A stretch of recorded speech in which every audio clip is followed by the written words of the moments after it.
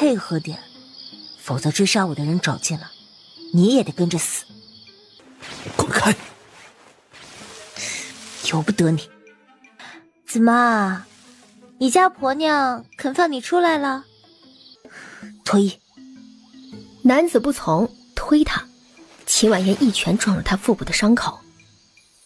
给我脱，否则我现在就杀了你。男子闷哼，死死揪住秦婉嫣的衣裳，猛地一扯。秦婉嫣顺势后仰，被压在茅草堆上。男子似乎伤得极重，很快就撑不住，埋头下来，紊乱的气息洒在他细嫩的肌肤上，灼热酥痒。死鬼，让我等这么久！你说呀，啥时候休掉那婆娘娶我进门啊？呸！下流胚子，碍老子的眼，杀他们！行了，那臭丫头不在这里，你别胡来，赶紧去别处找找。我去，真是晦气！危机解除，刚才还抱着男人不撒手的女子顿时清醒过来，一把推开了男子。她是苍岩国镇安将军的嫡长女，也是穿越自现代的佣兵军医。2年前，原主被后娘送到乡下寄养，染病身亡，她穿越而来。这几日，原主的祖母病危，要见她最后一面，秦家才派人来接她回去。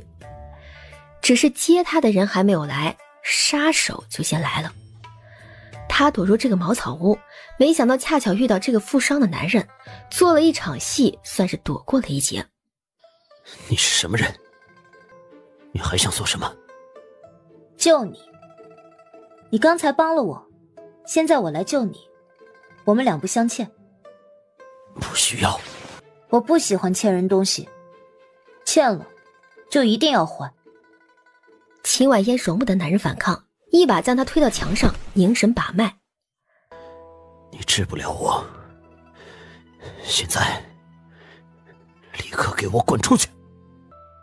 这个女人一点内功都没有，还想治我，简直痴人说梦。外伤可以忽略，内伤伤重要害，必是1个时辰前被偷袭所致。你底子够硬，可以自行疗伤，可惜刚刚耽误了最佳自行疗伤的时机。你现在非常危险。怎么，我诊对了？脱衣。什么？秦婉嫣不耐烦了，直接上手。住手！男子想拦，秦婉嫣直接将他摁住，3两下就敞开了他所有的衣襟，然后在男子想要杀人的目光里，伸手点住了他几处穴位。这世上只有我不想还的，没有我还不起的。半个时辰，我定会让你痊愈。你会为今日所作所为付出代价的。真吵！秦婉嫣直接伸手封住他的哑穴，他取出随身携带的药瓶，倒出一颗红如血、饱满圆润的种子，熟忍的扬起手，将血色种子射入男子腹部伤口中，种子顿时融入血肉。很快，男子伤口处长出了一条细小的藤蔓，藤蔓生长的异样感觉令男子的身体顿时僵住。放松，否则痛死了我不负责。痛？这女人到底做了什么？不到半个时辰，男子像是被吸收了一样，伤口上的藤蔓渐渐消失在血肉中，他的伤口也渐渐愈合。秦婉嫣轻身去解布条，刚解开，男子侠眸微睁，猛地拉住他的手。非针灸，非学功，你用的是什么旁门左道？旁门左道？你不妨看看自己的伤口。男子低头看去，才发现伤口居然已经结痂了。少见多怪！你已痊愈，你我一笔勾销了。再见。等等，留下你的名字。我的名字，你还不配知道。男人眼底闪过一丝异色，但也没有再问，只是盯着秦婉嫣的背影，直到消失不见，才再一次抚上腹部。在与这个女人接触的过程中，他居然感觉到了痛觉。这就是痛。男子看向手中的玄色玉牌，这是刚刚拽住秦婉嫣时他从她腰上摘下来的。玉牌厚实，一面刻着镇安二字，另一面印着一个秦。天刚微亮，巡夜的更夫敲响了最后一梆子。皇城的街道上，秦婉嫣已经在赶路，她衣裳污损，面容憔悴，显然体力不支，但仍脚步匆匆地走到镇安将军府秦家门口。干什么呢？我是秦婉嫣，开门。哪个山沟沟里跑出来的野丫头，也敢冒充我们大小姐？秦婉嫣想拿出玉牌自证身份，却摸了个空。好个顺手牵羊的贼！你过来一下。小丫头，莫非瞧上了大爷我了？话音落，秦婉嫣就一脚狠狠踹过去，正中门卫头的命根。秦婉嫣一把将人揪起来，拔下玉簪刺在脖颈上。现在认得我了吗？快给大小姐开门，快点！秦婉嫣把门卫头丢开，腰背笔挺，大步往里走，飒爽冷傲。秦婉嫣，你怎么没死？是吗？你说什么？我听不懂。看祖母，让开！秦婉嫣，你这是什么态度？按规矩，你还得喊我一声母亲。你知道自己在跟谁说话吗？滚开！你要造反吗？来人！秦婉嫣不搭理，在榻边坐下，拉起老夫人的手，暗中掐住穴位。昏迷的老夫人突然就动了，拉住秦婉嫣的手。严丫头，是你回来了吗？奶奶，是我。严丫头，你若是有怨，就怨祖母吧，别怨李氏。他罚你去乡下，也是为了你好。母亲，严丫头也知道我是为她好，如今她知错了回来了，我定会为她觅一门好婚事的。您还想交代什么？赶紧说吧。严丫头，你娘留给你的嫁妆一直由我保管着，钥匙就在你的玉牌里，等你。话还未说完，老夫人就放开了秦婉嫣，再次昏迷。秦婉嫣不动声色，玉指按捻，将一粒血色种子植入老夫人的手背。把玉牌交出来！凭什么？凭什么？就凭你得喊我一声母亲。从今往后，这后院的一切都由我说了算。奶奶可还没断气呢。不是今日便是明日了，有区别吗？我不会让奶奶有事的。你们听见他说什么了没啊？你倒是说说，你打算怎么让老夫人没事儿啊？在乡下什么都没学，就只学会吹牛了吧？说不定还学了医术，听听他那口气，好像他会治一样。不是我治，是我请11皇叔来治。派人把这封信函交给11皇叔，一炷香的时间，他定会赶过来。很好，来人，快去送信。记住了，无论如何都要把信送到11皇叔手上。秦婉嫣，你个死丫头，居然敢这样冒犯11皇叔，你就等着被治罪吧。我若请来11皇叔为奶奶医病，你要如何？你若请不来，又当如何？我若请不来，嫁妆给你便是。你若是请来，本夫人随你处置。好，立字为据，不许反悔。来人，笔墨伺候。一炷香的时间很快就到了。老夫人下睑有瘤，眼眶溃疡，下睑内刺为甚，久治不愈。病发前，老太太经常晒太阳。老夫人中午都要晒太阳的。此眼疾乃慢疾，直接见阳光会加速病程恶化。如今已累及五脏六腑，危及性命，需马上换眼，否则撑不住今日了。只要能救家母，区区一双眼睛，算不上什么。你的眼不适合，得尽快寻一双适合的。来人，把府上所有人都喊过来，快！十一皇叔查看了一圈，摇了摇头。那要怎么样的眼才适合？皇叔还未检查母亲的眼睛。母亲向来孝顺祖母，一切以祖母为先。我娘亲在世时，时常都自叹不如。倘若母亲的眼睛是合适的，母亲必定会很高兴吧？那是自然，我天天在佛堂求菩萨。如果能让老夫人活着，这我10年20年寿命我都愿意。皇叔，您再好好瞧瞧，我这眼到底能不能救老夫人？要是能救，您马上取走。正合适，就你了。我？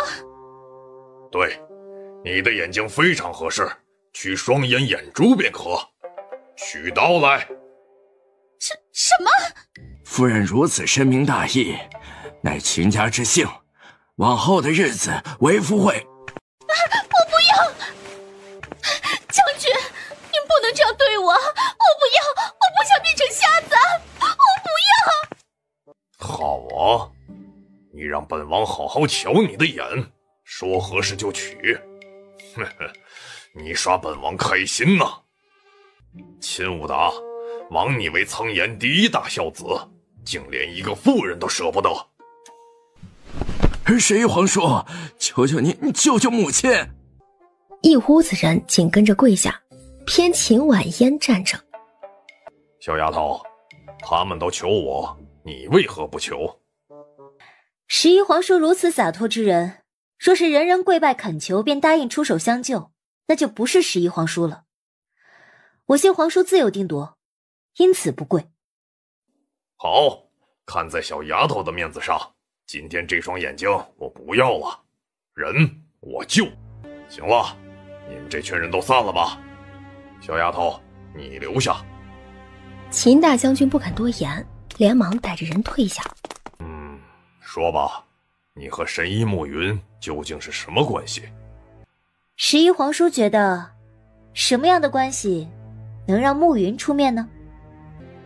也罢，你是恩师要我照顾的人，如果有什么困难，尽可说与我，我定会按恩师的吩咐助你一二。倒还确实有。昨晚我被贼人追杀，逃亡途中恰好遇上一男子，我看他气度不凡，想是皇家中人，不知皇叔是否认识？秦婉嫣跟十一皇叔描述完男子的身材和外貌，十一皇叔皱眉思忖，内心有一个人浮出水面，但话到嘴边却说：我回去差人帮你留意留意。婉嫣谢过十一皇叔。秦婉嫣，你这个贱人竟敢欺负我娘！本小姐今日不打到你跪地求饶，就不姓秦。不姓秦，那你打算姓什么？秦婉嫣，想不到你这个贱婢去了乡下几年，居然还长能耐了。你是不是忘了你曾经跪在我胯下学狗叫的日子了？几个丫鬟纷纷挽袖上前，打算跟2年前一样狠狠教训这个大小姐一顿。结果不等他们靠近，秦婉嫣率先出手。脸被打成猪头的秦茵茵哭着凶狠道：秦婉嫣，此次进宫选秀，我已拔得头筹，我很快就会是酒殿下的人了。你竟敢打未来的九皇妃，你等着送死吧！醒醒吧，那个男人瞧不上镇安将军府，更瞧不上你。九殿下驾到！殿试来下聘提亲了。秦婉嫣，我看你今天是怎么死的？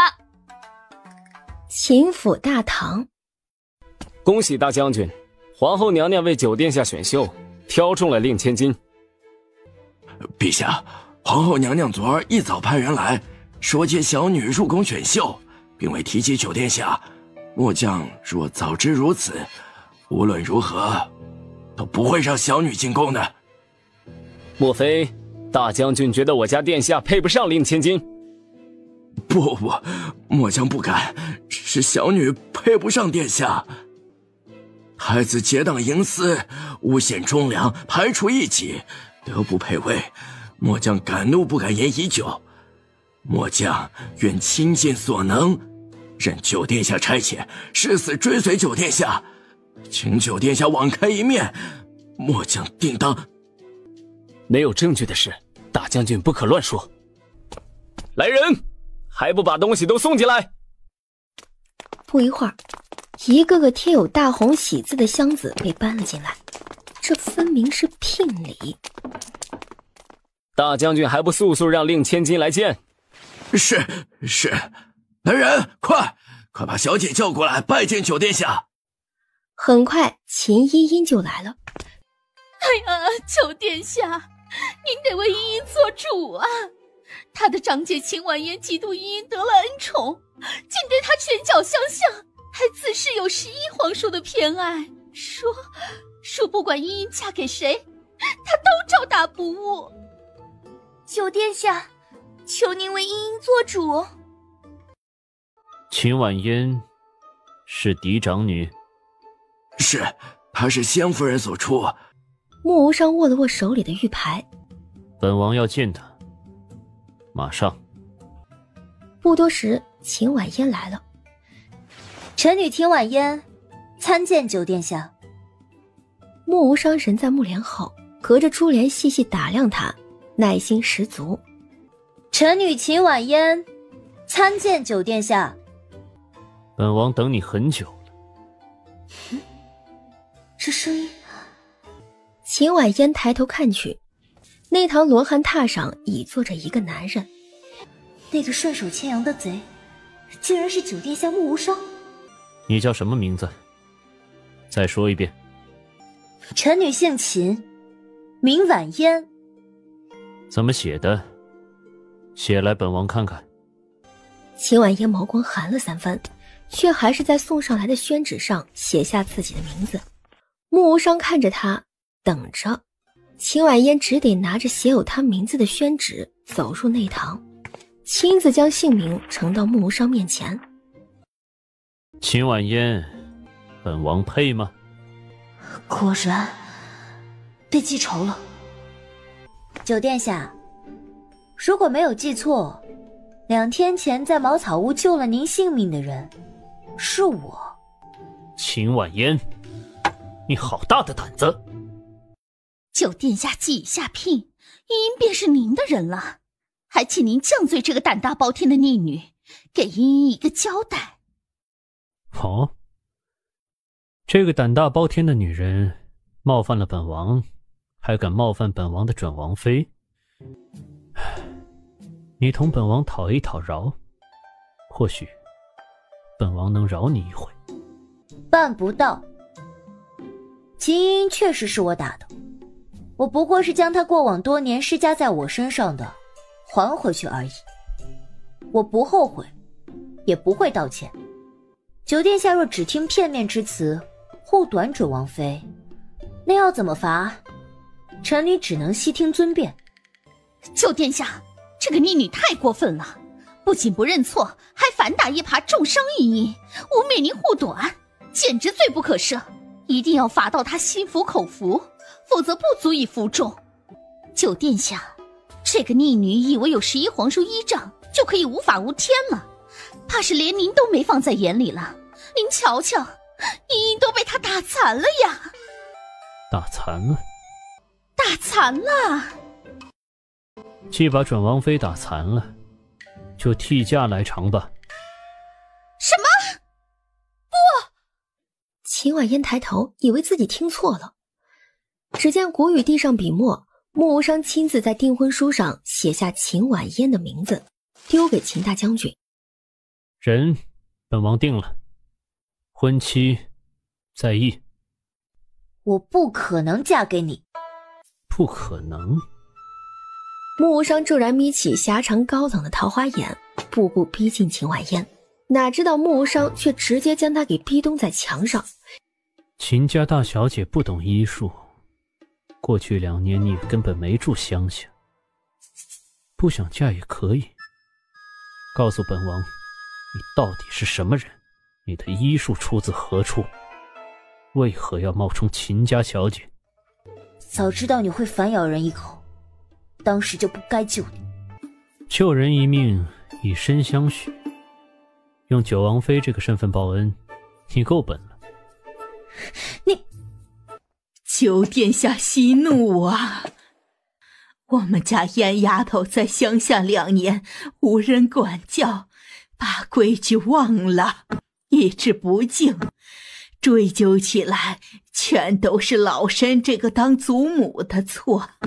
老身愿替她受罚，求九殿下网开一面呐！怎么办？于这个身份，于老太太秦婉嫣都不能跟眼前这个在苍岩国只手遮天的男人撕破脸。权衡再三，秦婉嫣当机立断：臣女奸细过度，以致口误。能嫁给九殿下，乃三生有幸。三生有幸，挺好。本王也觉得能与你相识，实在三生有幸。你说是吧？准王妃，都平身吧。准王妃本王见过了，这桩婚事本王很满意。他怡怡然起身便要离去。等等，把玉牌还给我。婚都定了，且当给本王的定情之物了。大小姐，出事了，二小姐死了。尸体呢？找过了？应该是没有尸体的，否则怎么找替身啊？主子果然料事如神，大将军做了一场戏，被烧在闺房里的是从乱葬岗拉来的替身。昨晚啊，二小姐悄悄出城了。秦英去哪儿了？今天一早，老夫人把李氏贬为侍妾，大将军求情了，说是少将军是秦家独苗，他的生母不能侍妾，所以老夫人还是让步了，禁足他3个月，不过收了库房的钥匙。还真是母凭子贵啊！从今日起，你守好李氏。是，大小姐。林沈退下后，随后他开窗吹了一声响哨，很快一道火影就从窗外飞掠而入，落在桌上。秦婉嫣将林沈写的地址连同一个密函绑在火舞脚上。去吧。火舞如离弦利箭，扑腾了一下翅膀，向窗外急掠而去。穆无伤怕是忘了本宫是苍岩的皇后，本宫定的人，他竟敢换掉！他这是当着天下人的面踩在本宫的头上来，欺我太甚！还有秦家那个嫡女，秦婉嫣听说是个软弱无能的丫头，刚从乡下回来。穆无伤要忤逆本宫，好歹换一个上得了台面的。今日九殿下可进宫了？回娘娘话，今日是九殿下陪皇上下棋的日子，奴婢方才打听了，皇上下朝后精神还不错，传了九殿下。很好，去秦家传秦婉嫣入宫。九殿下既然对本宫选的人不满意，本宫倒要看看他选的人能不能让本宫和皇上满意。时至午时，秦婉嫣到了宫中御花园的归云阁。有毒！秦婉嫣步入内阁，在一幅挂画前止步。挂画空空如也，只有一个枫叶形状的印章。此乃天下第一画师公子丘封笔之作。木无伤以天价拍得，献给康治皇帝做寿礼。身为公子丘的头号画粉，康治皇帝将此画视为第一心头好。然而这会儿，这幅画却被溅了酒水，在装裱的明黄绸缎上2、3道，差一点点就沾上画纸了。嫁祸！秦婉嫣心下了然，端起酒壶就泼向画纸。秦婉嫣，你好大的胆子！本宫设宴款待你，你竟敢毁坏皇上的画！来人，快报皇上！康治皇帝和木无伤抵达归云阁的时候，整个归云阁已经被侍卫包围起来。皇上，臣妾对不起您，臣妾没能拦得住秦家小姐，臣妾有罪。会镇空者，杀无赦。还等什么？替朕杀了他！求我，有用。保你怎么来的，怎么回去。求这个字，你这辈子都别想。陛下，你可知何谓空？你可懂得什么是大罪浮生空，缘起缘灭，万法空？这句话你是怎么知道的？我不仅知道，还参透了这句话的意思。不信，陛下您看。康治皇帝回头一看，只见背后空上被新泼上去的酒正慢慢的被吸收，一道道墨迹竟然接连浮现出来。大醉浮生空，难道说这话并非空纸，而是需要让纸喝醉了，画才能显现出来？这些酒还不够这幅画大醉一场，陛下不如亲手泼酒，让画更醉一些。来人，拿酒来。康治皇帝起了兴致，亲自泼酒，整副空都湿漉漉的，墨迹慢慢的显现，就好似有一支无形的笔现场作画。世间竟有这等画法，不愧是公子丘，妙妙啊！那后半句缘起缘灭，万法空，你怎么看？那就得先醒酒。醒酒？秦婉嫣令人找来一个巨大的木桶，装满了清水，将空平铺放水中。只见整幅画的彩墨竟同一时间脱离画纸，在水面上形成了一个全新的彩色画作，竟是苍岩皇都繁华的街景图。然而没一会儿，漂浮在水面上的彩墨画突然全朝中心聚拢，最后聚成了一大片斑驳的彩墨。这怎么散了？醉时万法空，醒时是万象。画中藏画，昙花一现，始也空，终也空，此画是为空也。公子丘并不曾公布过彩墨画法，你如何知晓的这般清楚？民女乃公子丘铁粉，自是知晓。铁粉？这是坊间新流行的词，意思是非常喜欢某个人。如果对其作品为人都非常了解，喜欢到底，绝不移情别恋的话，便可称为铁粉。有趣，这么看来，朕也是公子丘的铁粉。此话另有一番含义，怕是关乎皇上龙体安康的。民女不知是当说不当说。民女方才见皇上咳而上气，喉中水积声，应该是喘鸣之症。而此画的彩墨恰恰皆是治疗喘鸣之症的良药。秦婉嫣将彩墨捞出，过滤掉水，得到一撮湿漉漉的彩色粉末。此乃灵黄石、朱丹石、硝石、霜石、青石、绿土、赭石等粉末，皆是治疗喘鸣的稀世良药。其中霜石更是百年难见之物。此画乃先进派后作画，所以臣女推测，公子丘这幅画是专门为皇上所作，借画献药。这药矿石该如何使用？可有药方？是治标还是治本？且慢！秦大小姐并非大夫，公子丘亦非大夫，如何知晓皇上病症详情？如何对症下药？涉及用药治病，攸关性命，还望皇上三思啊！圣王殿下驾到！来得正好，快传。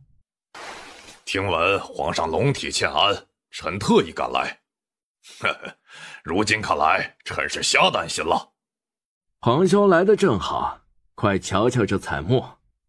药矿，此乃药矿，连黄石、朱丹石、硝石、双石。皇兄，你确定这些都是药矿石？臣可没那么大胆，敢骗你。皇上，这些彩墨你留着也没用，赏给臣，臣有用处。皇兄，你千万看清楚了，此药矿可能治疗皇上的喘鸣症。药矿能治喘鸣症？这个嘛，容我想想。他朝秦婉嫣看去，却见秦婉嫣也看向了他，并朝他微微点了点头。我想起来了，能治是能治。丫头，这药当如何调配？此乃精华，以温水吞服便可。服药后会腹痛片刻，请皇上忍耐片刻。康治皇帝服下药，入口后顿时露出了痛苦的表情。过了半盏茶的时间，康治皇帝的疼痛渐渐止了下去。奇药，果然是奇药。皇上经脉象稳定，真元见影。丫头，这怪症的病因是什么？用这药矿治疗的药理又是什么？赶紧跟本王说说。臣女只是在老前辈那里见识过他医治这种病，具体的病理药理，臣女就不明白了。只是听老前辈说，这种病症同其他喘鸣一样，是有过敏源的。是什么？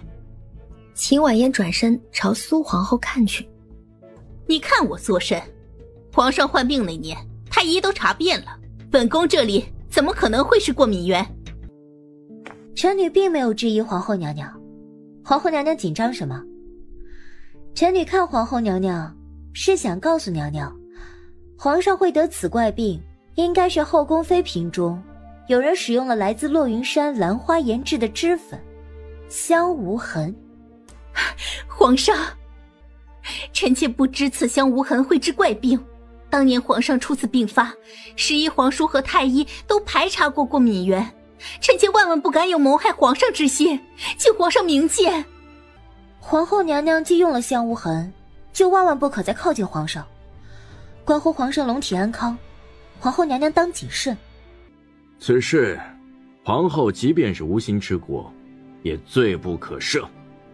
来人，把皇后带回宁和宫自省，身上留香不除，不得离开宁和宫半步。今日起，后宫事务交由于妃代理。秦婉嫣破解画谜有功，要什么赏赐，只管提来。软禁夺权，早知如此，本宫就该杀了你。这就输不起了。皇后娘娘设局害人的时候，怎么没有想到会有现在的结果？你给本宫等着！陛下方才说要赏臣女，可算数？自是可以，你想要什么，尽管说。谢陛下。皇后娘娘以采杖之礼接臣女入宫，臣女极喜欢那采杖，想以采杖之礼归家，望陛下许可。就这么简单？就这么简单。你既与九哥酒殿下订婚了，采杖自是少不了。朕赏你一样东西，就当是给你这个准九皇妃的贺礼。赏赐很快就送上来，竟是皇族才能使用的流苏彩步摇。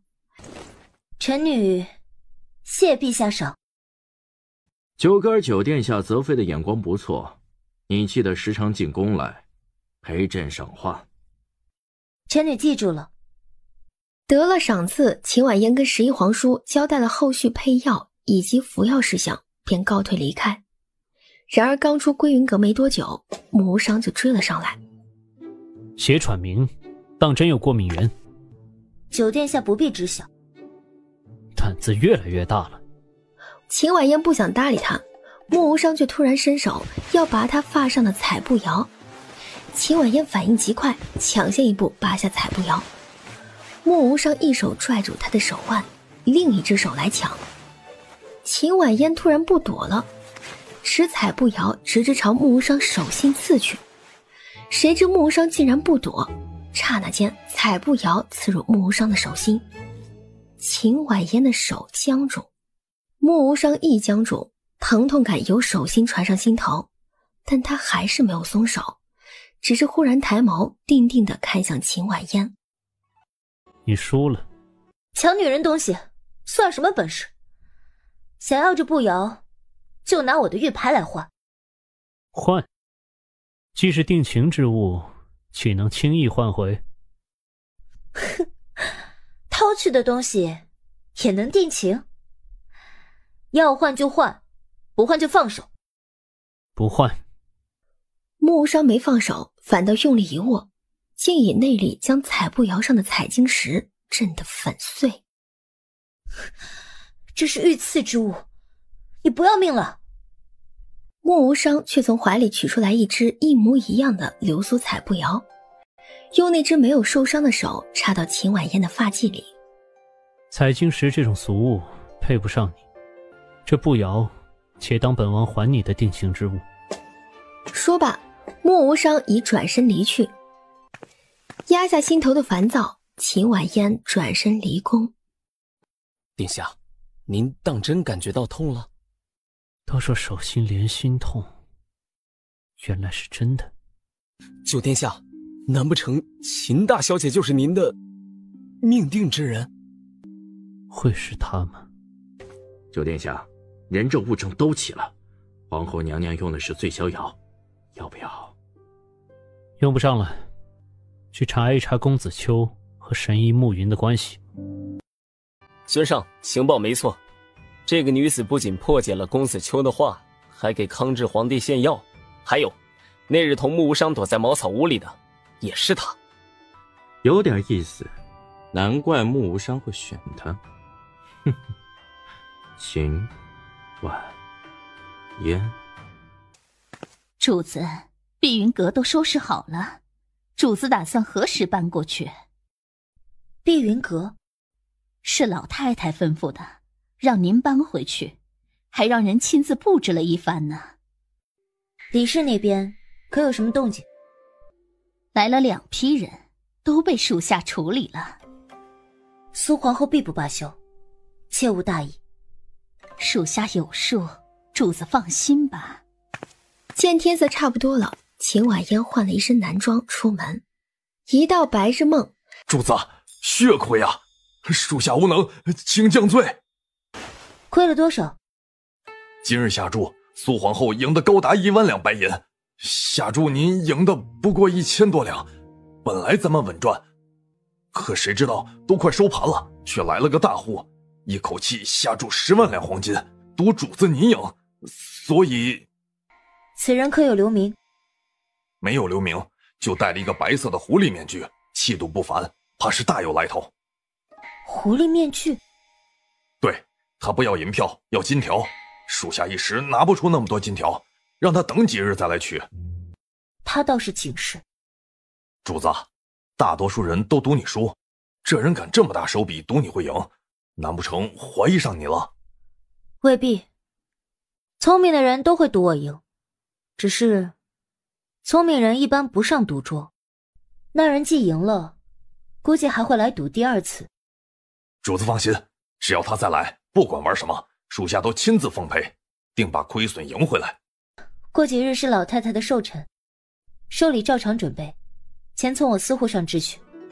主子，您想给老太太送什么东西啊？你看着办。他说完就走了，留钱掌柜一脸茫然。这按理说，随意送几样上得了台面的东西就行了，可现在看主子的样子，似乎对老太太的寿宴上心了。主子，秦茵茵被劫走了。怎么回事？半途被劫，对方就2个人，一男一女武功极高，还戴了狐狸面具。又是狐狸面具。主子，这狐狸是冲着秦家来的，还是冲着白日梦？又或者他知道主子您是……秦武达是个窝里横、窝外怂的家伙，从没有得罪过什么人。而白日梦的敌人，我也都了解，应该不是。倒是穆无伤那厮，为人孤傲无情，做派霸道狠绝，鲜少留有后路。别说苍岩国，估计就是整个东云大陆都有不少仇敌。不，依我看，既不是秦家，也不是白日梦。别忘了，这里面还牵扯到一个人。您是说九殿下？同一日，一个面戴白色狐狸假面的仆人被偷偷带入到苏皇后的宁和宫。假面仆人递上一块玉牌，秦茵茵没死，她现在何处？我家主子说，只要皇后娘娘答应他一个小小请求，3日之后，秦家老太太寿宴，皇后娘娘必能一雪前耻。说吧，你想要本宫帮你们做什么？我们需要皇后娘娘协助我们放了一个人，尹娘。尹娘是你们的人？尹娘乃是要犯，1年前顶替秀女潜入后宫，引诱皇上，企图盗取军机，幸好及时被发现。如今她在天牢里受尽折磨，至今却都没有供出幕后正主。你家主子究竟是什么人？我家主子说了，他是什么人不重要，重要的是皇后娘娘不能错过这个报仇的机会。我家主子有一妙计，定能保娘娘万无一失。假面仆人同苏皇后耳语一番。好，回去告诉你家主子，尹娘的事，本宫一定办妥。假面仆人离开后，去传武郡主进宫。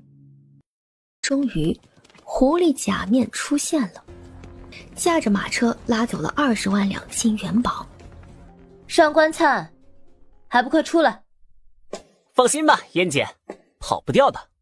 我才来就给我这么重的任务，得加钱。在我同穆无伤的婚约解除之前，你一个铜板都别想拿到。哇，燕姐你太狠了吧！说真的，九殿下可是全天下的女人都想嫁的对象，燕姐真的不动心？秦婉嫣一记冷眼飞来。燕姐，其实我也不同意这桩婚事。要是我哥出关后知道你同九殿下订婚了，他保不齐会疯掉的。我觉得你适合回上官堡。我错了，我马上干活。赶紧追，赶紧追，再不追真跑了。他利索的蒙上蒙面，揽住秦婉嫣的肩膀，踏空飞上屋顶。转眼间，两人的身影都消失在朦胧的天色里。几乎是同一时间，一道紫色的身影飞掠过九王府高墙。有刺客！突然砰的一声，不远处屋顶瓦片凌乱飞起，只见一白一紫2道身影凌空而上，落在屋脊两端。你是何人？本座亲自驾临，九殿下不邀本尊进屋喝杯茶吗？本尊听闻九殿下负伤，特来探望。你们不必这么紧张。你怎么知道九殿下负伤的？那日劫狱的就是你的人。前几日有数名高手潜入天牢，想救走尹娘，被一直埋伏的九殿下撞了个正着。九殿下一路追出城去，不惜故意被伤，想引出正主露面，可惜撞上了秦婉嫣和另2个杀手，坏了好事。九殿下怎么连手也伤了？内伤恢复的如何？那日没有讨教，真真可惜啊。现在也不迟。今日本尊就亲自讨教讨教。声落，2人同时出手。穆无伤一出手竟是绝杀，长剑横扫，剑芒凌厉，剑气以破山倒海之势呼啸而去。紫头男子始料不及，转攻围躲，却没有全躲过。他嘴角淌出鲜血，狐狸假面硬生生被剑气震出了一道裂痕。你竟然痊愈了！古雨，拖住他！他说罢转身就走。狐狸正主会找上门来，怕是声东击西，真正的目的是在天牢里的隐娘。几个回合将古雨等人全都击退，直追穆无伤。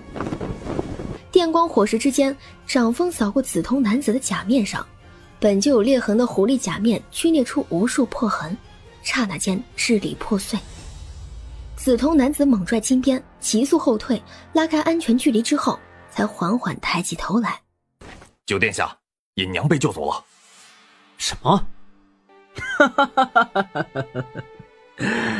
穆无伤，你还是迟了一步。这样吧，你若有本事逮住本尊，本尊就把尹娘交给你。他嘴角勾起挑衅的弧度，转身就逃。传本王令封城，除皇上口谕，任何人不许出入。穆无伤留下命令，直追紫头男子。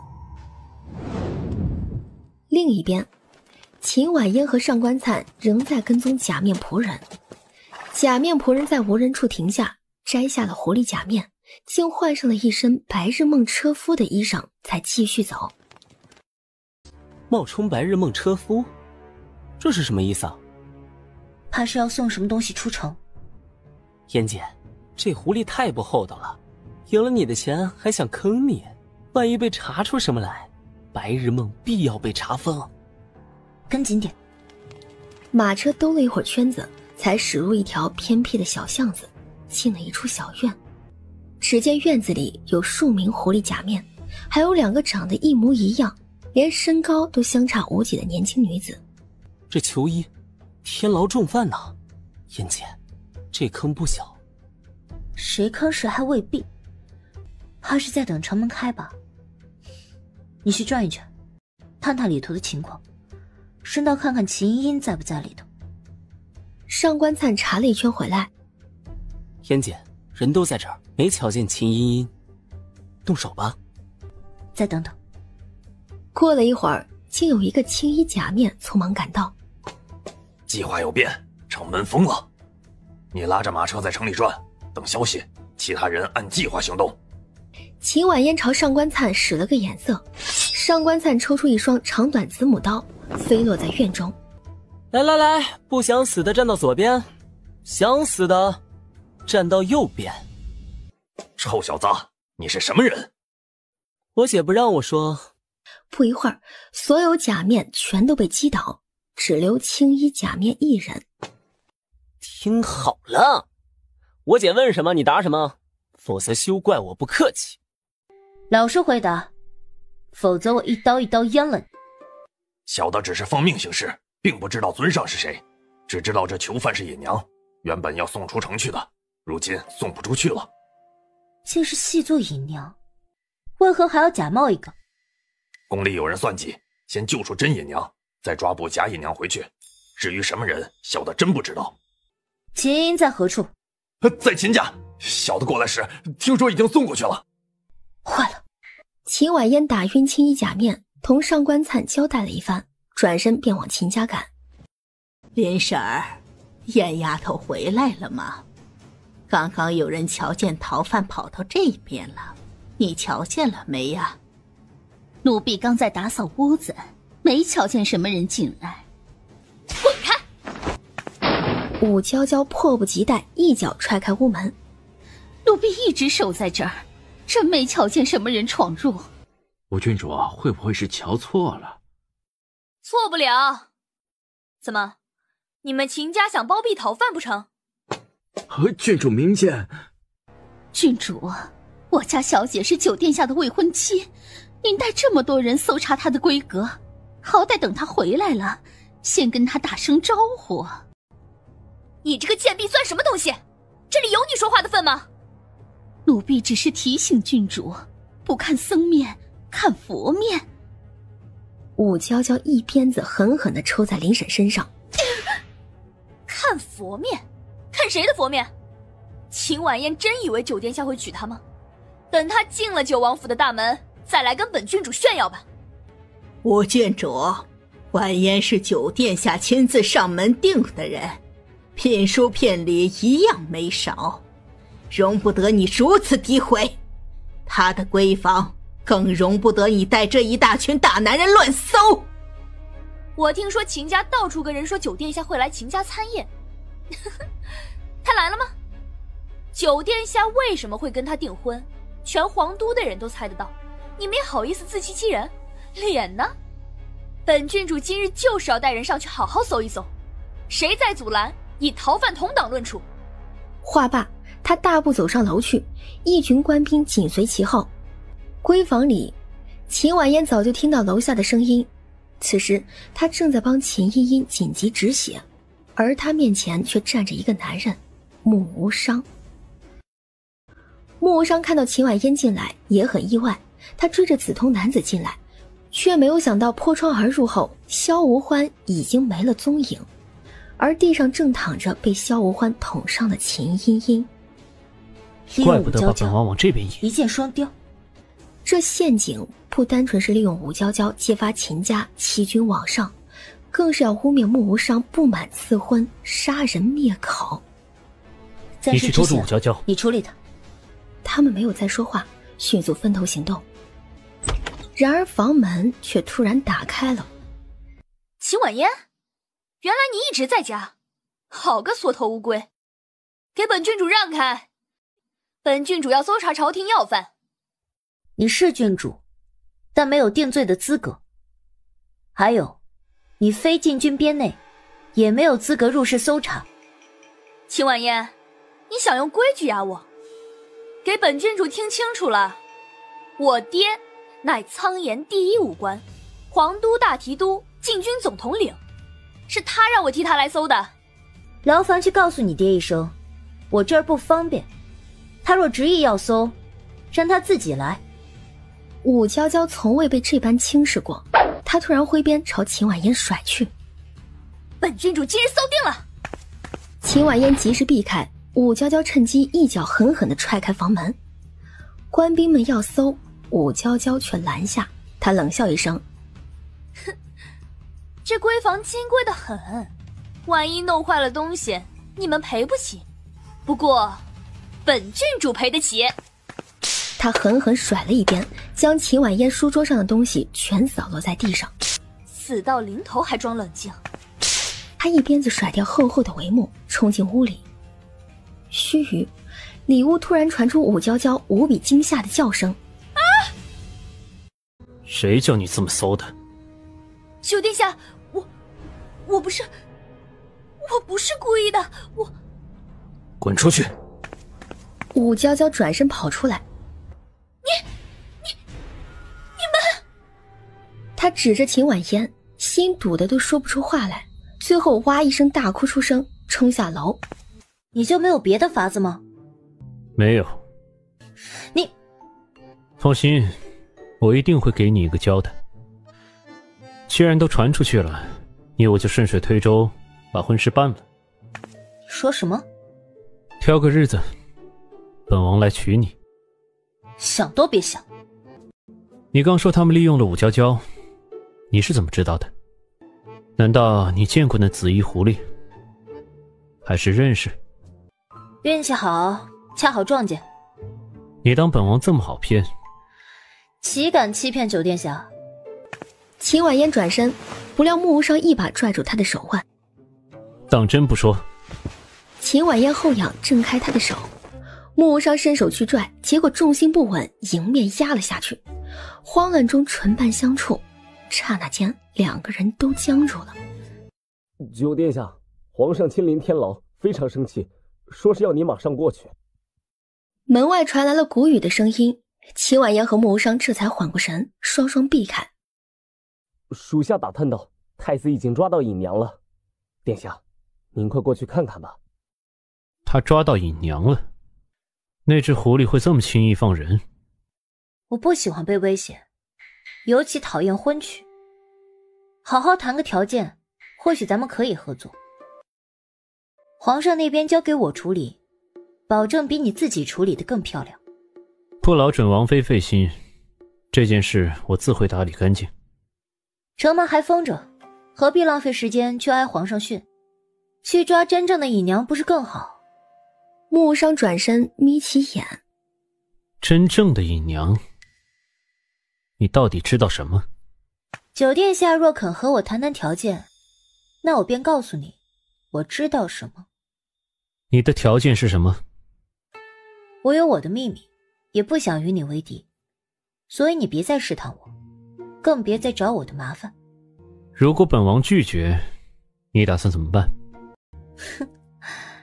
你父皇比你更想知道姨娘的正主是谁，不是吗？上次一不小心治好了皇上的病，这一次要是再帮他把朝廷要犯找到，你说他会如何待我？好，你的条件我答应。不过本王要再加一个条件。说来听听。当本王的私家大夫，随叫随到。小病小痛的别来烦我，不包治百病，不赊欠诊金。成交。现在可以告诉我怎么回事了吧？秦婉嫣把他和上官灿追到的那个院子的地址写了下来，然后交给穆无伤。穆无伤接过纸条瞥了一眼，然而他到了门口，他想到了什么，将自己的令牌丢给了秦婉嫣，留着备用。等穆无伤走后，得了吩咐的谷雨上前，恭喜秦大小姐了，见令牌如见九殿下，有了它，以后就没人敢用身份压你了。行，我收下了。到了天牢，谷雨特意道：秦大小姐，为查出细作，太子找尹娘一事，皇上已下令保密，你且当不知道。守在门口的大太监要通报，秦婉嫣拦下来了，大步走了进去。这丫头怎么来了？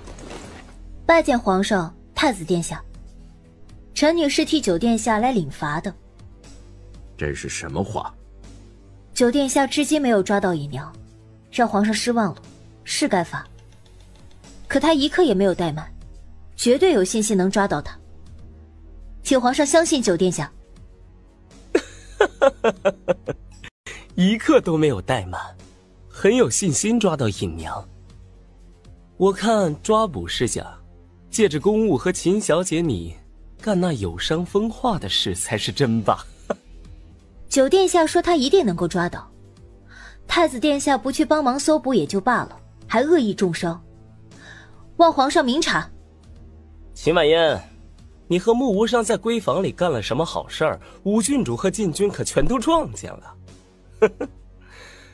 穆无伤奉密令追查尹娘主使，理应看紧尹娘的，他倒好，加令封城后就同你快活逍遥去了，错失抓捕良机。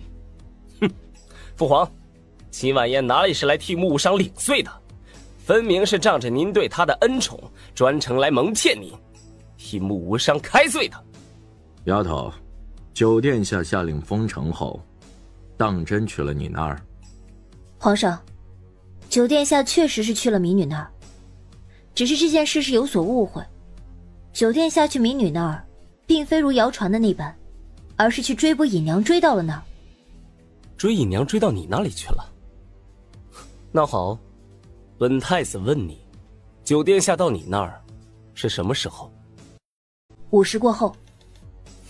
5时过多久？约莫5时1刻。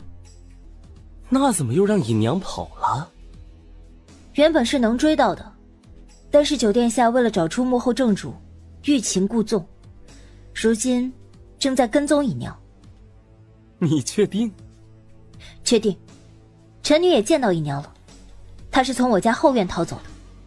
秦大小姐，今早天还没亮，一听说尹娘被劫，本太子亲自带兵搜捕，今日5时前，本太子就逮着了尹娘。如今尹娘就在水牢里，父皇已见过了。你说你在5时之后瞧见尹娘，怕是在梦里瞧见的吧？皇上，这不可能。九殿下分明已经在捉拿尹娘，太子殿下抓到的，定是假的。好你个秦婉言，胆大包天，敢蒙骗父皇也就罢了，死到临头还在颠倒黑白。把尹娘带上来，让她好好瞧瞧。秦婉嫣嘴角微勾，很快尹娘就被带上来了。你瞧仔细了，你在秦家瞧见的是长这样的吗？丫头，你还有什么话要说？你老实交代，九殿下到底在干什么？这念在你献药有功的份上，饶过你这一回。怎么，你还不服气吗？不服，因为她不是真的尹娘。笑话，她不是尹娘是谁？父皇，她是见了棺材还不落泪。依儿臣看，不必给她机会，先治她个欺君罔上，打30大板再说。她是谁？她这张脸到底怎么回事？我想，太子殿下最清楚吧。你想说人皮面具吗？不是人皮面具，而是鬼妆。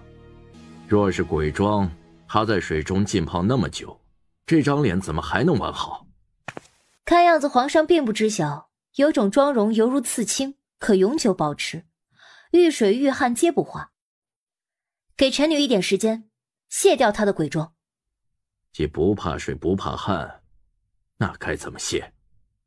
哼，怕一样东西，火。这话刚说完，贾尹娘突然挣脱开压着她的侍卫，被绑在一块的双手朝秦婉嫣袭击。谷雨及时拦下，直接将她压在地上。来人，取火来！侍卫添柴火，火越烧越旺，火气滚滚，热气腾腾。很快，贾尹娘脸上的妆容就化开了，一层一层融化成了各种颜色的汗水。只见这贾尹娘的相貌同真尹娘无一处相似，完完全全是另外一个人。皇上，今早禁军全部出动，全城搜索，这假冒者却偏偏被太子殿下抓到，这其中怕不是有什么阴谋。父皇，儿臣没有啊，儿臣没有和他勾结。九殿下还告诉了你什么？一并说来。回皇上，水牢的防守独立于天牢，归禁军统领武大勇亲自掌管，陷阱重重，防守森严。据谷雨说，数日前就有刺客来劫狱，被九殿下撞上了。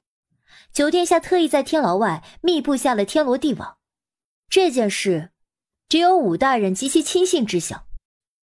来人，传武大勇。参见陛下。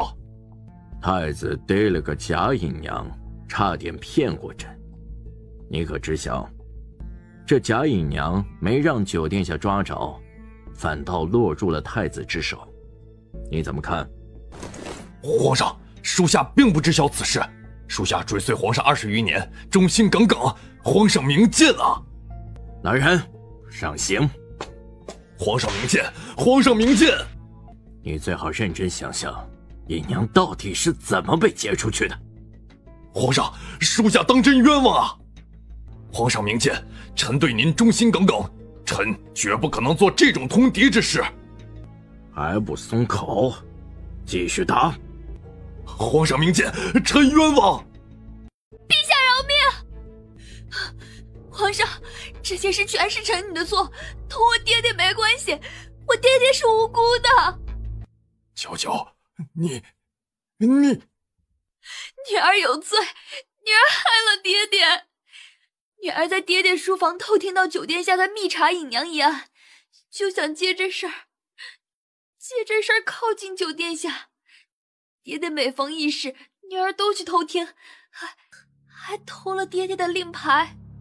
皇上，臣女不小心把那令牌弄丢了，不料想被内鬼拾了去。如今内鬼已经抓着了，臣女只是想见九殿下，同他说说话，从来没想过通敌。求皇上饶恕我爹爹。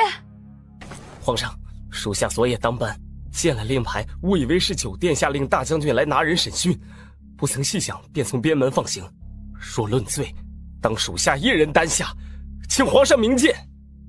皇上，大将军真是无辜的。糊涂，胆大妄为，无法无天，胆敢干出这等糊涂事，真白疼你了。来人，拟旨削去武娇娇郡主头衔，取消所有薪俸，贬为庶民。武大勇官降一品，停职半年。谢皇上恩典，还不谢皇上恩典？谢皇上恩典。滚出去，朕不想再看到你。武娇娇搀扶着武大勇离开了，只是路过秦婉嫣的时候，武娇娇眼中的怨恨可以沁出毒来。九殿下到。父皇，真正的尹娘已经找到。而他身后却是2个侍卫抬着一具尸体进来。死了？到底怎么回事？儿臣追踪尹娘，寻到窝点，正巧撞上幕后正主。当时情况紧急，为避免尹娘泄密，儿臣只能将之射杀。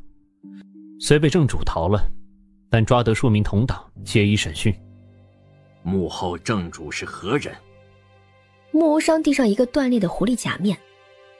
百草山，萧氏。竟是百草山的人。萧长恨他们到底想干什么？萧氏1年前已经易主，家主非萧长恨。怎么回事？1年前萧长恨突然病逝，有人杀尽萧长恨妻子，夺了家主之位。这个人就是萧长恨私生子萧无欢。此人野心极大，狡诈如狐。儿臣揣测，他或许将我苍岩视为萧氏向北扩展的拦路石。向北扩张，呵呵，野心果然不小。朕倒要看看他有多大的本事。这次事情，九哥办得不错，婉嫣这丫头也出了力。看来，九哥你给自己挑了个好皇妃。谢父皇夸赞，这是儿臣该做的。康治皇帝走后，穆无伤朝秦婉嫣看来。谢了。记住你我的约定。不好奇本王为何要杀尹娘？我不喜欢麻烦，不需要让我知道的事情，你就别说。穆无伤也不再开口，一直跟他往外走。上车。穆无伤也上了马车，把手伸到秦婉嫣面前。处理一下。对于你来说不过是小伤，不处理也是可以的。你不是有治愈之法吗？九殿下没那么娇贵，这点小伤犯不上。你就是这样当私家大夫的？秦婉嫣这才抬眼，对视不过片刻，他就拉着穆无伤的大手，故意用力地按压伤口周遭。这里痛吗？你给人看病，就是问人痛不痛？痛觉是人对自己的第一层保护。皮肉疼、内脏疼、筋骨疼，包括味觉里的辣味，其实也是痛觉。痛觉是大夫做诊断的重要参考，一般小痛的话，不算大问题。若是有伤有病却不痛呢？你该如何诊断？这世上还真有一些人没有痛觉，叫做失痛症。感觉不到痛，便不知伤不知病，很危险。病痛的时候，一般大夫也很难诊断。倒是头一次听说这种怪症。这不痛的怪症能治？治不了。可否自愈？不能。对任何疼痛都无感知，还是有特例？有些失痛的人对温度是有感知的，有些是连温度的变化都感受不到。除此之外，没有特例。穆无伤没有再追问下去，径自包扎起手来。不治了？不了。穆无伤闭目养神，可不一会儿便又睁眼看向秦婉嫣。这个女人，可也会有小女子的温柔。穆无伤看了许久，秦婉嫣并无察觉。马车在秦家后院停了下来，秦婉嫣下了车，古雨取来了一个礼盒，用黑布包裹着，颇为神秘。秦大小姐，这是九殿下给老夫人准备的贺礼，还有劳你带到。秦婉嫣垂眸收下。嫣姐，你这也太镇定了。你躲在梁上，我推门的时候你动了2下。嫣姐，咱聊个要钱的天儿吧。聊什么？我们谈个交易呗。没兴趣。尹娘的秘密听不？说。尹娘盗的不是军机。你在场？那可不，木无伤审人的时候可没让我出去。秦婉嫣看了他一眼，递上一叠银票，一把钥匙，苍岩国君代代相传的钥匙。至于是用来干什么的，尹娘也不知道。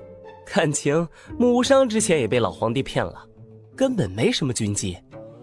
嫣姐，木无伤没瞒我，便是不打算瞒你。他不会真瞧上你，把你当自己人了吧？没别的事，你就先出去吧。哼，走了。上官灿走后，秦婉嫣思考起来。上官灿的推测不可能是真的，那么木无伤就只有一个目的，试探我。殿下，老奴真的是尽力了。木无伤看着满桌的钥匙，去准备准备，本王要试试他。谁？秦婉嫣。与此同时，已经回到闺房的秦婉嫣突然抬头朝屋顶看去，林审会议突然破窗而出，一个翻身上了屋顶。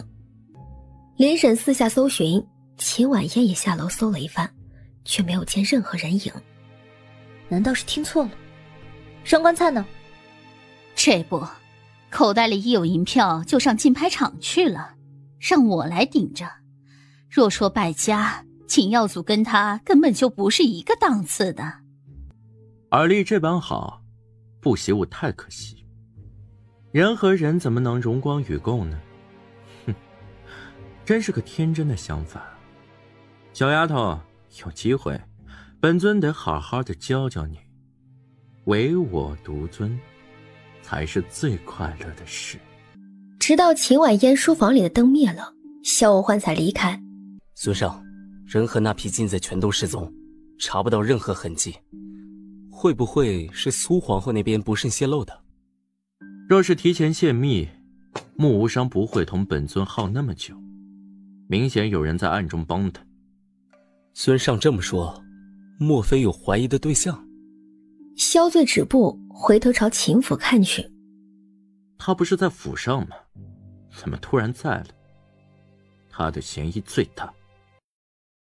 孙尚，木无伤都没收到风声，秦大小姐如何能知晓？你娘一行人行踪隐秘，她又怎么可能寻到？再者，她不会武功，如何在那么短的时间里接人，还蛛丝马迹都不留？哼，如果我是他，定会派人盯紧秦茵茵，这是秦家目前最大的把柄。这么说，他早就知道我们劫了秦茵茵。这狐狸面具就只在2个地方露面过，除了苏皇后那儿，就只有白日梦了。昨夜走的是白日梦后门，除了钱掌柜和几个小厮，并无其他人。难不成他是白日梦的人？这可是第2次坏本尊的好事了。你说说，本尊是自己收了他，还是直接去找东云商会的老板娘讨人去？孙尚，正事要紧，属下觉得还是直接讨人妥当。他若能为我们所用，那钥匙必是孙尚囊中之物。既已打草惊蛇，就且让康芷老贼再舞一舞那钥匙。本尊许久没见过这么有趣的女人了，本尊想多陪她玩玩，可以吗？别心急，该是本尊的东西跑不掉，本尊还想看看那小丫头还有什么能耐。闭嘴！主子，您这手到底怎么了？秦婉嫣的右手整个手掌被藤蔓包裹住，似乎随时都会疯狂的蔓延，将秦婉嫣整个人吞噬掉。药藤反噬，他所学的玄医以培育药种子为根本，不少药种子需以他的气血培养，久而久之物极必反。都反噬成这样了，还控制得住吗？无需担心。有急件吗？都不是急件，主子还是先养着吧。老夫人令人送了参汤过来，奴婢先端过来您暖个身子，再去备药浴。不必了。你想过法子拦人，这几日谁来都不见。那九殿下呢？来了再说。2、3日下来，秦婉嫣都没有离开过碧云阁。这日清晨，林沈刚打开大门，就看到九王府的谷雨站在门口。谷侍卫，早啊！九殿下有请，劳烦通报。我家小姐这几日身子骨不适，还有劳谷侍卫同九殿下解释解释。林沈，九殿下和你们家小姐有约，你是知道的吧？咱们都是当差的，你就别为难我了。林沈无奈，只能通报。主子，这随叫随到也得看情况。再说了，瞧他样子，九殿下也不像出什么大事，要不您亲自回了他。不必了。秦婉嫣还是很虚弱，手上的药藤荆棘已退，藤蔓却还在，疼痛一阵一阵的。找来绷带，把手缠得严严实实的，藏在宽袖中才出门。就知道秦大小姐会信守承诺，马车在后面，请。生病？不，九殿下没生病。受伤？九殿下也没受伤，是府上一个很重要的人病了许久，九殿下说了，这天下怕是只有您能治。性别、年龄、详细病史、治疗史都说清楚。这患者是一个年过60的老头，是个九王府的下人，摔下枯井，失血过多，虽被救了回来，却昏睡不醒。你果然守信。你果然事多。怎么后悔了？不至于，救人要紧，茶就不喝了。秦大夫，请吧。秦婉嫣把完脉后，能救，需要些时间。多久？2日。秦婉嫣写了药方，按上头的药和水的比例，备好药浴热汤，一次泡半个时辰，每3个时辰一次。明日这个时候，我会过来。好，明日见。1日后，见秦婉嫣进来，她眉梢微抬。最新上贡的秋红，今年最后一批了，尝尝。办正事要紧。秦婉嫣将一颗药种子射入老人的心口，药种子入心，鲜血四溅而出，随着鲜血四溅而出的还有数道藤蔓。九殿下，这……秦婉嫣走近，揪住老者的长须，猛地一扯，竟将一大把胡须全都给扯了下来。假胡子？你同我说这是个男的？太监也算男人？说下去。此脉象缓而不顺，心气绝，乃天生有心疾，不可劳累。这手温润细腻无碱，保养得极好。别说重活，他是连轻活都很少做。心有疾却能当上宦臣，当上宦臣却能养尊处优到这把年纪。这位，他是自幼跟着先帝陪读的刘公公吧？既然你都瞧出来了，何必费事折腾？救人吧。九殿下明知我连鬼妆都瞧得出，却偏偏粘了一条胡须来试探我，分明是故意让我瞧出他的身份吧。刘公公是先帝最亲信之人，必见过传国宝石，所以九殿下想试一试我，是不是冲着苍岩的传宝石来的？谷雨昨日带我入密室，没有蒙我眼，九殿下更是当着我的面开启这暗门，这分明是想试探试探我会不会连夜来劫人。毕竟我手上有你的令牌。秦婉嫣取出一枚令牌丢桌上。从你提出私家大夫这个附加条件开始，你就怀疑我，你送我令牌，沈姨娘不必嫌我的侍卫，加上昨日的种种，真是费尽心思啊。九殿下就不怕惹恼了本小姐？本小姐直接杀了他？你若要杀，有的是机会，不必等到现在。我承认我试探你是我不对。九殿下就不怕惹恼了本小姐？本小姐直接杀了他？你若要杀，有的是机会，不必等到现在。我承认我试探你是我不对。不过传国要事事关重大，如今东云大陆局势不稳，各国细作横行。我身为苍岩国九殿下，自然要守护我该守护的东西。不过我很高兴，你并非我要提防的人。本王以茶代酒，给你赔个不是。我能救醒他，但他只能活一盏茶的时间。想问什么，尽快。秦婉嫣起身，却一阵的晕眩，整个人往前倒了去。秦婉嫣！穆无伤连忙脱下外袍，将秦婉嫣裹紧。此时刘公公已缓缓睁开了眼。九殿下，刘公公醒了，醒了！穆无伤却充耳不闻，抱着秦婉嫣大步往外走。传大夫，快！大夫离去，暖阁房门紧闭，屋内一片寂静。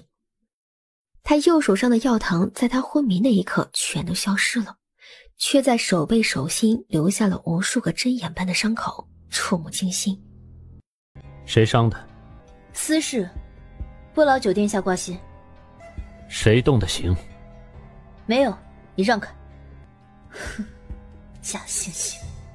大夫说你气血亏损严重，伤及元气，无其他病状，必是被施以重刑。庸医，我这不过是采摘荆棘制药，不慎被烧，小事而已。元气大伤，还算小事。果然是庸医啊！那荆棘有毒，我不过是毒性未除彻底，回头再喝一点解药便无大碍。怎么就伤元气了？中毒？让开，我要下榻。已经夜半3更，今夜就住下。不必了。穆无伤取了一瓶药，坐了回来。收。男女授受不亲，九殿下自重。距离本王第一次见你至今才多久？你已经学会了男女授受不亲？此一时彼一时。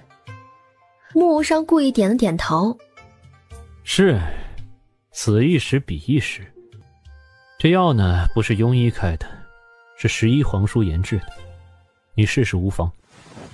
穆无伤将他的手硬拉过去，给他上药。等到药终于涂完，他用力抽回手。这点小伤要不了我的命，九殿下以后不必如此。还有，别忘了我这次的枕巾。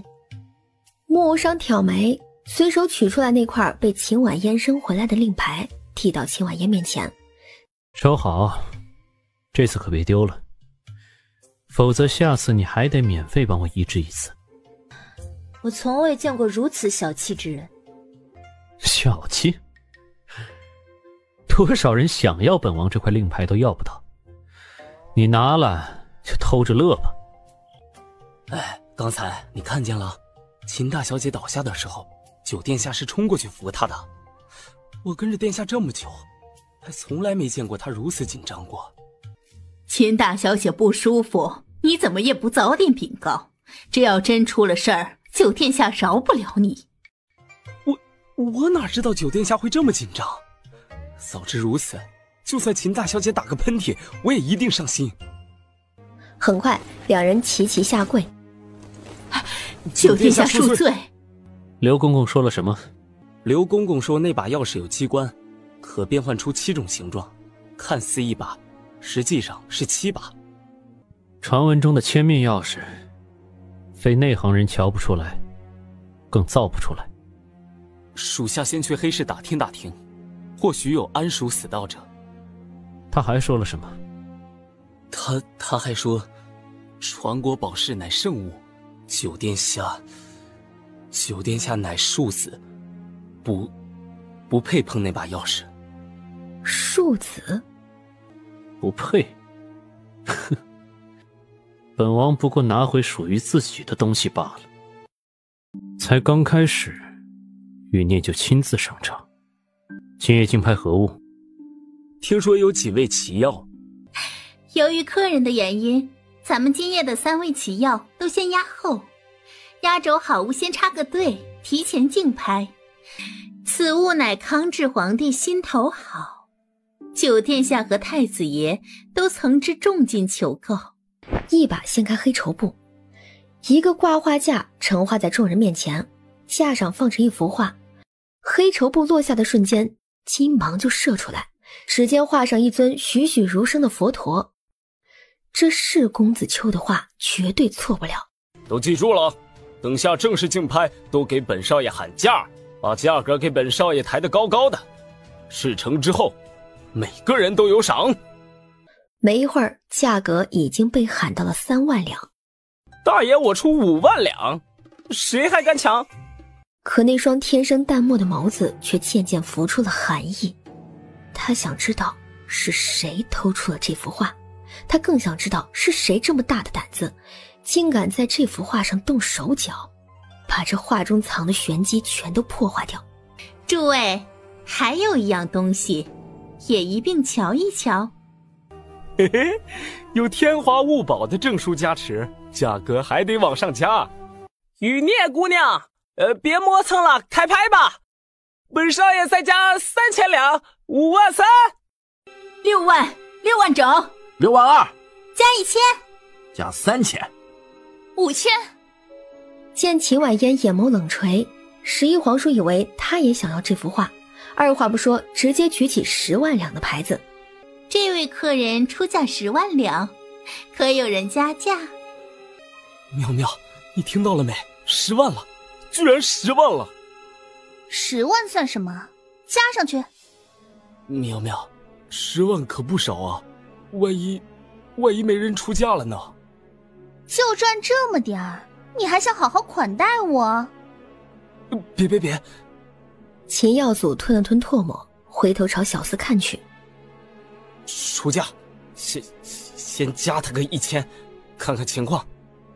小厮都还未出声，不远处就举起了一个牌子。这位客人出价10万两，可有人加价？11皇叔没犹豫，再次举牌，竟也是再加10万两。寂静中，10万10万10万。继续。古侍卫正要举牌，秦婉嫣却突然高举起竞价牌，100万。他加价100万两。他不清楚秦耀祖背后的人是谁，但是想跟他玩就得玩大的。小丫头，你想做什么？没什么，喜欢的东西我向来习惯自己拿下。九殿下好像有点不对劲呢。穆无伤的注意全在秦婉嫣那包扎绷带的手上，他一眼就认出来那是他亲自包扎的。他还以为秦婉嫣仍在九王府躺着，没想到他竟会在这儿。既有戏看，本王就不夺人所好了。雨孽姑娘，该报价了。这位客人出价250万两，可有人要加价？全场无人回答。250万两第一次，250万两第二次。全场依旧寂静。250万两第三次，成交！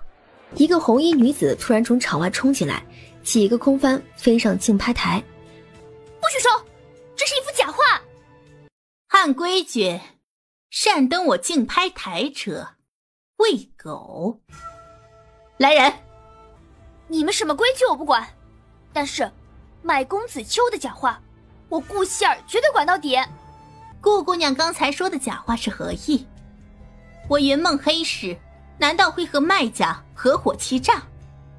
若非如此，为何急着抓我去喂狗，不让我见画？此画竞拍已结束，见不见画，如何见，皆由买家做主。顾姑娘可同买家商议，但是与你也把丑话说在前头。不管怎么鉴，最后若证明此画为真品，那雨孽只能按规矩办事，擒拿姑娘，投喂山后野犬。好，如果最后鉴定出此画为仿品，你最好也按照你们的规矩办事，公开卖家的身份，按最终的竞拍价向卖家索赔3倍，以示惩罚。那是自然。这位姐姐敢为公子秋付出此等天价，小妹佩服。废话就不必说了，你如何证明这幅图是假的？雨孽姑娘，敢问天华物宝的竞拍书上可写明了这是一幅金箔画？自是写明。诸位不必着急，本小姐既敢站上这台子，必定有办法让大家心服口服。这位公子既质疑，不如上台来，本姑娘让你瞧瞧什么是真，什么是假。雨孽姑娘，劳烦取一块金子和一片金箔来。很快，一条金块和一片巴掌大的金箔就被送上竞拍台。你自己照，金箔和金块都照着看。金块为金芒，至于金箔，金芒中竟见绿光，竟还有区别。他们2人都眼见为实了，金块厚实为纯金芒，金箔轻薄，金中见绿，大家都没有异议吧？所以佛光普照的金箔应该也是折射出绿芒，对吧？那是自然，真金不怕你淹。这位姐姐，你可否上台将佛光普照从琉璃画框中取出，验一验真正的色泽？有劳雨孽姑娘。雨孽姑娘接过火把，凑近认真瞧，良久，她都没有说话。这不可能，不可能，我不相信。什么不可能？怎么不可能了？造假的画就是只有金芒，就是看不到绿光。真金箔可以折射出绿芒，但是以黄铜顶替黄金，用特殊工艺制成假金箔，是绝对看不到绿芒的。这真的是黄铜？这位姐姐，你就别再有劳雨孽姑娘了，你赶紧上来，亲自一把火烧了这假金，让大伙儿瞧瞧。确实该烧了，就让那位公子代劳吧。顾希儿将火把递到秦耀祖面前，秦耀祖非但没接，反倒后退了好几步。不敢啊？看样子还得本小姐亲自来烧。姑娘稍等，单凭金箔金芒就下定论，未免草率了些。余孽马上请位金匠来。对，单凭金箔绿芒就下定论，太草率了，绝不能这样。说不定公子秋这金箔跟一般的金箔不一样呢啊！不必了，烧了这幅画，若得真金，钱本姑娘照付；若为假金，一切按照云梦黑市的规矩来办。姑娘可想清楚了？放心，我可以先把钱付了。够爽快，余孽佩服。姑娘，请吧。很快，秦婉嫣引燃画纸，整幅画渐渐烧成了一团火。秦婉嫣取来小镊子，亲自从灰烬里夹出一片烧黑了的薄铜片。余孽姑娘，这下你服气了吧？还拿我去喂狗吗？这画确实是假画。姑娘，非常抱歉，这幅佛光普照确实为假画。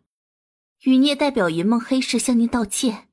道歉没用，马上公布卖家的姓名身份。余孽姑娘别耽误了，赶紧公布卖家的身份吧。造假之人当人人诛之，绝不能轻饶。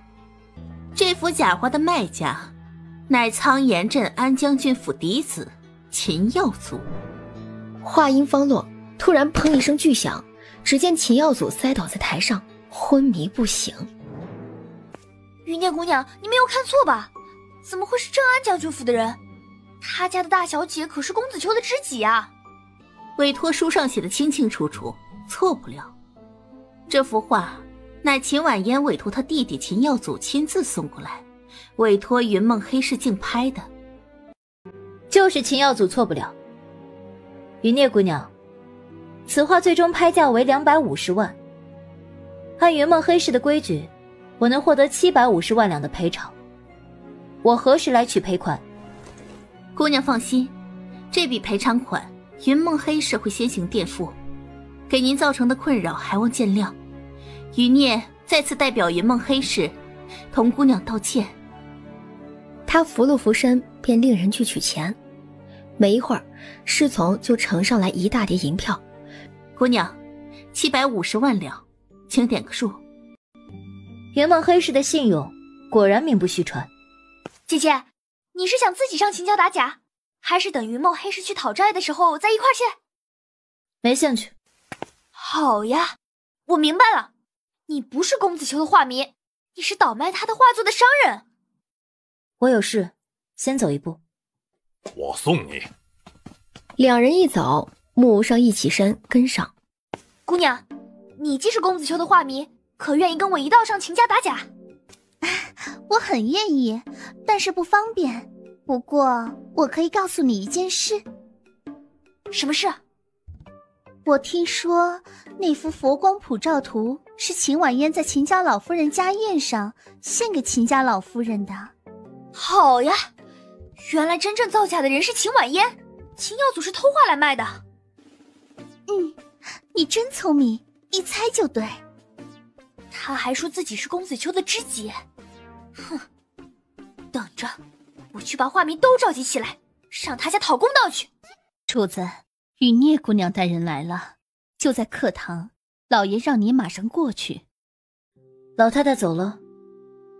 按您的吩咐，城门一开就哄出城去礼佛了，没那么容易回来。交代老钱的都妥了没？老钱昨夜就上天华物报请人了，妥妥的。秦婉嫣很满意，拎出来一幅画，用黑绸布包裹着，收好。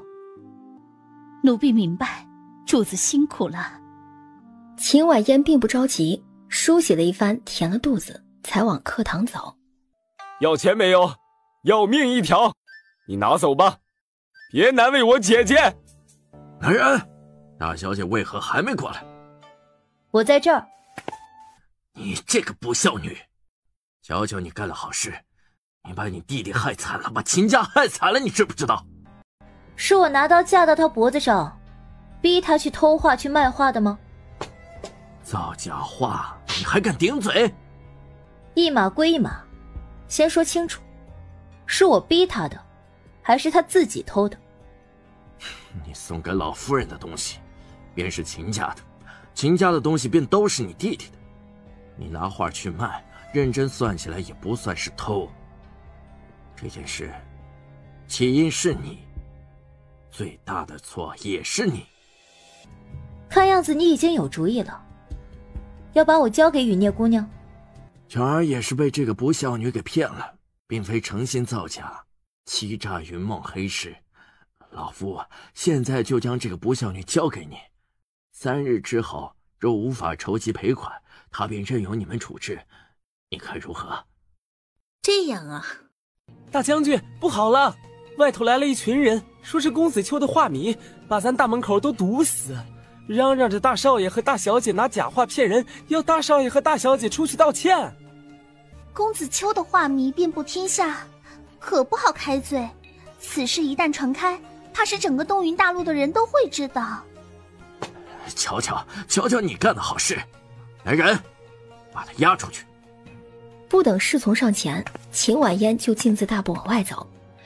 秦耀祖，秦婉嫣，你们出来道歉，出来道歉！秦婉嫣一走出来，他们就都停住了。你就是秦婉嫣？公子秋的画迷就这么多？这只是城里的，还好些人正在赶来战斗的路上。我就问你，你是不是秦婉嫣？是。你还真敢承认？哼，我以为你都没脸出来了。也是，你这种弄虚作假、唯利是图的人，天生就没有脸，不害臊。你好好说清楚，我造了什么假，怎么造的？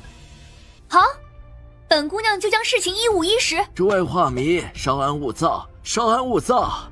卷儿和小女犯了大错，老夫先替她同大伙道个歉。你这个逆女，仿造公子秋金帛画，赠与祖母作为寿礼，你可知错？你先以假话做贺礼送给老夫人，骗取弟弟的信任，再哄骗弟弟到化去黑市竞拍，试图蒙混过关牟利。婉嫣姐姐，没想到你竟是这种人。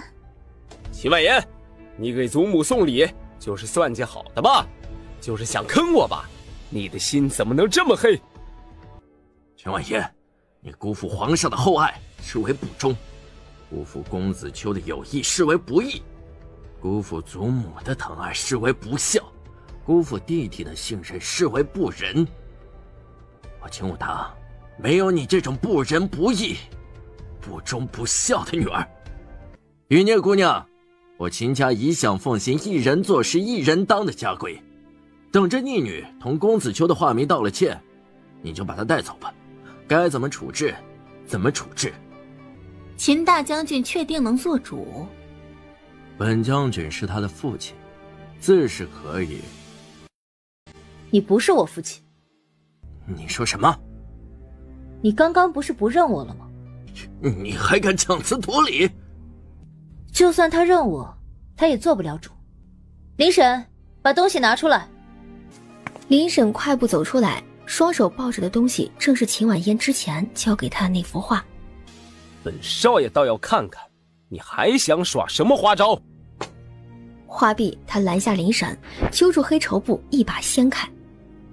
黑绸布落地，金芒射出。这不是佛光普照又是什么？这幅画不是昨夜就被当众烧毁了吗？怎么会在这里？秦大小姐，这到底怎么回事？天哪，这是真金箔！我敢肯定，这是真金箔！难不成，这才是真品？你，顾希儿，你怎么回事？昨晚上还口口声声说公子秋没有佛像金箔画，现在又说这是真品，这真真假假都是你们画迷说了算吗？我看你们都是一群伪画迷。苗郡主昨夜也去云梦黑市了？我是听人说的，我就想说，这画是真是假，不能凭空说，得认真鉴定。见画的人已经到了，苗郡主，你不必太着急。婉嫣姐姐，你是不是怪我乱说话了？我就是不想你再继续错下去，这样真的太丢人了。其实认个错没那么难的。你放心，是我犯的错我一定会认，不是我犯的错，谁污蔑我，我跟谁没完。玉公子，鉴定这画对你而言不难吧？天华物宝的二当家，天下第一鉴定师玉白凡。洛桑琉璃矿剔透无瑕为真品，京城古纸厚度恰好为真品，枫叶印章纹理层次为真品，金箔是真金，雕工绝对是公子秋的手笔。这果然是真的佛光普照。是的，但是若真要鉴定，还得从它真正的价值入手才有意义。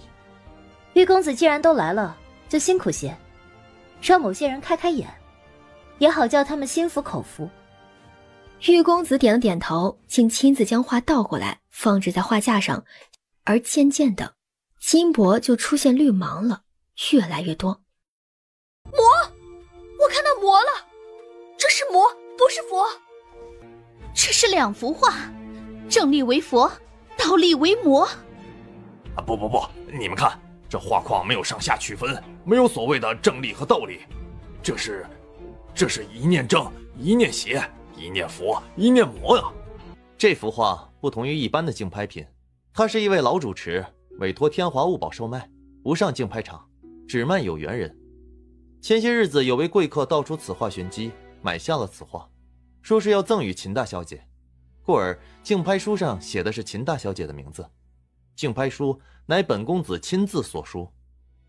本小姐从未造假，更从未哄骗过秦耀祖。诸位不管是想要讨说法的，还是想要索赔的，该找谁找谁去，别拉我当冤大头。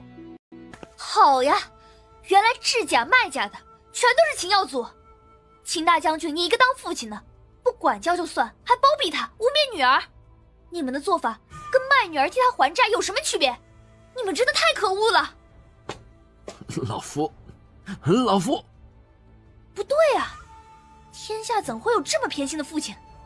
公子秋的话价值不菲，莫非此事不是秦耀祖一人所为？秦大将军你也有份，你们为了钱财铤而走险，事情败露就嫁祸给女儿。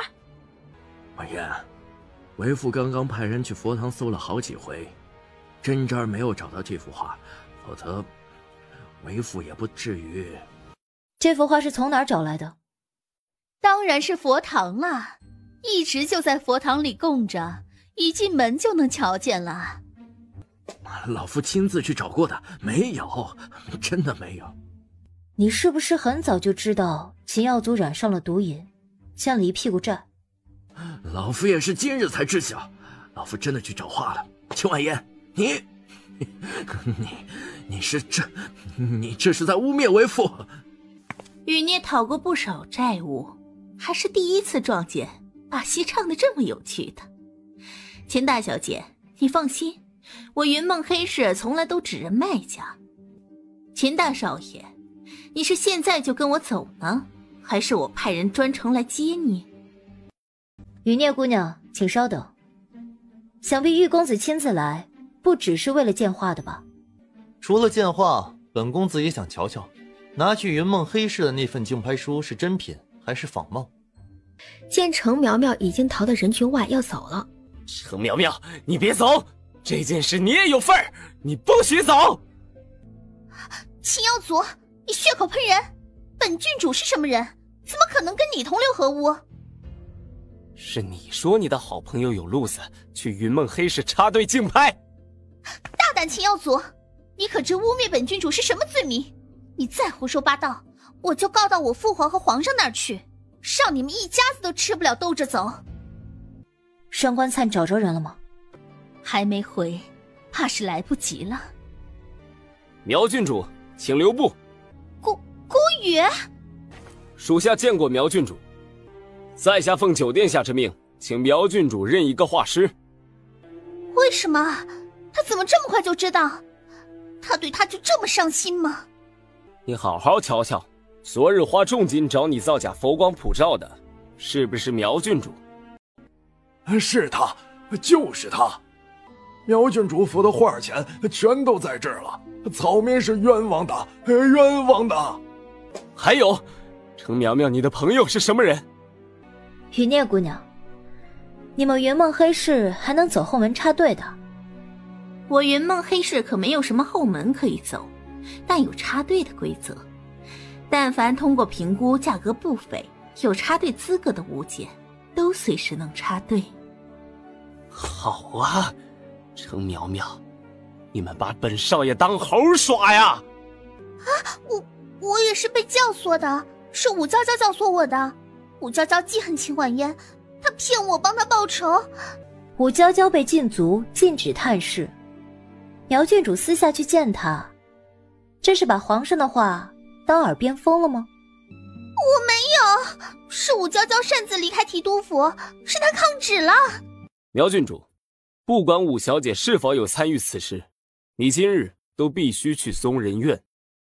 平西王那边，九殿下已令人去禀了。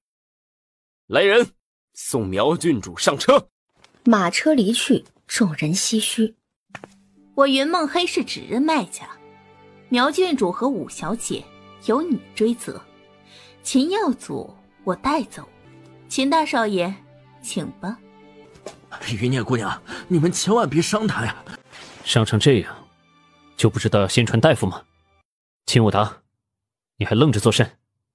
来人，传大夫，传大夫！秦婉嫣蹙眉，想挣开手，奈何穆无伤握得更紧，牵着他往秦家大门走。放手！秦耀祖盗的那幅画并未被毁尽，不巧落到本王手里。所以，你拿出来这幅真迹是怎么来的？果然无事献殷勤，非奸即盗。他正要解释，穆无伤却道：“手，旧伤未愈，又添新伤。伤也瞧见了，证据也有了，你可以放手了吗？”别动，他取出了一盒药膏。秦婉嫣回过神，要缩手。已经很轻了，忍着点。我先给你上药，待大夫来了再仔细瞧瞧。上过了药，木无伤开始说正事。你就是公子秋本人吧？好端端的，为何突然封笔？与你无关。还是就为躲顾希儿？与他无关。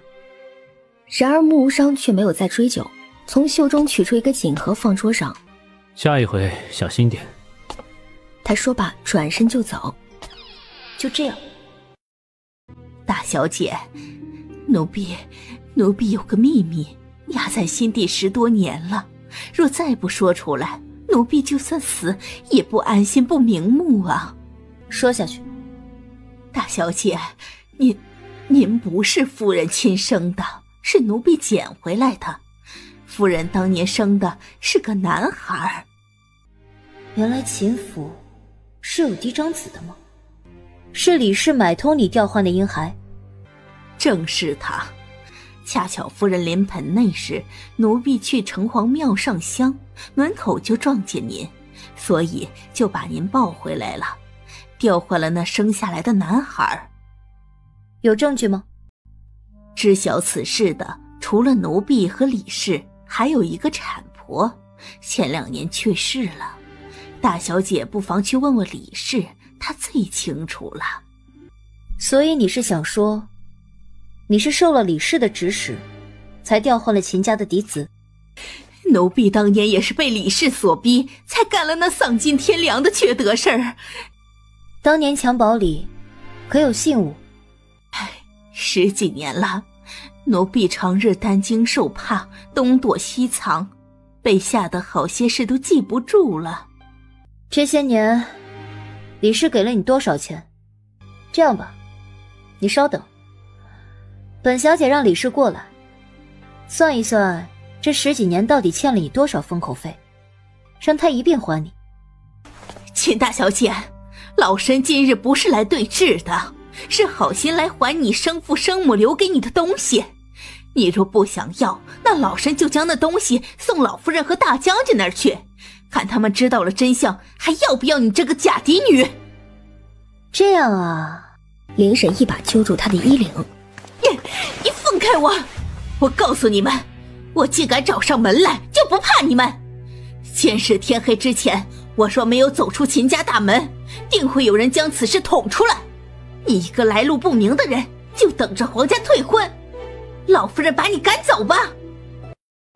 原来你做了死的准备，很好，我现在就成全你。话音刚落，林婶就掐上魏妈的脖子。你有种就杀了我！你别后悔！既然不肯说，那就跟阎王爷去说。魏妈下意识张口，却发不出一点点的声音，真正的窒息感瞬间袭上来。魏妈终于意识到秦婉嫣没有跟她开玩笑，她是真的想杀她。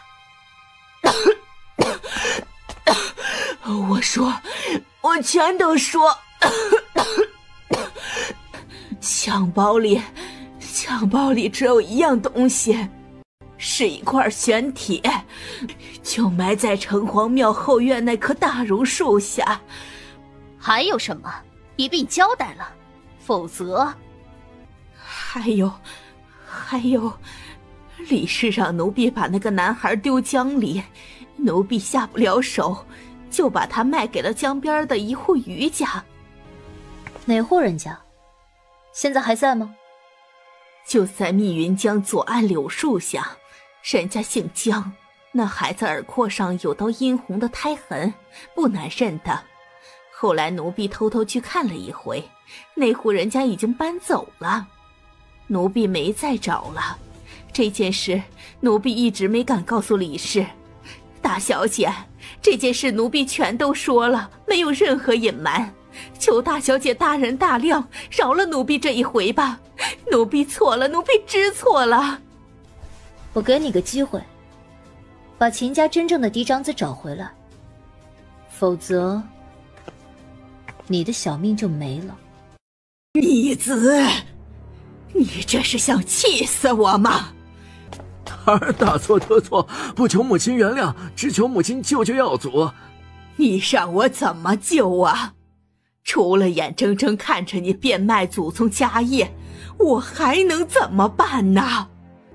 母亲，变卖祖宗家业万万使不得，使不得呀！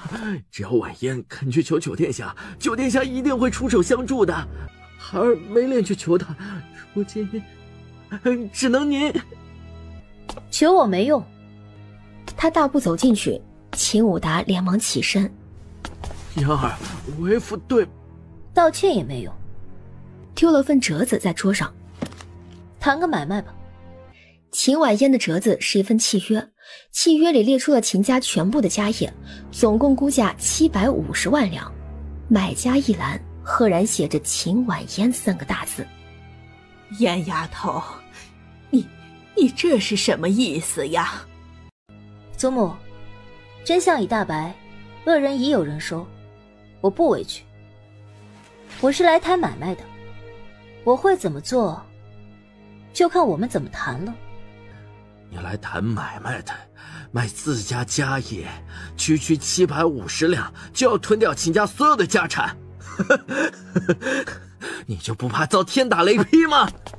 你昧着良心说瞎话，当众往我身上泼脏水，你都不怕天打雷劈，我怕什么？我那是没有办法的办法，只能从大局出发。秦家就你弟弟这么一个儿子，还是秦家唯一的希望。这么说，哪天秦耀祖杀人放火，你也会惯着他？独子不是你包庇他的理由，更不是你泼脏我的理由。少拿独子2字来掩盖自己的无能和下作。你要怪，就怪你母亲没有给秦家生出儿子来。你受点委屈怎么了？吃点亏又怎么了？秦武达，你方才还同我认错，现在竟说出这种话来，你到底现在都还不知道你错在哪儿？今日这么大的事情，攸关燕丫头一辈子甚至性命，这事儿是吃点亏这么简单的吗？秦武达，我告诉你，我宁可秦家无后，也不愿养出你们这等不孝子孙，让秦家沦为苍岩最大的笑话。老夫人说罢，突然口吐一口鲜血，眼前一黑，昏迷了过去。最后多说一句，瓜子9万9就能买特斯拉，买2手车，瓜子有保障。你还站在这里做什么？秦家所有的家产确实不止750万两，但是现在是什么情况？能不能卖出这个价钱，你心里应该有数。老夫现在不想跟你说这件事。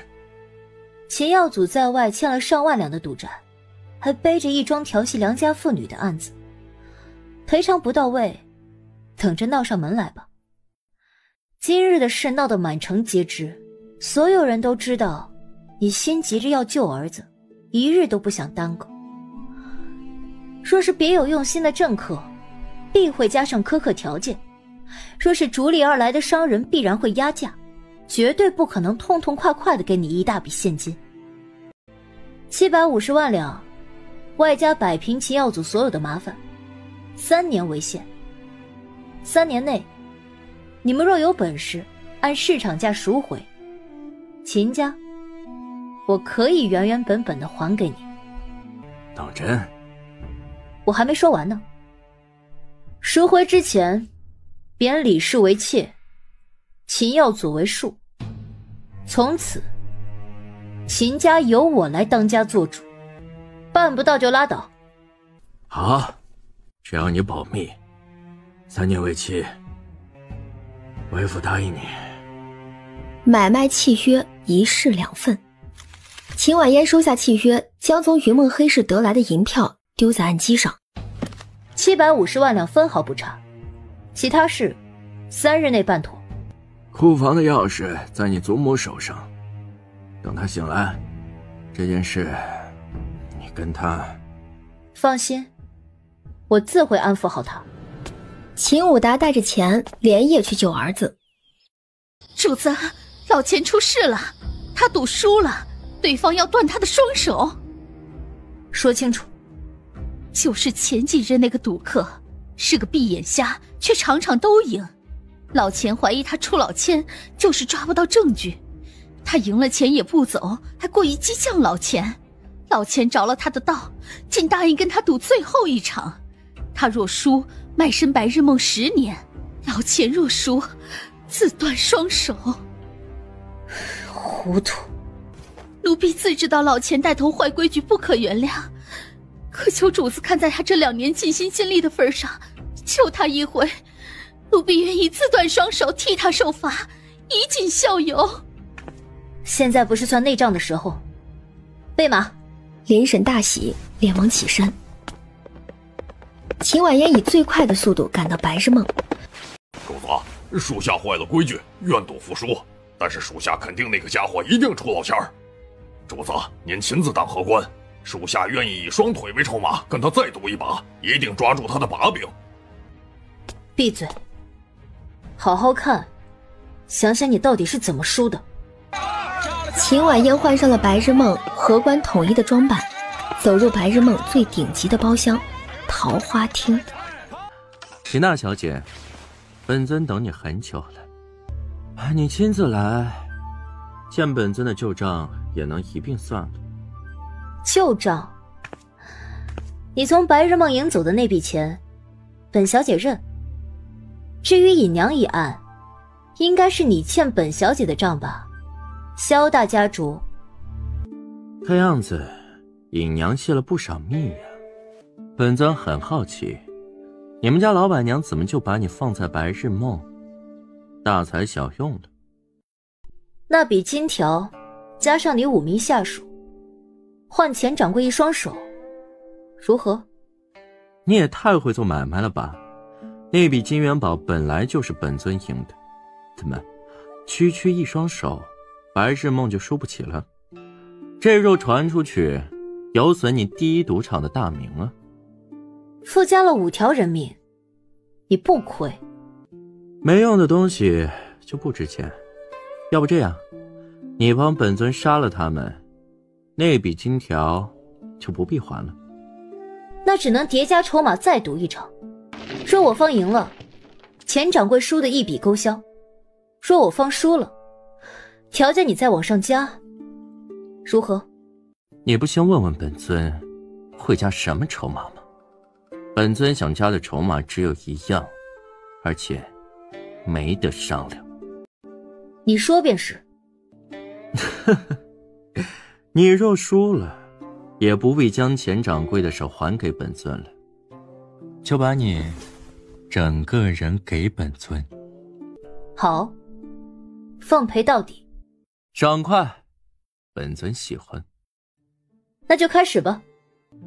唉，你亲自当荷官，本尊会紧张啊。怎么办？难不成用你的人？本尊在这张赌桌泡了几日了，该玩的也都玩遍了，觉得这里很没意思。不如你陪本尊出去玩点有意思的。萧家主打算怎么赌？先换个好玩的地儿。赌什么？在意？去哪吗？咱们头头决定，免得到时候你输了说本尊胜之不武。不至于，想去哪儿本小姐都随你。放心，你没有胜之不武的机会。3日后此时，本尊在天水郡西门等你。萧无欢一走，林婶就紧张地问：主子，天水郡距离皇都虽远，赶路的话1日半也能到，萧无欢为何要定在3日后？3日后是什么日子？10月初7。嗨，我可爱的小燕儿，好好说话。1日不见如隔3秋，我们3日不见，我甚是想念。冥思苦想，必定要给你一个独特的爱称，方能表达我的心意。小燕儿，你觉得怎么样？不怎样。哦，原来你不喜欢，你要是不喜欢，我就多喊几遍小燕儿，小燕儿。想赌什么？现在可以说了吗？别急，本尊不是说了，先寻个有意思的地儿，再好好想想要赌什么。走吧，前面便是天水郡最热闹的街市了。今儿本尊做东，先给你洗洗尘。姐姐，姐姐，等一下，有人托我将这信和花送给你。秦婉嫣只接了信，打开一看，见信函里并没有署名，就写了一句话：往前走50步，右转。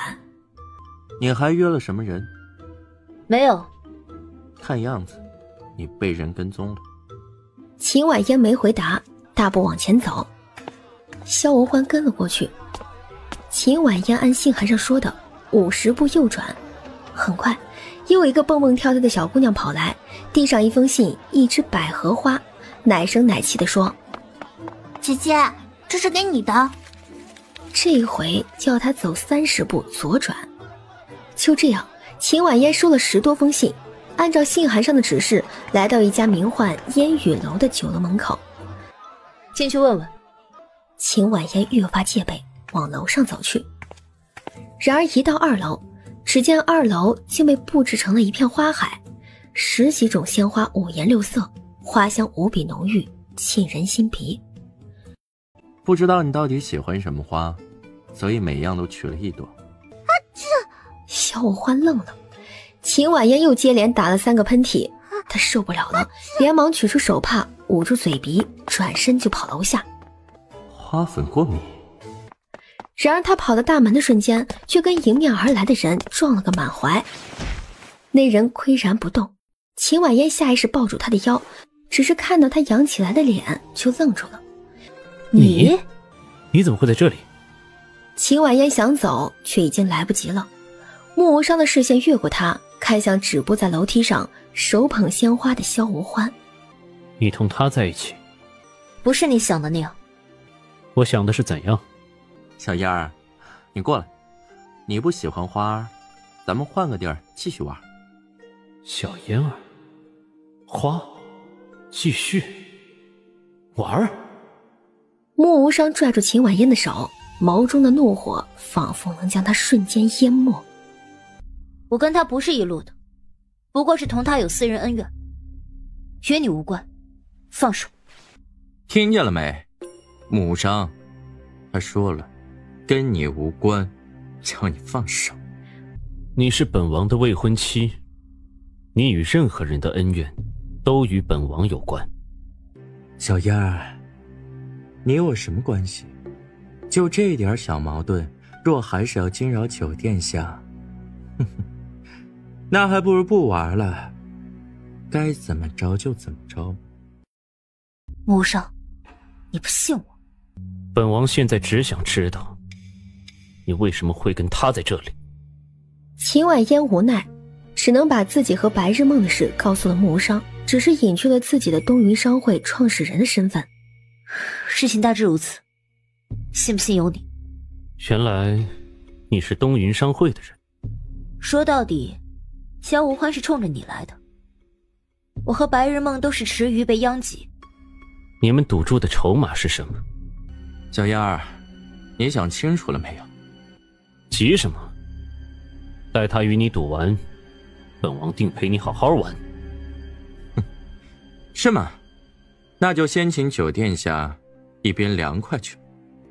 古语，传令天水郡郡守封城，以免有人玩不起，放本王鸽子。小燕儿，3局2胜。第一局，本尊要赌一个人。什么人？怎么赌？秦仙苏老先生。你说的是第一秦仙苏寒山？正是。苏老先生就在这天水郡中，子时之前，你若是请得动他出山，为本尊弹奏一曲，就算你赢。这也叫赌？说好了，赌什么由本尊定。小燕儿，不会忘记了吧？苏寒山住在城西裴一巷，去吧。此时，本尊等你的好消息。你可以放手了吗？你追加的筹码是什么？筹码是他要不走的，放手。木无伤仍旧不放。时间有限，放手。木无伤虽不情愿，却还是放了手。秦婉嫣转身就走，月影疏离，天凉如水。此时距离子夜还不到3个时辰。他走了很远，确定木无伤和萧无欢没有跟上来，便拐入小巷子，进了一家温鼎店。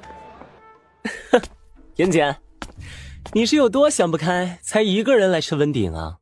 这也太孤单了吧！哎，这么多菜啊，把九殿下和萧无欢那厮找来围一圈也够吃啊！回头我得告诉我哥一声，送花不能只送1朵，也不能送的太多。他起身抱了琴就走。半个时辰后，一顶轿子被抬入灯火稀疏的裴一巷。你是谁？你来找谁？老身姓穆，名云。穆云，天下第一神医，活死人肉白骨的神医穆云，先生的大恩人。穆云大夫，您先坐，先喝杯茶，我家先生马上就过来。穆云刚喝完一杯茶，苏老先生就赶到了。穆云大夫，可别来无恙啊！苏先生不必多礼，老先生可也别来无恙。哈哈，一切安好，多亏了您，否则我这日子就连最后一点意思都没有喽。您怎么找到这里来了？这么晚了，莫不是有急事？苏老先生，我只是上门来讨诊金来了。哈哈哈哈，1年多了，是该来讨了，是该来讨了。苏老先生走上前，看着古琴，半晌才伸出手。是把好琴。暮云大夫且稍等，待老夫沐浴焚香，再来将这酬金付清。老先生且慢。暮云起身，在苏老先生耳畔低语了一番。那丫头莫非是暮云大夫的弟子？今夜子时烟雨楼，还有请老先生辛苦一趟。哎呀，应该的，应该的。暮云离开后，苏老先生百思不得其解。这暮云从不收徒，独来独往，怎么会为了一个小丫头亲自上门讨诊金？这丫头怕是不简单了。小燕儿，子时还没到呢，咱们提前回来了。哼哼，你这么着急的跟本尊认输啊？时间还没到，你急什么？没关系，有些人很值得等待。九殿下，你说是吗？古侍卫，劳烦带几个人收拾一下，免得苏老先生来了，连个坐的地儿都没有。小燕这是打算耍什么把戏呢？苏老先生的名曲很多，你想听哪一曲？趁着他还没来，好好想想吧。这样啊，那你替本尊选一曲，本尊等着洗耳恭听。好。这话刚说完，几名仆从拿着东西从门外鱼贯而入。秦婉嫣怎么办到的？老东西，本尊一再邀请你都不出山，今夜真真是好兴致啊。他许你什么了？哈哈，秦大小姐，老夫没有迟到吧？不，先生还是来早了，麻烦先生破例，惭愧。哎呀，不，能为秦大小姐破这个例，乃老夫三生有幸啊。萧无欢越听越恼，突然扬鞭甩向古琴，几乎是同时，穆无伤人随剑来，长剑缠住金边，挥向萧无欢。我不服输，你试试看。你哪只眼睛瞧见本尊不服输了？本尊不过是对这个老东西的琴没有兴致。是吗？那就请萧大家主先一旁凉快去。秦婉嫣这个丫头，果然是与众不同啊！能邀得苏老先生，那我等三生有幸。不知可否请老先生弹奏一曲《清梦引》？时过子夜，万籁无声，悠扬的琴音流溢出酒楼，恰遇乘风而去，去安抚一城孤枕无眠的人。许久，曲终。小燕儿，第二局，本尊还是同你赌人。什么人？怎么赌？天水郡有一牙行，专营奴隶买卖，今夜会有一场格斗赛，击败所有人的强者，便有资格被竞价买走。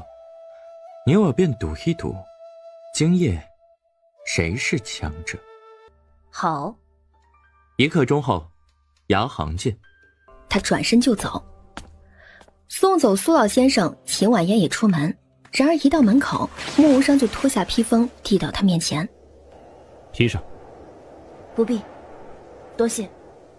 他继续往前走，穆无伤再次追上，却直接从背后替他披上披风。他替他系好披风的带子，似乎想说什么，只是最后一言不发。他放开他，径自大步往前走。很快，他们就抵达天水郡的牙行。燕姐，不瞒着您说，他们俩还在打呢。燕姐，要不要我去助九殿下一臂之力，逮住那只狐狸，看他还敢嚣张，欺负钱叔！哼！穆无伤紧追萧无欢不放，最终将萧无欢困在烟雨楼中。两人这一架打得足够狠，皆是一身内外伤。萧家的私生子，杀了你，谁会先来找本王报仇？本尊也很想知道啊，不如你试试看。九哥，剑下留人。这么巧，皇叔也在天水郡。萧大家主乃皇上的贵客，本王奉皇上的密令来邀他入宫，已经在天水郡等他3日了。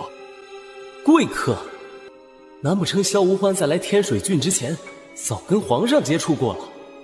他给皇上开了什么条件，会让皇上愿意不计前嫌？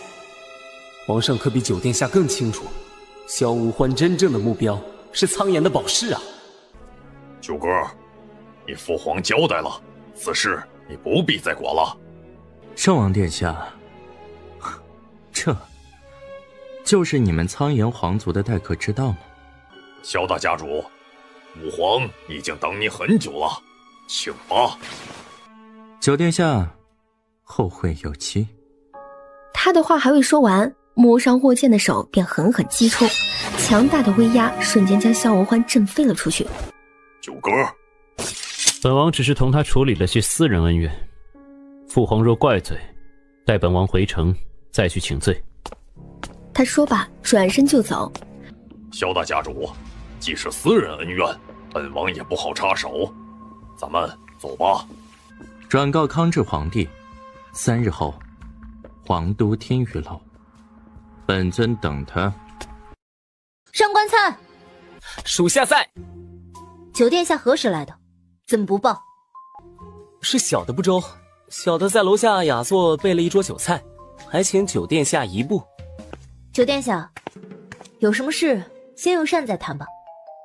你进来。燕姐，我盯他一下午了，这家伙很不对劲。秦婉嫣给了上官灿一个放心的眼神，便大步跟了进去。然而一进屋，穆无伤正在脱衣服。你做什么？你觉得本王想做什么？伤他，他好。穆无伤照做。秦婉嫣认真瞧了眼伤口，也没询问。他取出一颗药种子，在热水里泡开成药汤，用药汤替他清洗伤口后，开始上药。疼？难不成他跟我一样怕痒？秦婉嫣正想试试他，上一回意外相拥的那一幕却不自觉浮现出脑海。好了。秦婉嫣这才继续3下5除2，非常简单粗暴地服好药，包扎一下就好了。穆无伤坐起来，斩首。秦婉嫣俯身替他缠绕绷带。你的赌注是什么？什么？你跟萧无欢追加的赌注是什么？没什么。没什么是什么？我赢了，赌注是什么已经不重要。他连忙将绷带打好结，退开。穆无伤却突然揽住他的腰肢，将他整个人都捞了过去。你追加的赌注是什么？我追加的赌注就是我自己。你有话好好说，先放手。他的赌注就是他自己，他若输了，他整个人便是本尊的。他怒目瞪着秦婉嫣，凶得好似要吃掉他。秦婉嫣一贯的强势气场瞬间就被压没了，心慌了。这件事我确实有欠考虑，但是我赢了，就过了吧。你是本王的未婚妻，没有本王的准许，谁准你拿自己当赌注的？若非九殿下执意订婚，今日能丢这个脸？本小姐把丑话说在前头，我自由惯了，记性又不好，这一次是拿自己当赌注，下一次保不准是见了俊俏男人就顺手牵回家。九殿下如果不想再受气，最好现在就解除婚约。好痛！话刚说完，他只觉得腰上骤紧，整个腰似乎都被掐断了。秦婉嫣，你罪不可赦，本王要治你的罪。那九殿下打算治我什么罪呢？说好的本小姐当你九王府的私家大夫，你不再找本小姐麻烦。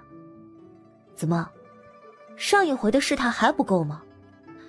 这一回耍的是小题大做，兴师问罪的威胁把戏。人与人之间的信任呢？穆无伤，我最后说一次，我同萧无欢不是一路人，白日梦也只是个赌场，在苍岩皇都不干别的，信不信由你。还有，你到底想干什么？你不必做戏，也不必给我安家罪名，直说就是。秦婉嫣起身远离他坐下，然而穆无伤却什么都没有问，他径自穿好衣裳，竟一言不发往外走。什么意思？他渐渐地拢起了眉头，眼看着穆无伤就要出门，他突然出声：穆无伤，你站住！他大步走到他跟前来，揽住他的腰肢，将他拉近。除了本王死，否则你这辈子都休想解除婚约。记性不好就多记几遍，再犯错，后果自负。说罢，他头也不回地走了。嫣姐，你太厉害了，居然敢威胁九殿下要给他戴绿帽子，你怎么想出来的？他会过来，萧无欢应该是落网了，准备回去吧。上官灿大喜，去准备。滚出去！尊上，你不听奴婢的情，又如何能入眠？萧无欢仿佛没有听到一样，一点反应也没有。侍女犹豫了一番，竟然起身褪去衣裳，一步一步走了过去。尊上，奴婢的情不能助你入眠，或许奴婢的人可以。说罢，他便用力地拥住他。就这一瞬间，萧无欢身上骤然爆发出可怕的威压，硬生生地将侍女震飞了出去。暗处，楚三条走了出来，脱下外衣裹上尸体。早跟你说过，他不碰女人，你就是不信呀。过了一会儿，侍从端上来热腾腾的药，楚三条接过，小心翼翼送入暖阁。许久许久，寂静的暖阁里，萧无欢终于又睁开了眼睛。他端起夜眼，一口喝光。他起身来，捂住负伤的肩胛，一步一步走到榻边，很快就一头栽了下去。秦大小姐，您还记得老奴吗？记得。什么事？说吧。数名小厮就抬着几个大箱子进来，只见里头全部是衣裳。这是九殿下交代的，九殿下说了，秦大小姐乃九王府准王妃，一言一行穿戴搭配都是九王府的颜面。九殿下怕秦大小姐不熟悉皇家的衣着礼数，特令奴婢送些过来。怎么来的怎么回去，来人，送客。哎，秦大小姐，您留步啊！您不收下，老奴回去了没法交代呀。孙嬷嬷，您别着急呀。老奴今日是回不去了。这些东西就算我家小姐收了，回头也是丢了的。您先回去吧，我来处理。那放这儿了，就算你家小姐收了。你家九殿下是不是丢了件狐裘披风？哎，正是。莫非那披风在秦大小姐这儿？除了在这儿，还能在哪儿？走，我送您出去。这件事您就放心。救命！主子，气息快没了。秦婉嫣看着伤口，有些犹豫，却还是取出了3枚药藤种子。3条细细的妖红药藤就从她手心处窜出来，犹如藤蔓一般，急速攀爬上魏妈的身体。主子，您这样不行。快去看看上官灿，魏妈会被人伤成这样，上官灿呢？林神也急了，转身就走。秦婉嫣费了极大的力气，总算是将魏妈的命暂时保住了。林神很快就带着负伤昏迷的上官灿回来。主子，快，灿哥负伤了。奴婢赶过去的时候，他刚好昏迷，早不见凶手了。这也没伤到要害，难不成是有内伤？主子，你猜上官灿为何会失手？唉，因为顾希儿。怎么回事？那小妮子一直没走，一直想翻墙进来，跟灿哥都猫捉老鼠好些日子了。我也没听灿哥提过，刚刚一问才知道，那小妮子今天居然雇了5个人伪装成她，分头翻墙。灿哥就是在逮他的时候，被那凶手暗算的。看样子，凶手利用他引开上官灿好几回了，不是第一次进秦家。顾希儿会不会是？秦婉嫣摇了摇头，很肯定顾希儿跟这件事没关系。他替上官灿处理好伤，又把了脉，便盯着上官灿看。主子，怎么回事？是洛桑血毒，他中毒了。主子，您的手。洛桑南部距离苍岩皇都近1000里，就算用火舞送毒人血，也不可能3日内送达。这可怎么办？主子，您刚刚没瞧出这毒吗？放心，凶手要魏妈必死无疑，我就一定要他死而复生。主子，可是有怀疑的人啊。除了我和李氏，还会有谁想灭魏妈的口？此事太矛盾了，凶手是冲着咱们来的，可是若想拿此事做文章，魏妈是人证，不该灭口啊。除非他们有别的人证。不必瞎猜，将计就计，等着凶手自己上门来。主子的意思是寻去尸体，伪装成魏妈，寻几个靠谱的人送出去。奴婢明白了。看好上官灿和魏妈，你记住，3日之内，不管是什么人找上门，都务必拖住，等我回来。林婶更认真的点了头。秦婉嫣走到院子里，只见顾希儿哭得跟个泪人似的。顾姑娘，我是不是害死那个侍卫了？他冷不丁一掌劈过去，直接把人给劈晕了。来人，把这小妮子绑了，送回顾家去。听说你跟萧无欢有私人过节。小事，不足挂齿。不足挂齿，还需你亲自出面远赴天水郡。毕竟是儿臣的女人，小事也得管。百草山萧氏有一女，名雪初，性格温顺，貌若天仙。要不立2个正妃？九哥，你怎么看？儿臣同萧氏有私人恩怨，不宜联姻，请父皇三思。不是处理了吗？处理了，也还是过节。九哥儿，这是在拒绝朕的意思。请父皇三思。圣王，此事该是你好好三思。退下吧。儿臣告退。儿臣一定会三思。木无伤袖中拳头早已攥得紧紧的，他转身离开。朕给你3日，左拥右抱，你若不要，就休怪朕不念父子之情。木无伤出宫后，并没有直接回九王府，而是绕道去了秦家。木无伤敲开了碧云阁的门，九殿下，你家大小姐呢？大小姐睡了，这么晚啊，九殿下怎么还？他没说话，大步走过去。九殿下，我家大小姐真的睡了，您若有什么事交代奴婢，明儿大小姐一醒，奴婢就禀告。九殿下，您千万别上去，大小姐她什么？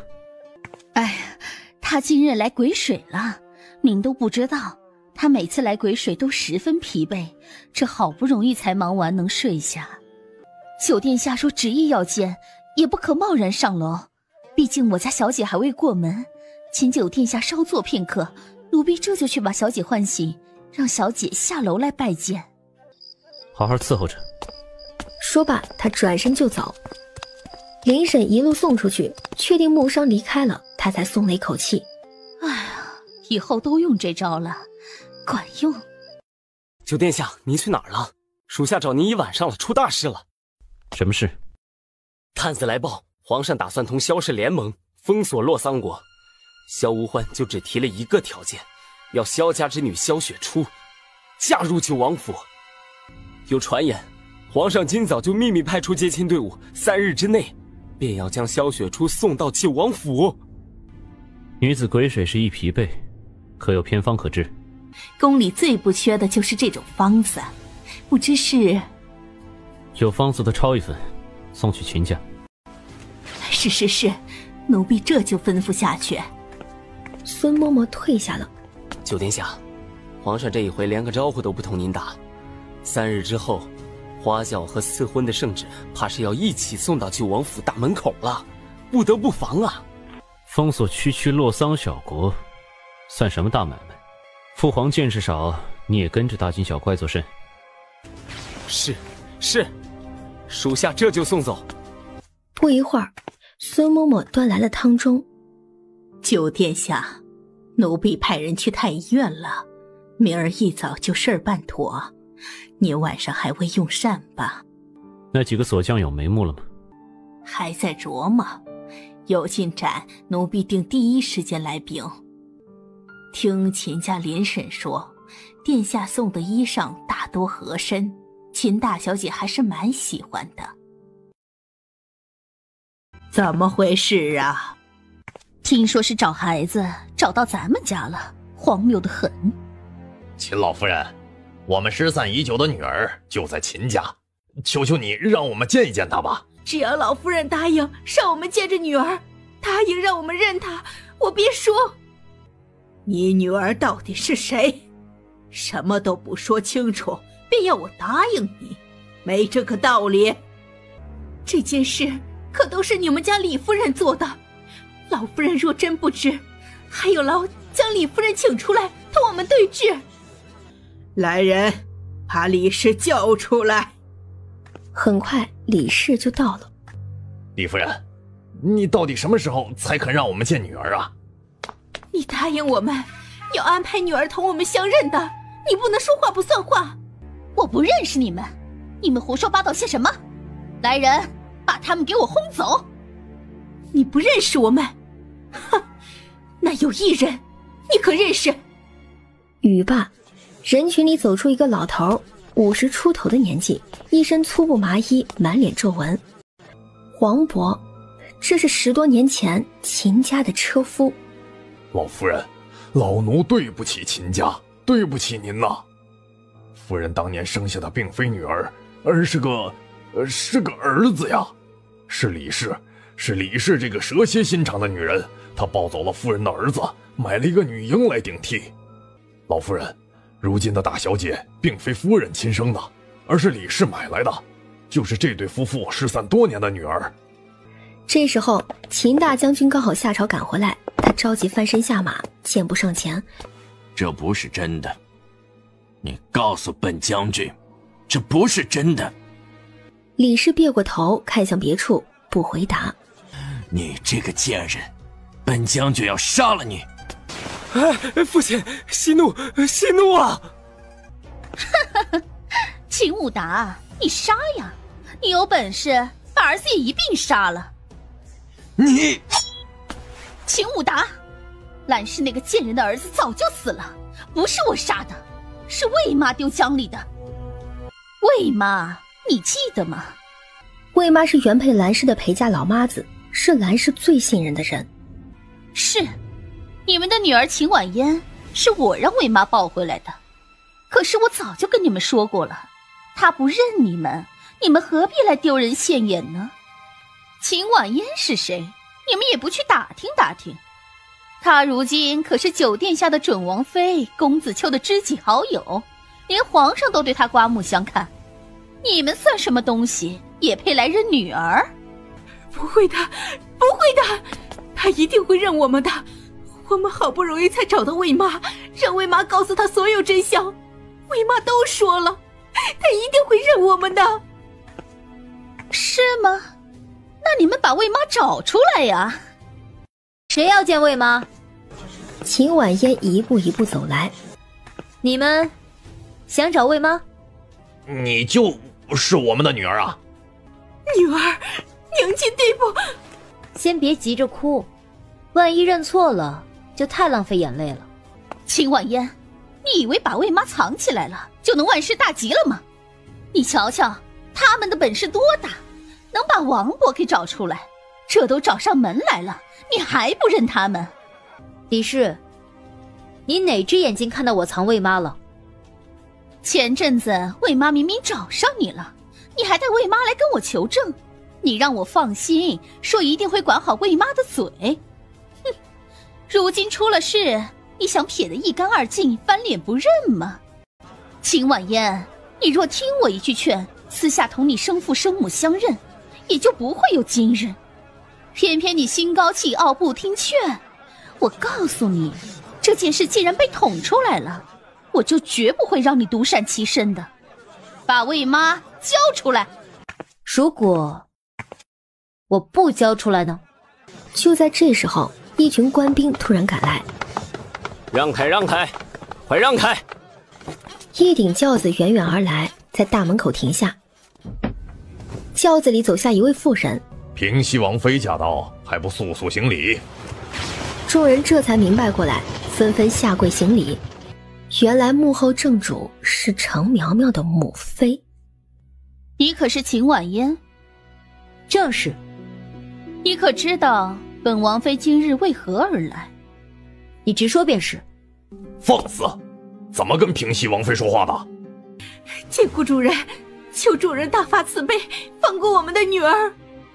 主人，此事我们夫妻保证一定处理妥当，求求您大人大量，别跟小丫头计较。没想到平西王妃如此平易近人，体贴入微啊，连奴隶的事都不远千里亲自赶来。奴隶之女，便是我平西王府的贱奴，本王妃自然要管，免得流浪在外没人管教，到处勾引男人，丢尽我平西王府的脸。你觉得呢？此事还牵扯上了一条命案，本王妃管定了。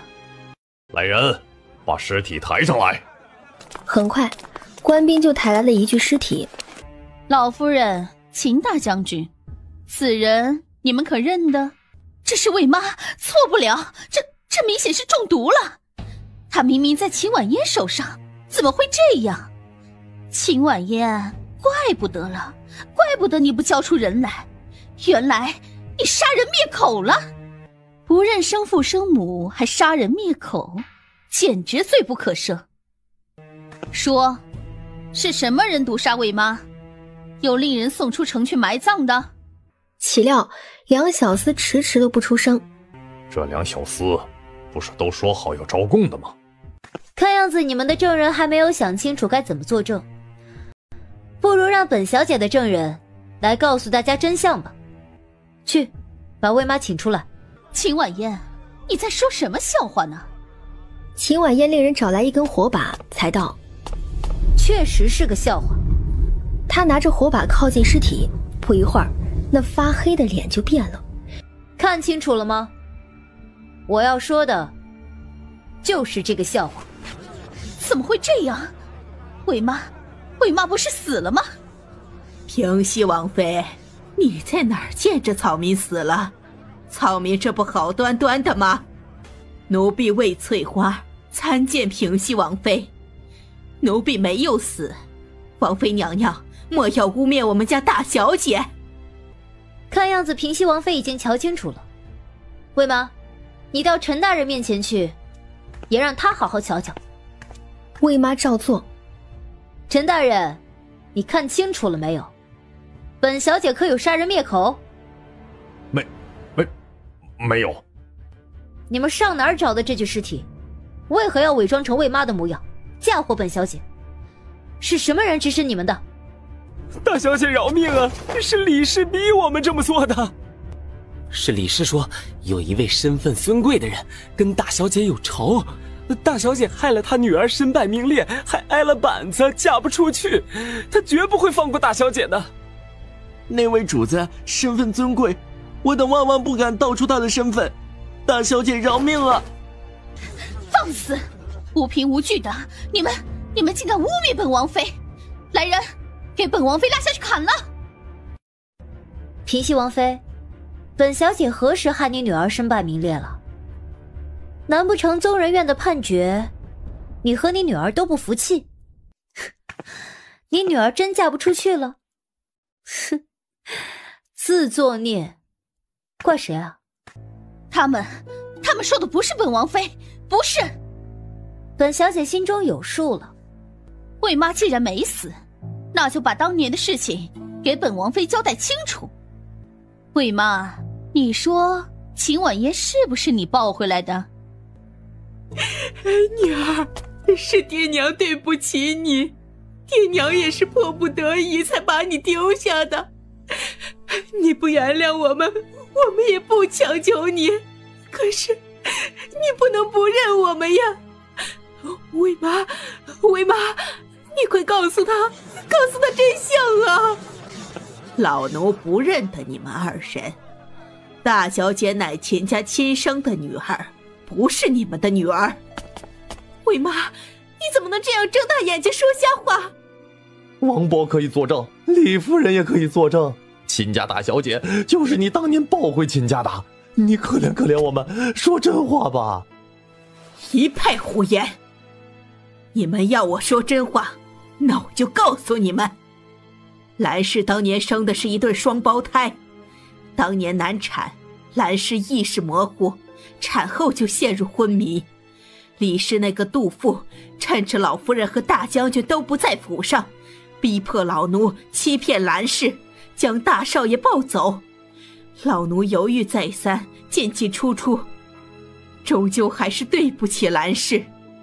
王伯，你在何时何地瞧见老奴抱回孩子的？你可想清楚了？老奴是抱孩子回来，还是抱孩子出去？王伯，你想清楚了吗？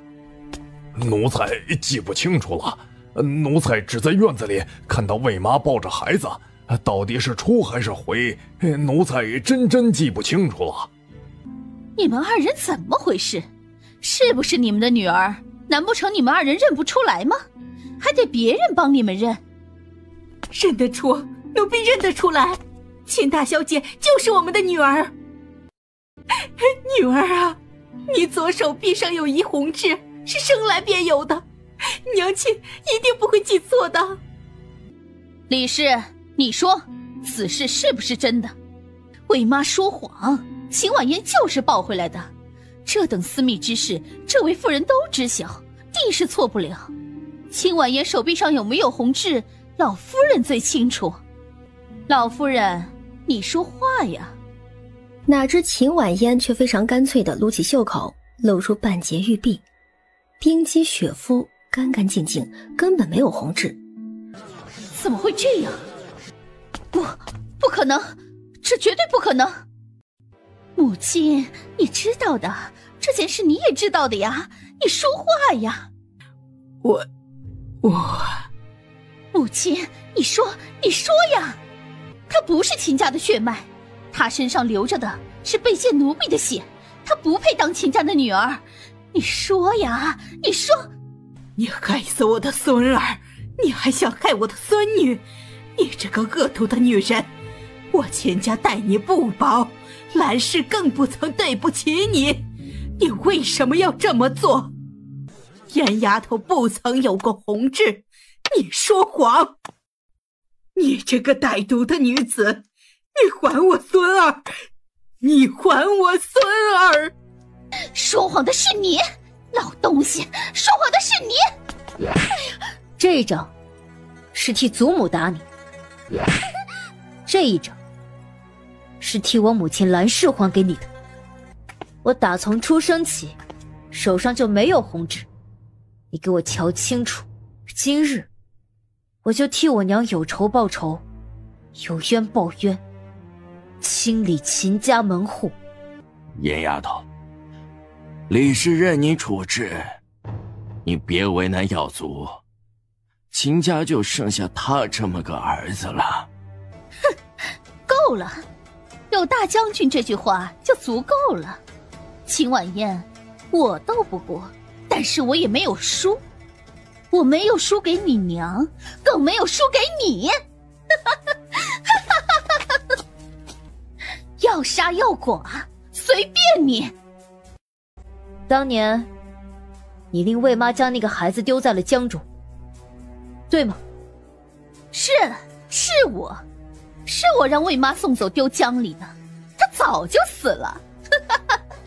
哎呀，那个孩子生得极好，白白胖胖，不哭不闹，耳廓有一处红色印记，对吗？是，你说的都对，是我指使魏妈干的，你不必再问了。浮云也在，想处置随便你们。哼，我有罪，这两个勒索的老东西也休想逃脱，尤其是魏妈这个老贱婢，勒索了我多年。哼，亲手杀人的不是我，是他。我没有杀人。李氏，你对来世恩将仇报，我可不像你这等蛇蝎心肠。我没有丢掉那孩子，我把那孩子交给了江边一户余家，那孩子还活着呢。你胡说八道什么？你骗我！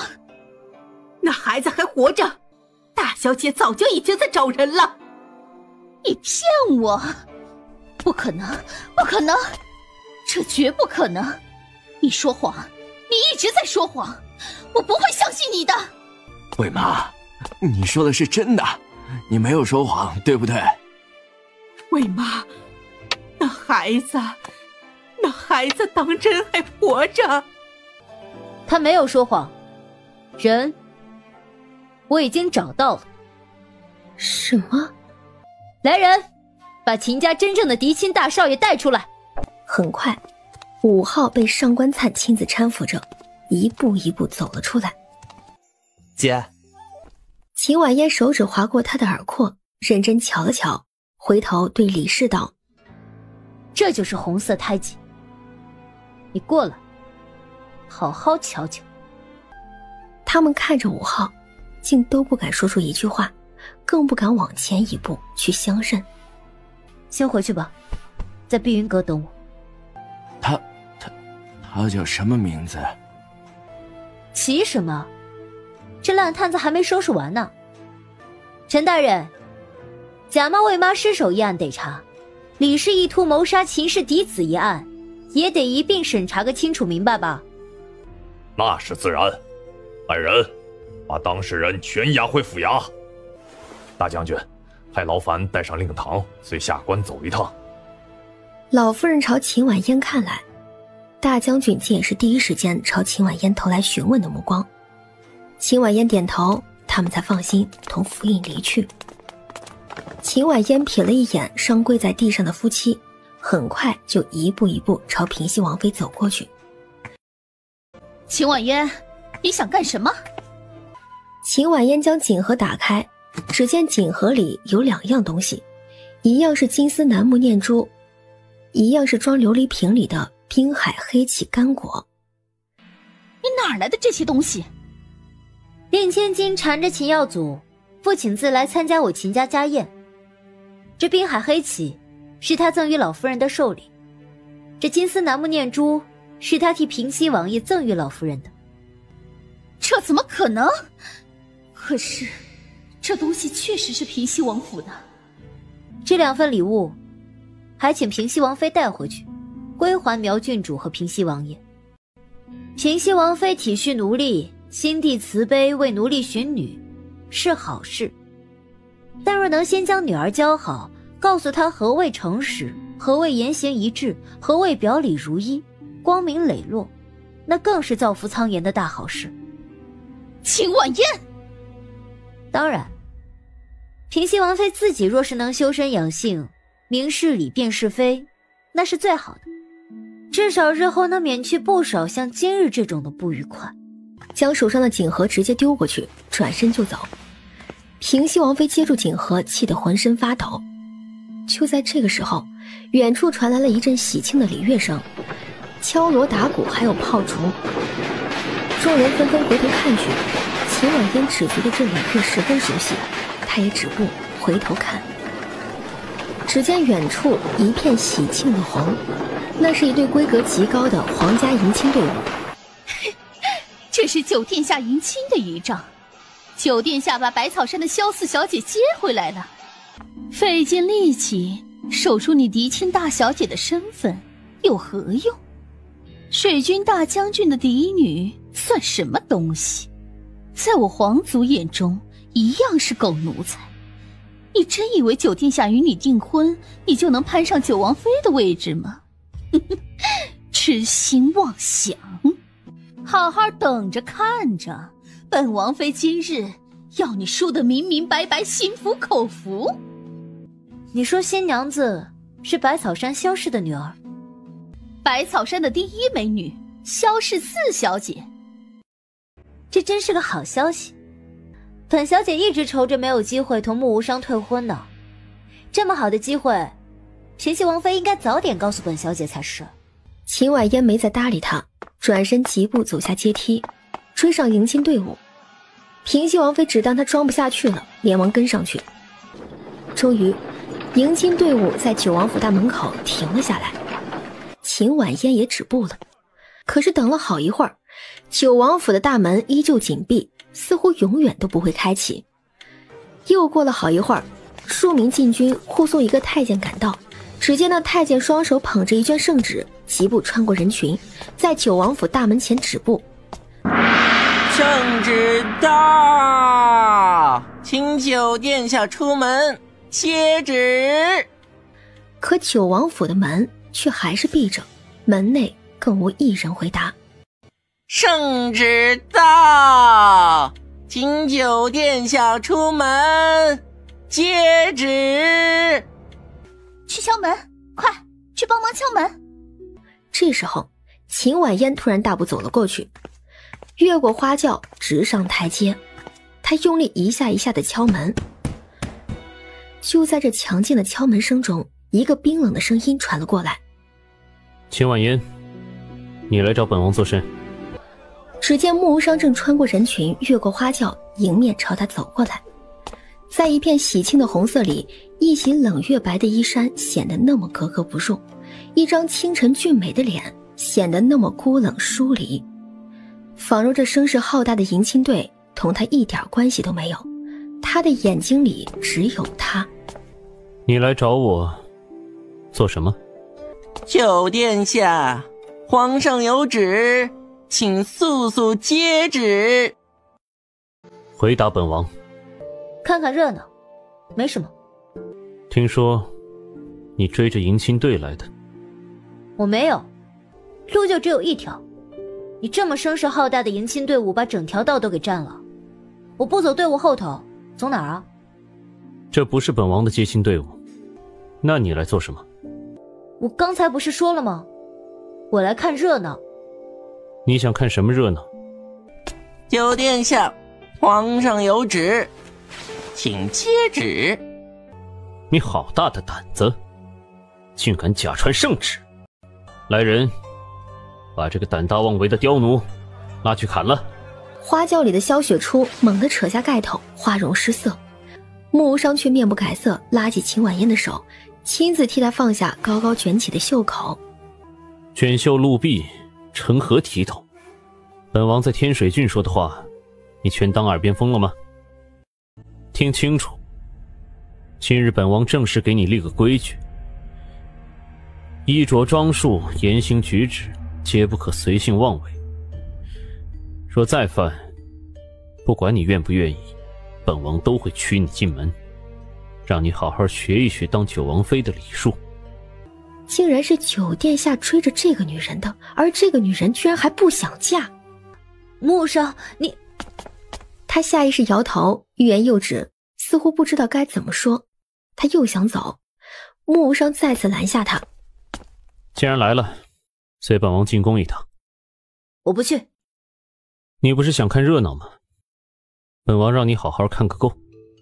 我不想看了，你的热闹跟我没关系，我说不看就不看。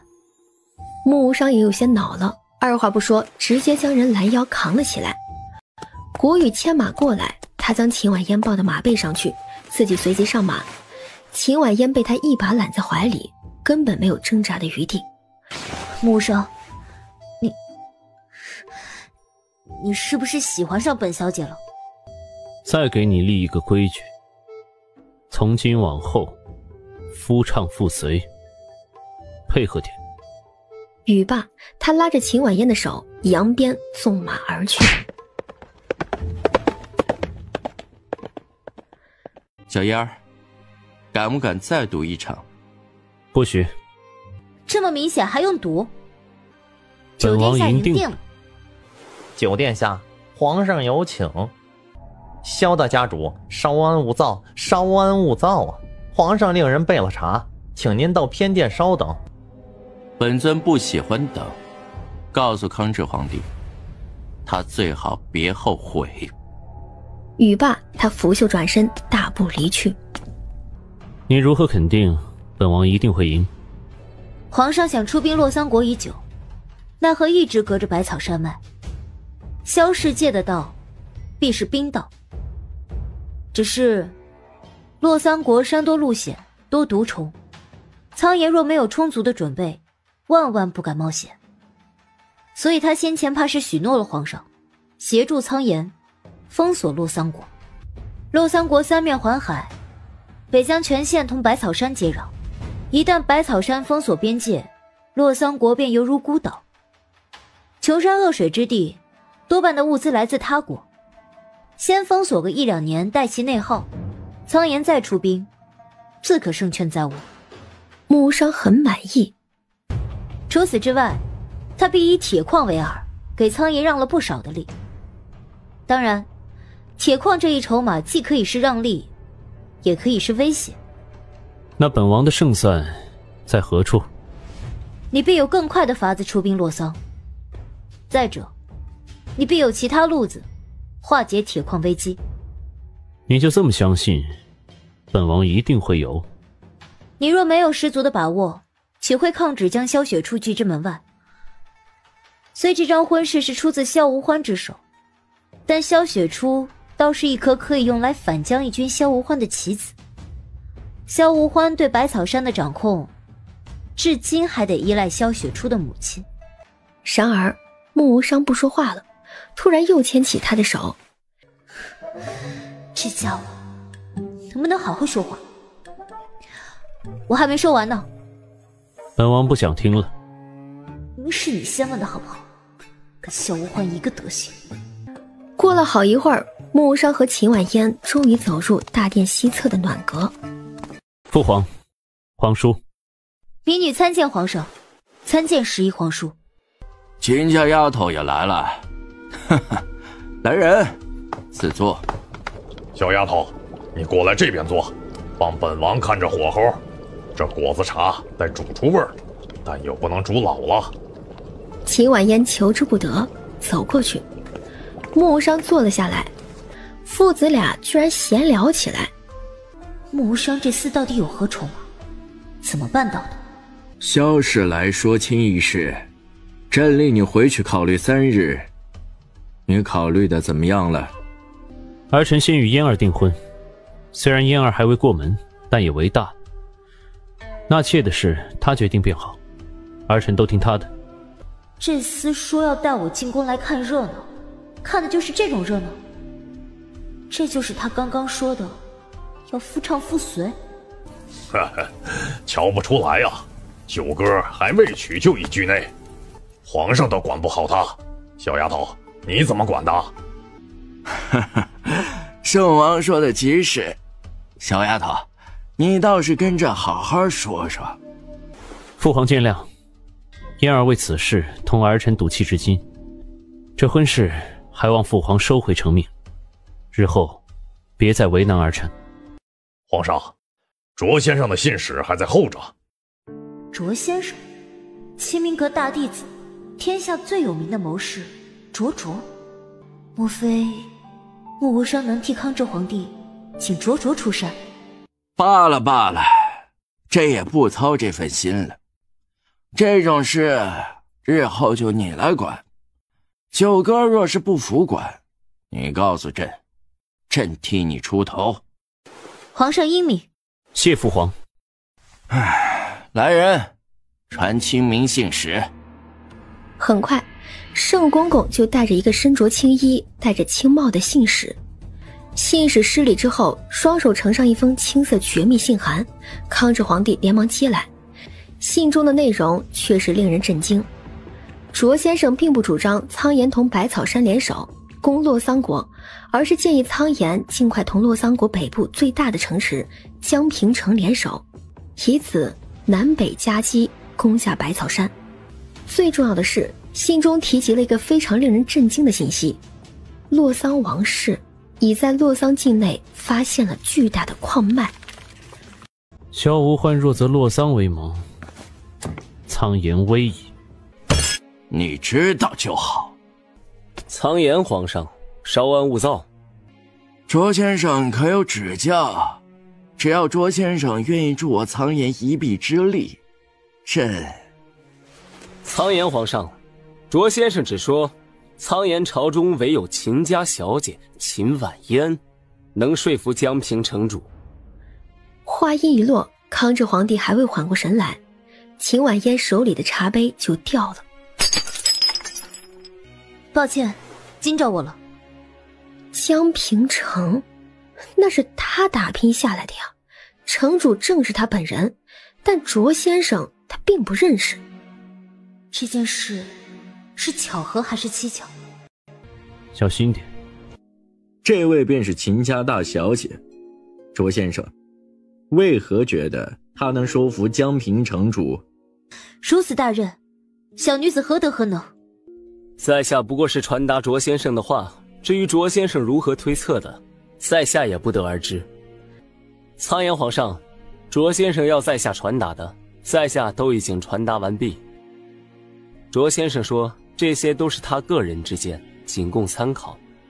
此事事关重大，苍岩皇上与九殿下三思而行。卓先生过谦了，劳烦信使代朕感谢卓先生。卓先生高见，朕定深思。朕如周公吐哺，日夜盼与先生相见。苍岩皇帝放心，在下定把话带到。清明信使一离开，气氛又似乎不对劲了。九哥，你怎么看？儿臣一切听父皇的。卓先生说的对，朕当三思而行。你们都退下吧。你跟卓是什么关系？你跟江平城主是何关系？两人四目相对，心思各异。不出3日，父皇应该会令我们南下。你方便吗？什么？此行长途跋涉，时间很紧。你这身子骨能吃得消吗？你从哪儿看出本小姐身子弱的？你什么意思啊？怕我拖后腿？这几日好好歇着，到时候本王来接你。离开秦家没多久，谷雨就忍不住了。九殿下，秦大小姐难不成真同江平城主认识？难不成是东云商会的关系？秦大小姐在东云商会的地位一定不简单。有何关系？南下了便可知晓。百草山那边可有进展？密道已经选好旨，一定来得及。至于萧无欢，仍无头绪。盯着萧雪初母女查，切勿打草惊蛇。是。马车消失在远处，萧无欢才从秦家墙边走了出来。他的紫瞳阴质沉冷，愤怒、仇恨、不甘。原来你在这里，萧无欢，你害惨了本小姐，你知不知道？你说话呀！你跑秦家来做什么？你是不是也瞧上秦婉嫣了？我娘果然没看错，就不是真心要找那把钥匙的，你就是被秦婉嫣迷上了。你等着，我娘一定会杀了她的！尊上息怒，尊上冷静，四小姐杀不得。你娘算什么东西？滚回去好好告诉她，秦婉嫣只有本尊能碰，她若敢碰她，本尊烧了百草山。萧无欢这才放开他，拂袖而去。疯子，野种，你不会有好下场的。夜幕降临，寒风彻骨，木无伤的马车就停在了秦家后门。秦婉嫣走出门，裹着一件裘袍，戴着兜帽，低着头，一言不发。木无伤却还是一眼就看出他的妻子不对劲，他摘下了他的兜帽，看得更清楚了。回去，过2日再走。秦婉嫣抬眼看了他一眼，还是一言不发，径自上马车，寻了个舒服的位置窝着。他休息个1晚上，应该能恢复体力了。你肚子还疼是吗？那些药喝了也没用。他眉头锁得很紧很紧，不说话。我带你回去躺着。他说罢便要抱他，秦婉嫣就突然推开他的手，瞪他，可凶可凶了。这么一动怒，只觉得眼前一阵黑，是熟悉的晕眩感，让他都有些晃了。你没事吧？很疼。木无伤索性一把将他抱了起来，让他坐在他腿上。他一手禁锢住他要挣扎的手，另一只手圈住他的腰，手掌运弓贴在他腹上。别动，本王给你暖会儿。秦婉嫣还要动，他却柔声：听话，暖会儿就好。秦婉嫣莫名的平静了下来，仿佛这个男人并不是那个让他心烦意乱、难以镇定的人，而是能让他放下一切防备的人。最终他整个人都无力了，软绵绵地赖在他怀里。在他铺天盖地而来的霸道气息里，他几番挣扎着，不想闭眼，不想睡，奈何最终还是慢慢地闭上了眼睛。他都分不清楚自己到底是睡着了还是昏迷了，只觉得自己失去意识之前喊了他。木无伤。马车在夜色寂静里缓缓驶出皇都，11皇叔就在城门口等着。皇上催着呢，九哥就是这样赶时间的。古玉哪敢乱说话，走到车窗边。九殿下，11皇叔到了。车内没有动静。九殿下，11皇叔到了。仍旧没有回应。11皇叔见谅，九殿下和秦大小姐怕是睡着了。11皇叔才不信，他翻身下马，推开了古雨，一把掀开围布。车内，木无伤并没有运功了，却仍旧抱着秦婉嫣，而秦婉嫣枕在他手臂上，俨然睡得不省人事。他怎么了？不舒服，刚睡下，不劳皇叔操心。皇叔下去吧。这时候秦婉嫣似乎被吵着了，转了个身往木无伤怀里蹭。木无伤再次示意十一皇叔下车。他不对劲儿，很虚弱，有血亏之象。十一皇叔突然拉起秦婉嫣的手把脉，可秦婉嫣却本能一把甩开，迷迷糊糊地圈住木无伤的腰，语气还有些凶。木无伤，你走开。十一皇叔还想拉他的手，木无伤握住他的手腕。别碰他。秦大小姐身子不适，十一皇叔见谅。十一皇叔没说话，翻身上马走在前头，古雨连忙驾车跟上。十一皇叔分明有意放慢了速度。离开皇都，一路往南。秦婉嫣醒来的时候，已是翌日临近中午的时候。走的是最近的路线，过几日骑马，10日内应该能到百草山。这家伙居然能猜得到我的心思。你的手又怎么了？昨夜他昏迷了，他才发现他手上又缠了纱布。制药伤到的，没有大碍。千里迢迢赶去，江平城主若是不见我，怎么办？卓先生既肯定你能说服他，你就一定能。看样子，即便我办不到，你也会有办法。去了便知晓，不是吗？那是自然。这时候，马车在家客栈门口慢慢停了下来。饿了吗？秦婉嫣没回答，起身下车。哪知十一皇叔冷不丁拽起他的手来，一下子就按在了他的脉。突然肩上一松，秦婉嫣整个人被木无伤拉到身后去，护着。皇叔照顾父皇之余，若有余力，多瞧瞧上门求医的可怜人。嫣儿这儿不劳您操心。丫头，你昨夜到底怎么了？把手伸出来，快！本王认真瞧瞧脉。怎么回事？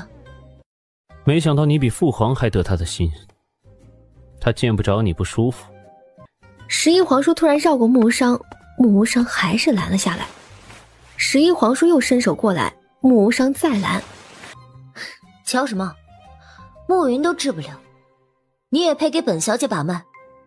很快，木无伤就收回手，理了理衣袖，转身往客栈走。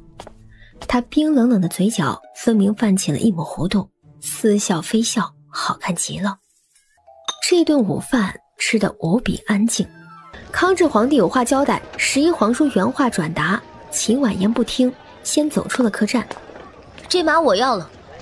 古雨，秦大小姐，转告九殿下，本小姐先行一步，在江平城等他们。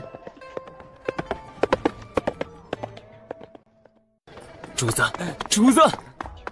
当木无伤和十一皇叔追出来的时候，连上官灿的影子都看不到了，更别说秦婉嫣了。这丫头，哈哈哈哈哈，有意思，有意思呀！看样子真没什么大碍了，本王就放心了。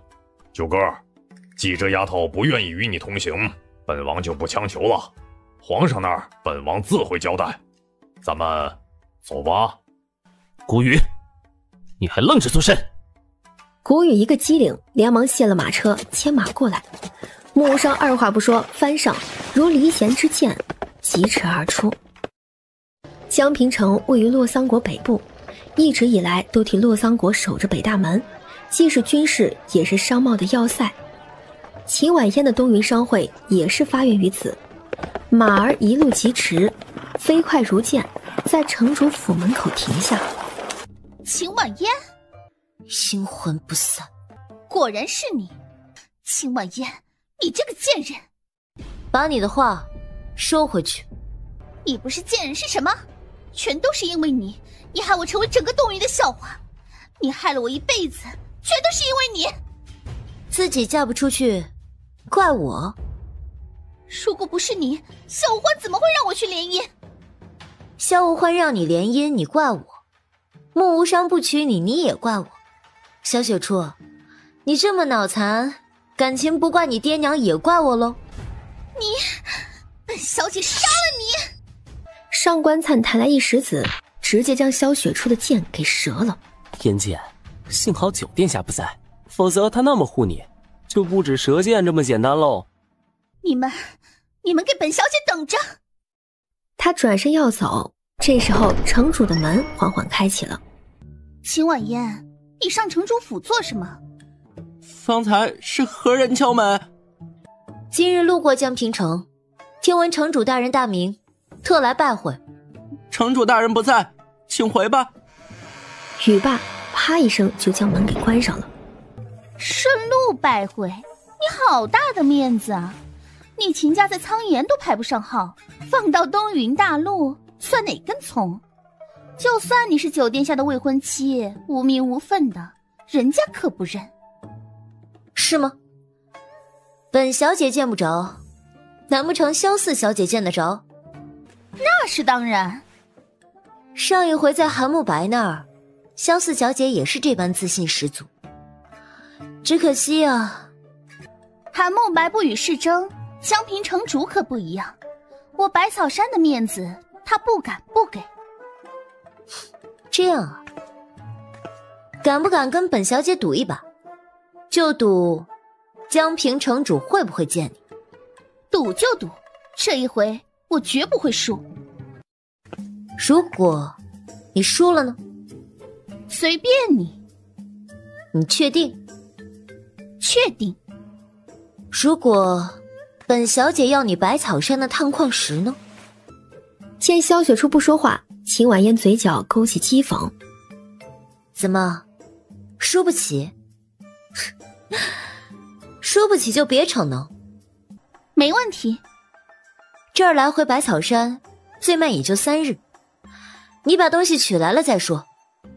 哪知萧雪初从怀中掏出了一条项链，项链的吊坠是一颗淡墨色的晶石。这便是探矿石。秦婉嫣，要赌现在就赌，你若输了，便回苍岩皇都去，当街承认自己配不上九殿下。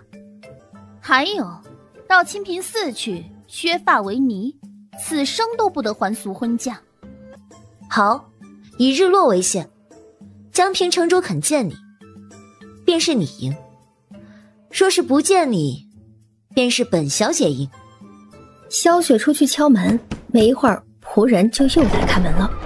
萧雪初递上一份拜访帖，劳烦小哥通报一声，百草山萧雪初奉季夫人之命特来拜见。季夫人之命？萧雪初的母亲？那萧无欢呢？不知萧姑娘大驾光临，里面请。这位是本小姐的朋友，让她一块儿进来吧。你也一起吧。小爷我就在这里守着，免得待会儿有人输不起逃跑。哼，走着瞧。萧雪初拂袖进门。所求之事，拜访帖里都已写明，还望管家通报城主大人，日落前定来相见。萧四小姐放心，小的这就令人去报城主大人，大人要是见了这帖子，必定会来见您的。你听到了没？管家答应不代表城主大人答应。好啊，那就等着。管家见自家主子似乎吃饱了，这才轻轻敲起了桌面，有一下没一下的，有轻有重，听似随意，实则暗藏玄机。这是摩斯密码，主子亲自教他的。主子，那折子上说百草山要与洛桑国联盟，其他什么都没说，难不成这个蠢货是先来送帖子给萧无欢约时间呢？瓜泽二手新能源，源头直供更省钱。不管他是来干嘛的，先拿了他的探矿石再说。探矿石？等着吧，敢在城主府大门口骂本城主，看本城主不坑死他。属下先恭喜城主喜得至宝。主子，不是说九殿下要来谈结盟吗？怎么您自己回来了？洛桑、苍岩和百草山如今到底什么关系啊？管他们什么关系，只要不打我这城的主意，跟谁联盟都可以考虑。但凡想打我城的主意，就都是我的敌人。主子，九殿下什么时候到？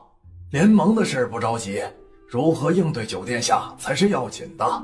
您可别再被他扒了身份。少提他，百草山所有通道都封锁了，他要过百草山可没那么快，他至少得迟我2日，有的时间部署，放心吧。终于，娇柔造作、细嚼慢咽的萧雪初朝管家的手看去。哎，城主大人必是有要事缠身，要不早该回信了。时间还早，不着急。然而一等再等，时间渐逝，城主大人却都没有回来。啊，城主大人，快回了吧？哎呀，快了，快了！日落之前可一定能回来？那是当然，萧四姑娘放心。但是眼看太阳就要下山，还是一点动静都没有。告诉我城主大人在何处，我亲自去找他。城主大人回信了，城主大人说不见萧四小姐，请她回去。什么？城主大人可看了萧四小姐的帖子？城主大人看了，说是让萧四小姐带回去。不可能！你们当真给城主大人看了这帖子？你们是不是骗我？萧四小姐，小的们就算吃了雄心豹子胆，也不敢骗您呢。城主大人既说不见，您还是走吧。城主大人不可能不给我百草山面子，他在哪里？带本小姐去见他。萧四小姐，城主府可不是你能耍小姐脾气的地儿。城主大人说不见就不会见，请吧。我萧四小姐，请回吧。管家说罢，拂袖而去。萧四小姐，千万不要输不起。你别过来！你确定想赖账？我没有，也不是什么稀罕物，你稀罕就赏给你吧。他狠狠扯下项链，冷不丁往秦婉嫣脸上砸去。秦婉嫣刚要避开，一道凌厉的锋刃突然从门外飞来，硬生生将项链打得4分5裂。怎么回事？没事。燕儿甩下本王，这般心急上城主府，可见着城主大人了？没见到。那该怎么办？明日再来呗。九殿下想见江平城主。你是何人？九殿下可记得3年前苍眼边关，我代表萧氏与九殿下签订铁矿买卖契约。你是百草山的人。九殿下可记得1个月前，我花轿临门。九殿下，我是被萧无欢骗了的，都怪我太傻太笨了，我信了萧无欢，那日我自己难堪，也让你为难了。穆无伤对这番话一点反应都没有，转身就要走。九殿下，我娘要跟萧无欢决裂，萧无欢不能代表百草山，我娘才是百草山的当家人。萧无欢去找洛桑王了，他想让洛桑王给江平城主下令，借江平城主的精兵冲锋陷阵，攻入苍岩。好你个萧无欢，居然用这种方式想白嫖我的兵。九殿下，我娘知道了一个天大的秘密，她有足够的筹码说服江平城与他联盟，一道对付萧无欢。待我娘来了，咱们一道见江平城主，咱们3方结盟，未尝不可。穆无伤止步了。有足够的筹码不早说，竟藏到了现在，还要拉穆无伤结盟。他到底了不了解这个男人啊？就不怕百草山和江平城全部被他吞了吗？我娘明日一定能到。九殿下住何处？待我娘到了，咱们再一块儿过来。那明日本王再上城主府来。九殿下，那明日城主府再见。穆无伤到了课堂外才止步，回头看来，燕儿还不走吗？秦婉嫣的拳头都握起来了，却还是暂时忍住，大步跟上穆无伤。1日一早，穆无伤就带着秦婉嫣去了城主府。娘，这位便是苍岩的九殿下。不错，神中龙凤，非池中之物，学出好眼光。这位便是苍岩国那个虚张声势，徒有官职毫无权势，差点卖女儿给儿子还债的所谓的水军大将军的女儿秦婉嫣。看样子你便是萧四小姐的生母，百草山大名鼎鼎的季夫人，百草山的妾。先家主已死，你便是寡妇了。不对，你非正室，连寡妇都不如。本夫人杀了你！管家照上前劝阻，穆无伤以灵力拂袖，挥出一道锋刃，不仅断了季夫人的剑，还硬生生让她后退了好几步。九殿下，这就是九殿下结盟的诚意。谁告诉你，本王要与你结盟的？九殿下，您昨日不是说？他说要再来，可没有答应过要与你们同盟啊！有什么本事尽早拿出来，别同昨日一样，等到天黑了都见不着城主大人。九殿下既说今日会来，那便是有与本夫人结盟的想法，不是吗？不是。那九殿下总该是来求见江平城主的吧？不是。本王没说错吧，嫣儿？那你来作甚？与你何干？督察使大人到了。来得正好，正好。督察大人，许久不见，别来无恙呀。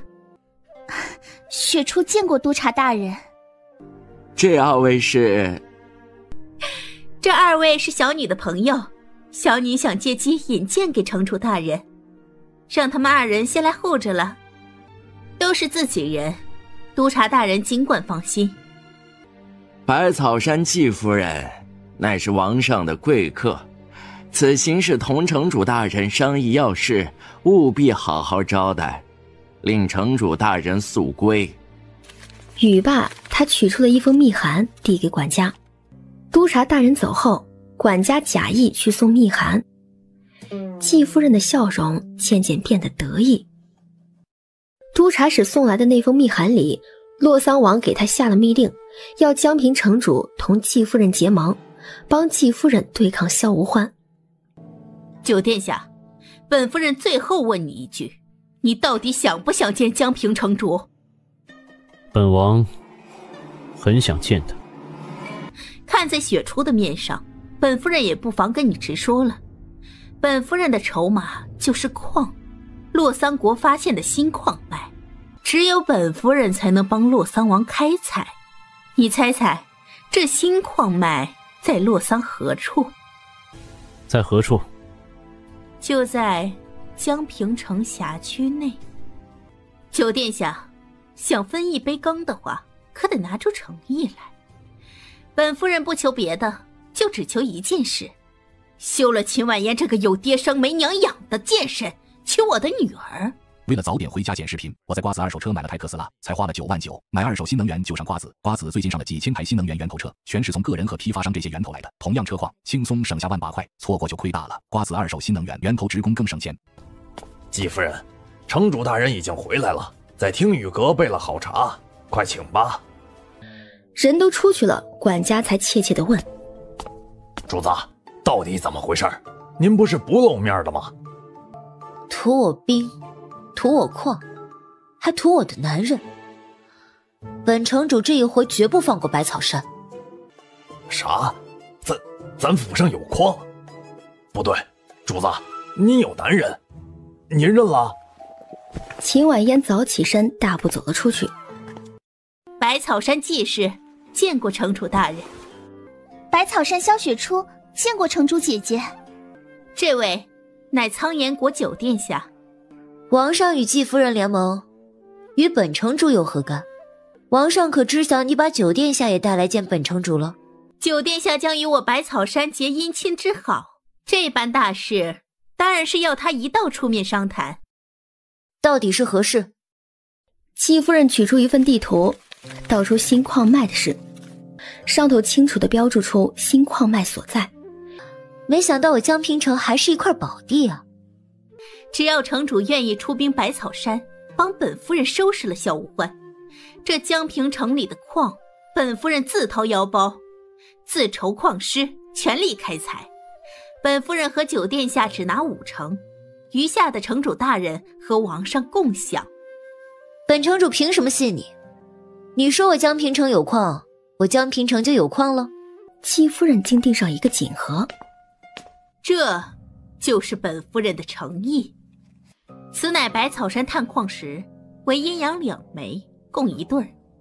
这1枚暂且交由城主保管，待城主为本夫人将萧无欢的兵驱逐出百草山，本夫人再来取此探矿石，详细勘探新矿脉。秦婉嫣心下冷笑，特意回头看了萧雪初一眼。原来探矿石要藏着这样的玄机，真是得来全不费功夫呀。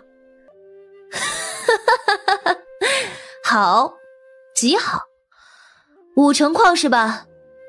本城主答应你。听闻城主大人是个非常爽快之人，今日一见，果然名不虚传。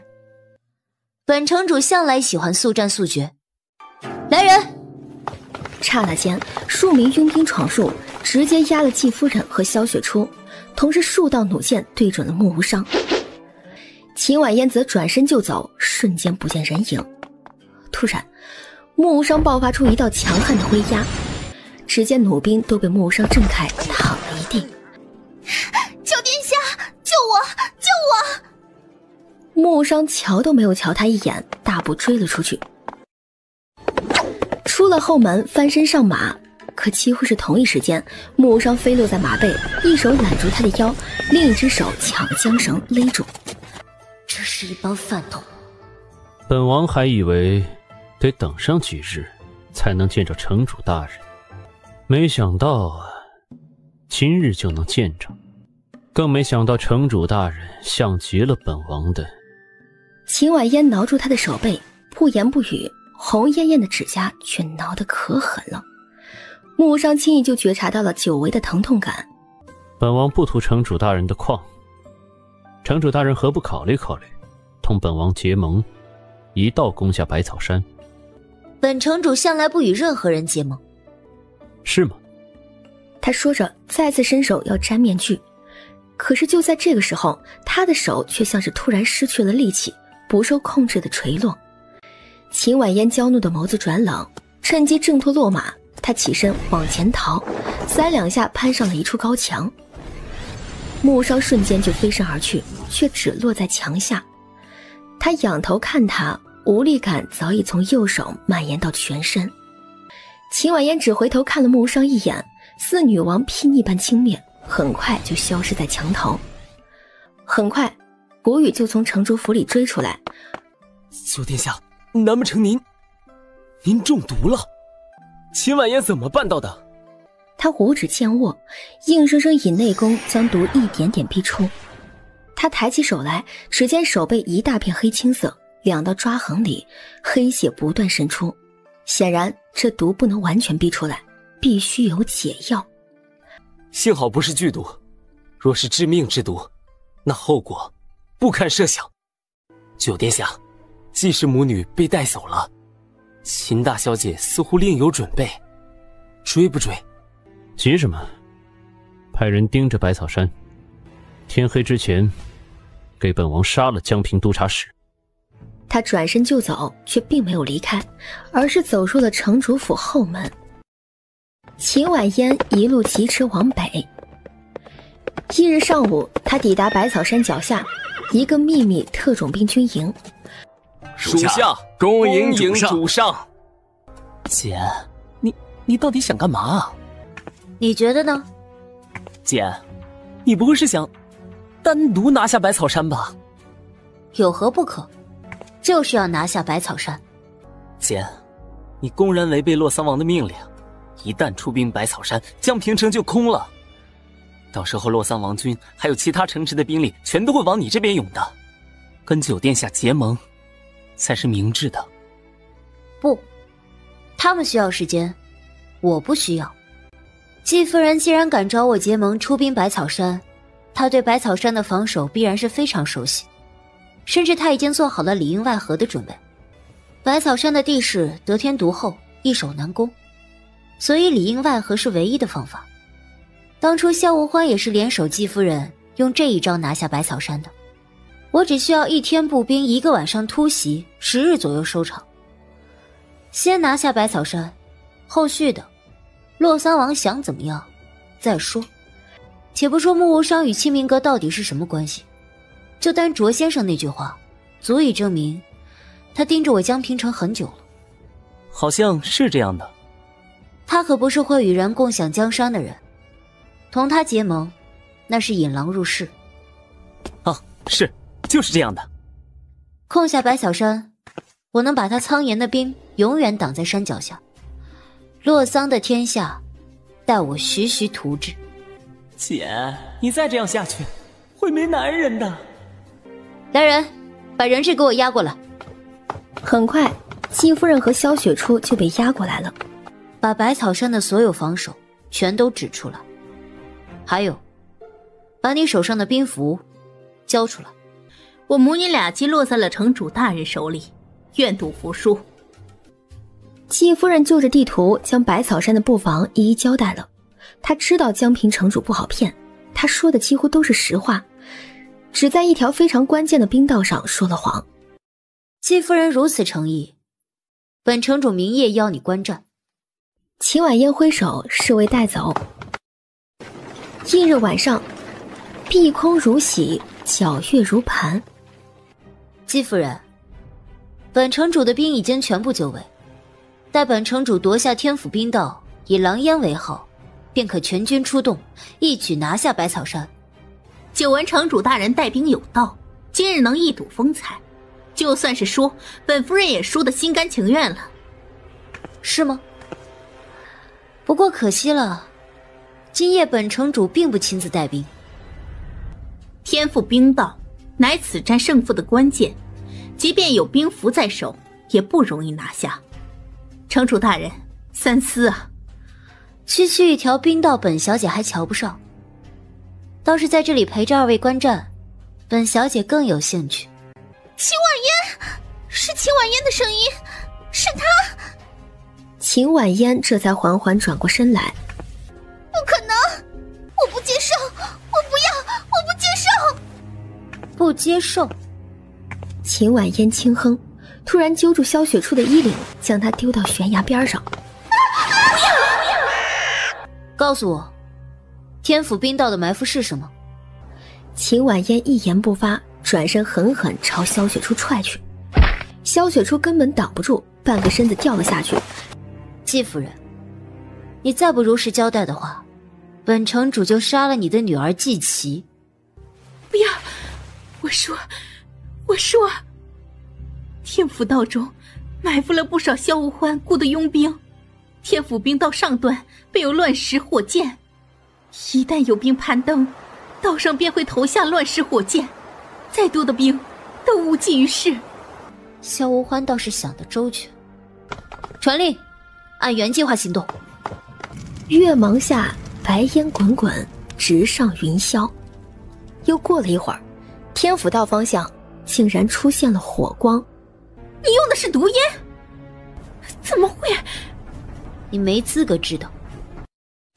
季夫人，跟本城主好好说说，萧无欢到底是个什么来头？不过是个野种罢了。他一出生，他娘就被仙家主的妻妾们害死了。当时本夫人刚嫁入百草山，是本夫人好心把她送去赤荣服药，救了她一命。赤荣？秦大小姐与其好奇她的身份，倒不如问一问本夫人是什么来头。看样子本小姐低估了季夫人。你可知道赤荣国的铁骑何人掌管？赤荣摄政王季虎。赤荣摄政王正是主上，本夫人奉主上之命，与萧无欢一道夺下百草山，不仅让他报了当年杀母之仇，还与他共享百草山。萧无欢答应同本夫人一道，替主上谋得苍岩宝石，只可惜他是个没用的废物，要是没拿到，还让雪初沦为笑话。苍岩宝石到底是何物？传国宝石不仅仅是苍岩圣物，更是整个东云大陆的圣物。它是东云上古战神的遗物，藏着主宰东云大陆的秘密。秦大小姐，你违抗洛桑王的命令，又不与九殿下结盟，难不成你妄想以一城之兵对抗两国之师？你瞧不上本夫人，不如本夫人将你引荐给我家主上，是吗？哼，主上最喜欢你这样的女子。是吗？来人，把她拉上来。萧雪初被拉上来后，瘫坐在地上，后怕不已。季夫人在百草山潜伏这么多年，连女儿都生了，对赤荣摄政王的忠心日月可见。就是不知道赤荣的铁骑会不会那么无情，从你母女俩身上踏过去。来人，增2支精兵往百草山西路，将这2人押过去。主子，您可算回来了。人呢？在竹林茶室。秦婉嫣大步往茶室走。主子，还有件事儿，督察大人死了，谷雨干的，咱们的人去了，正好收尸。配合还挺好。秦婉嫣戴上了面具，大步走了进去。他将那张不完整的造船图往木无伤面前一丢，开门见山。怎样才能给我完整的图纸？他盯着秦婉嫣看，一言不发，深邃的眸子里藏着不悦。秦婉嫣垂眸盯着他的手，眉头微拢，眼神可冷了。他分明是在等他给他解毒处理伤口。来人，药箱。管家亲自送来药箱就走，不敢久留。真疼。冲洗完了，他用棉花拭干后涂上一层药就完事儿。你把毒都逼出来了，但是没有处理伤口，毒药还残留在伤口里，局部麻痹，手背僵硬无指无力很正常。揉捏按3个动作，多做几次就好了。他再次低下头，拉起他的手来，在手背周遭手心按捏揉了一番，又逐一揉捏起他修长的手指。原本暗涛汹涌的气氛渐渐的平息了。木无伤突然伸来另外一只手，拔掉了他的面具。看够了没有？身为本王的私家大夫，你竟敢对本王下毒！秦婉嫣只当没听到，将造船图推到他面前怼。我要完整的图纸，价格条件你直说。这么快就拿下百草山，你怎么办到的？开天府兵道，纵火起毒烟，很聪明。但是你的兵怎么登顶的？东海南下的战舰怎么来的？违背洛桑王的命令攻下百草山，江平城2/3的兵力北调，如今只剩1/3的兵力守城。你打算如何应对洛桑王军？又打算怎么应对南部蠢蠢欲动的几大城主？九殿下螳螂捕蝉，水军援兵不是到了吗？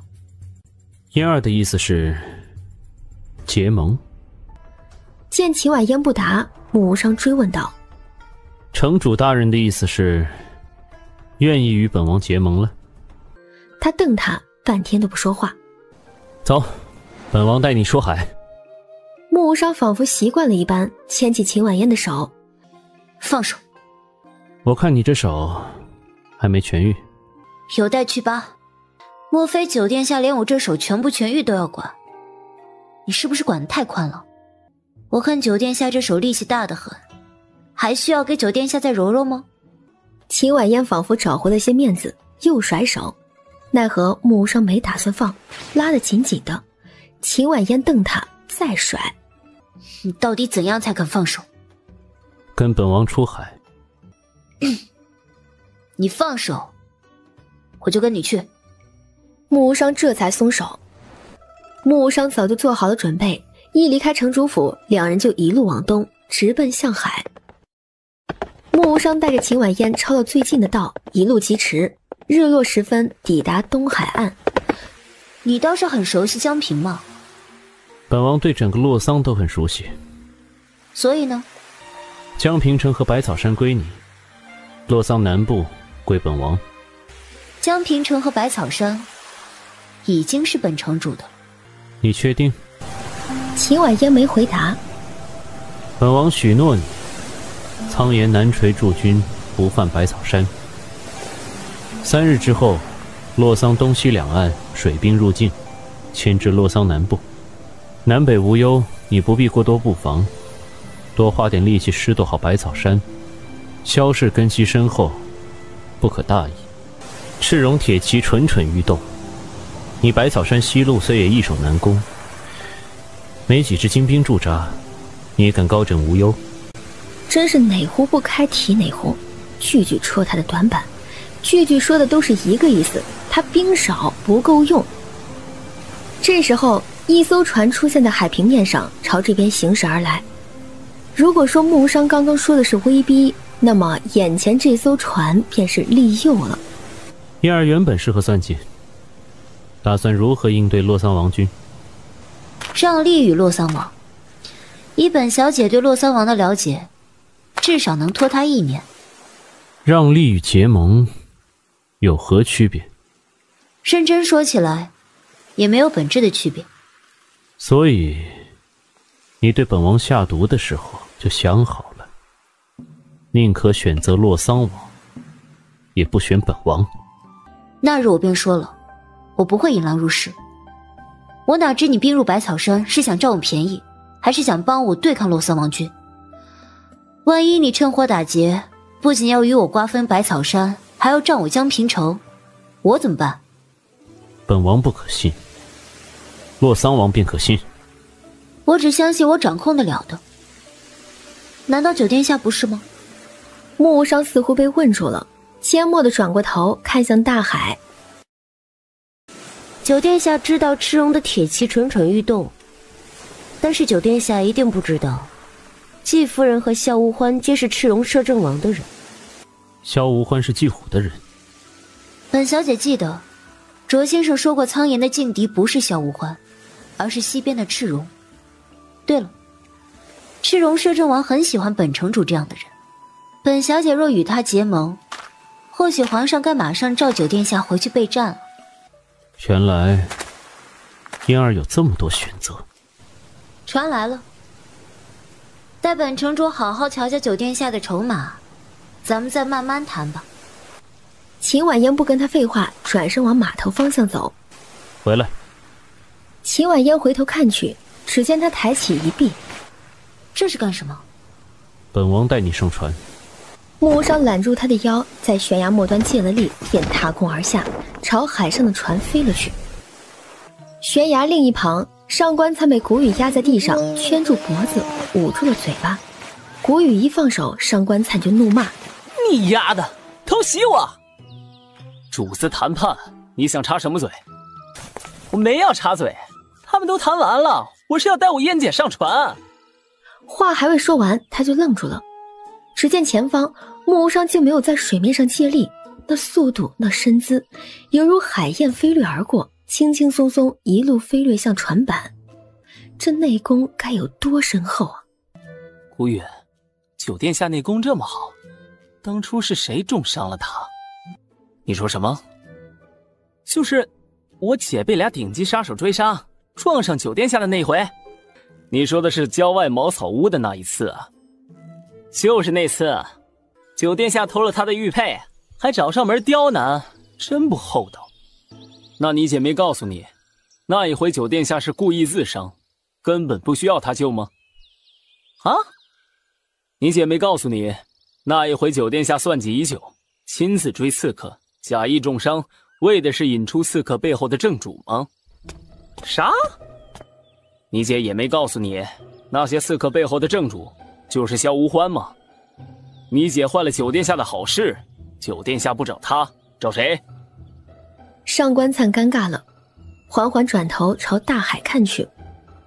船掉头了，咱们赶紧走吧。他跑得贼快。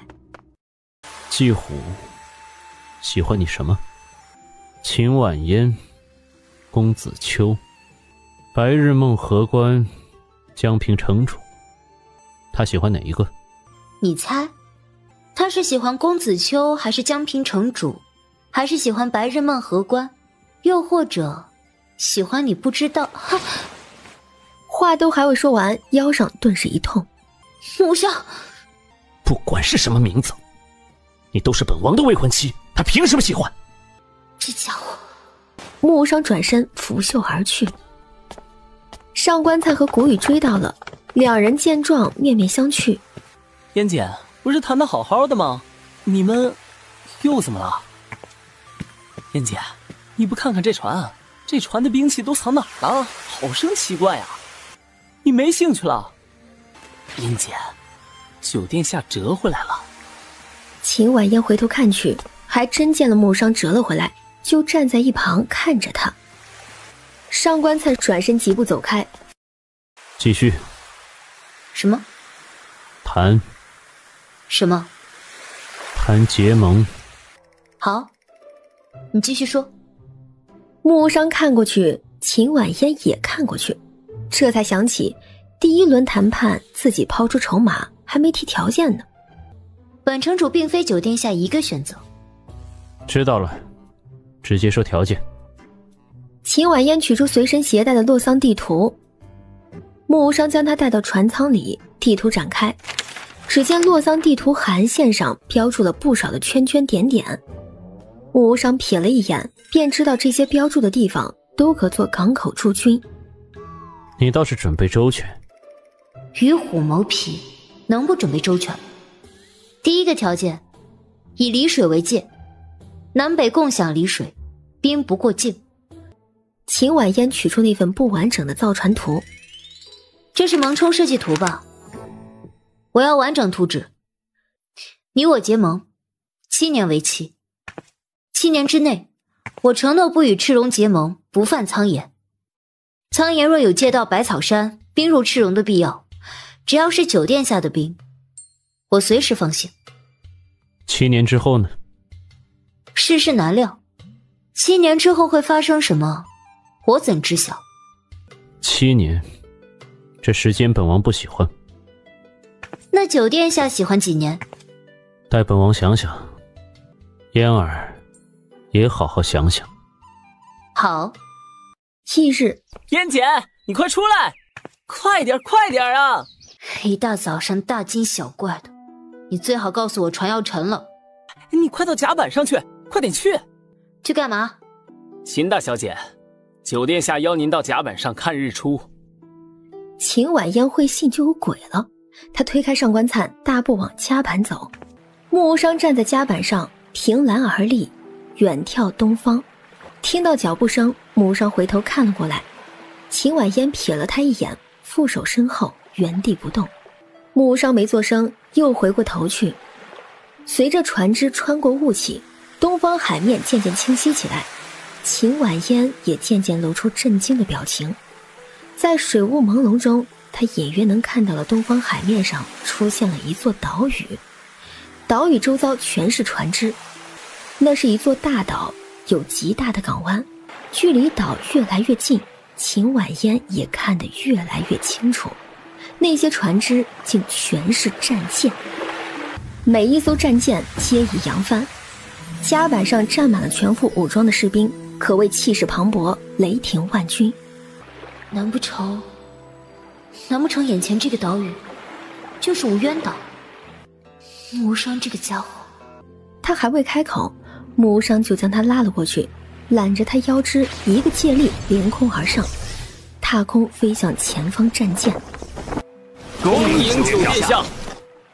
木无伤似乎一点都不防他，他取出数卷图纸放在桌上。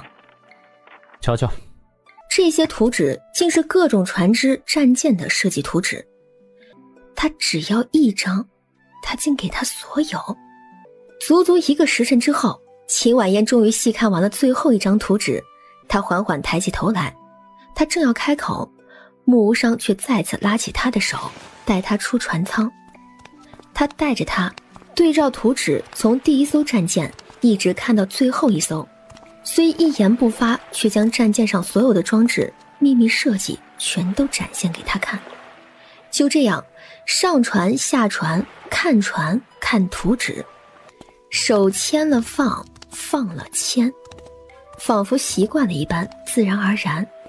而秦婉嫣竟不知何时忘了甩开，只跟着他走，脚步轻快，目不离船，凤眸里全是熠熠光芒。当他们看完最后一艘船的时候，已是傍晚。木无伤，你想怎样？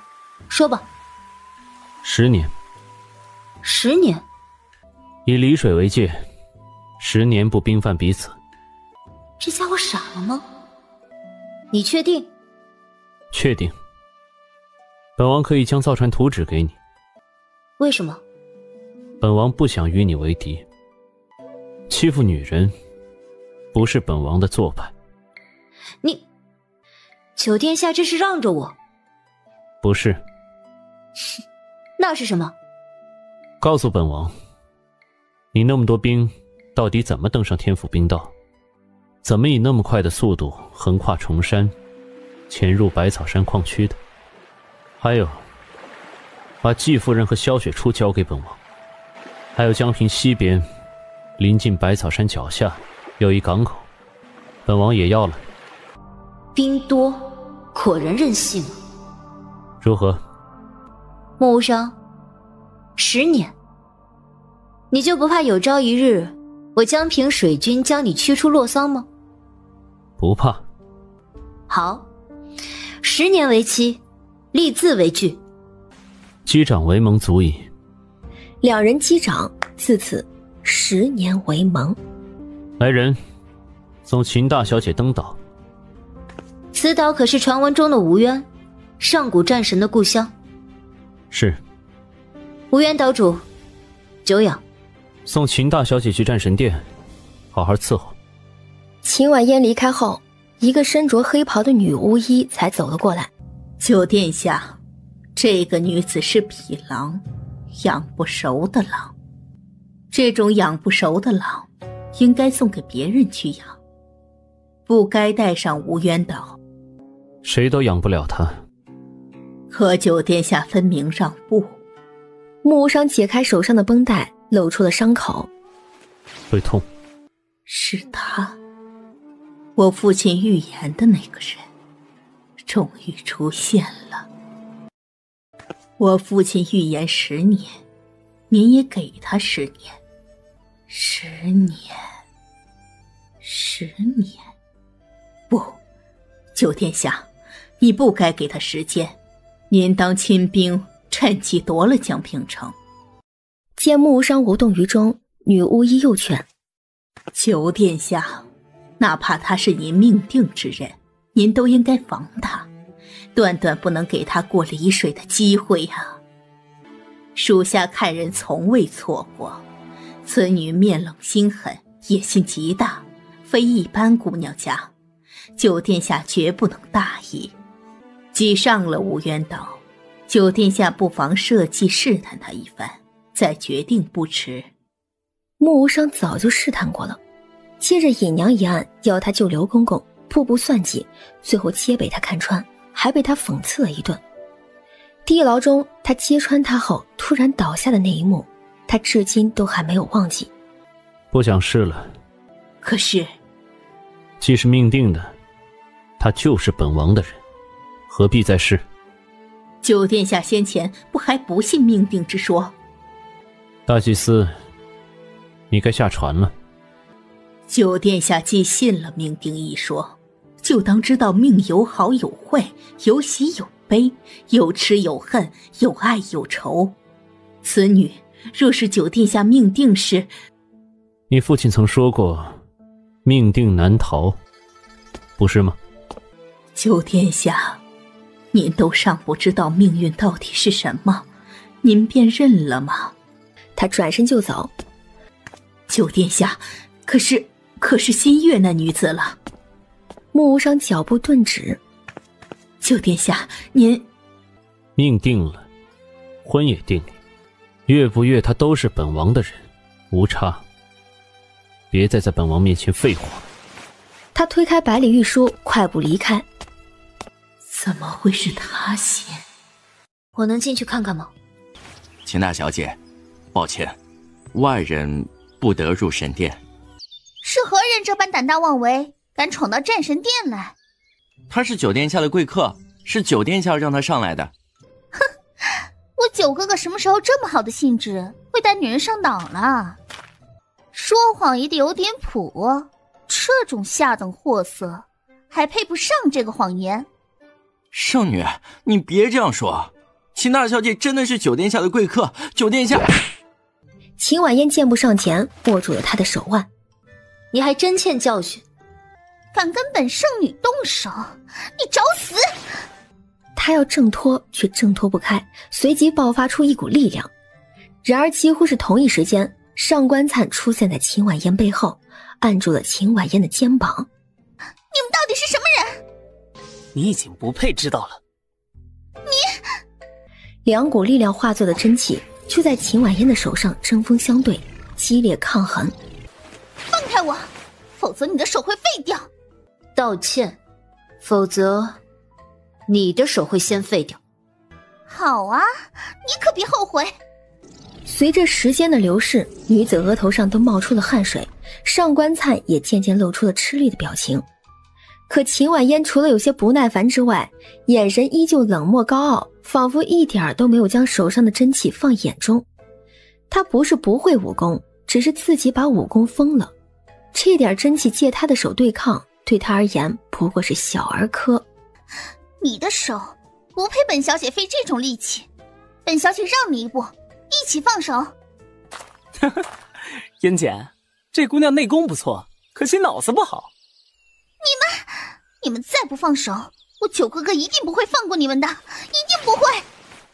少废话了，道个歉就放了你。道歉？你们还不配？完了。谷雨刚上山就看见这一幕，吓出了一身冷汗。二位，你们这是你做什么？快把他们拉开！上官灿这才将事情经过说出来。圣女，秦大小姐确实是九殿下的贵客，您就当给九殿下个面子，道个歉，回头小的再慢慢同你说。看样子还真是本圣女误会了，不过像他们这般无礼也是欠教训的，本圣女就给九哥哥一个面子。秦大小姐刚刚有误会，对不住了。本小姐不接受手下败将的道歉。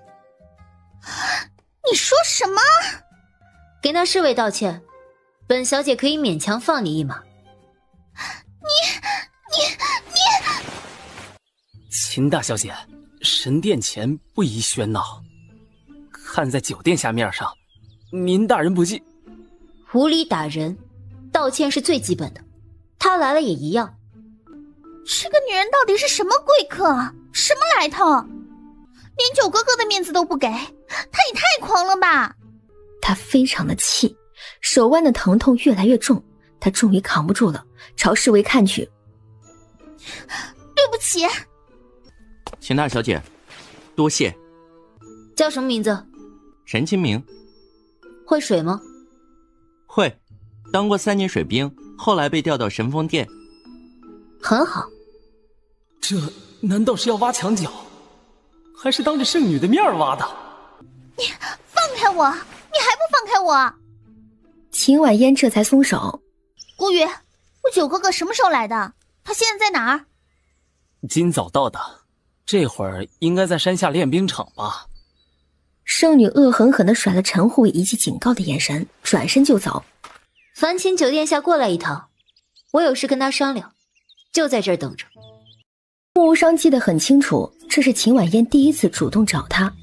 商量什么事？谷雨不偏不倚，将事情经过大致说了一遍。到了战神峰，想跟你讨个人。他？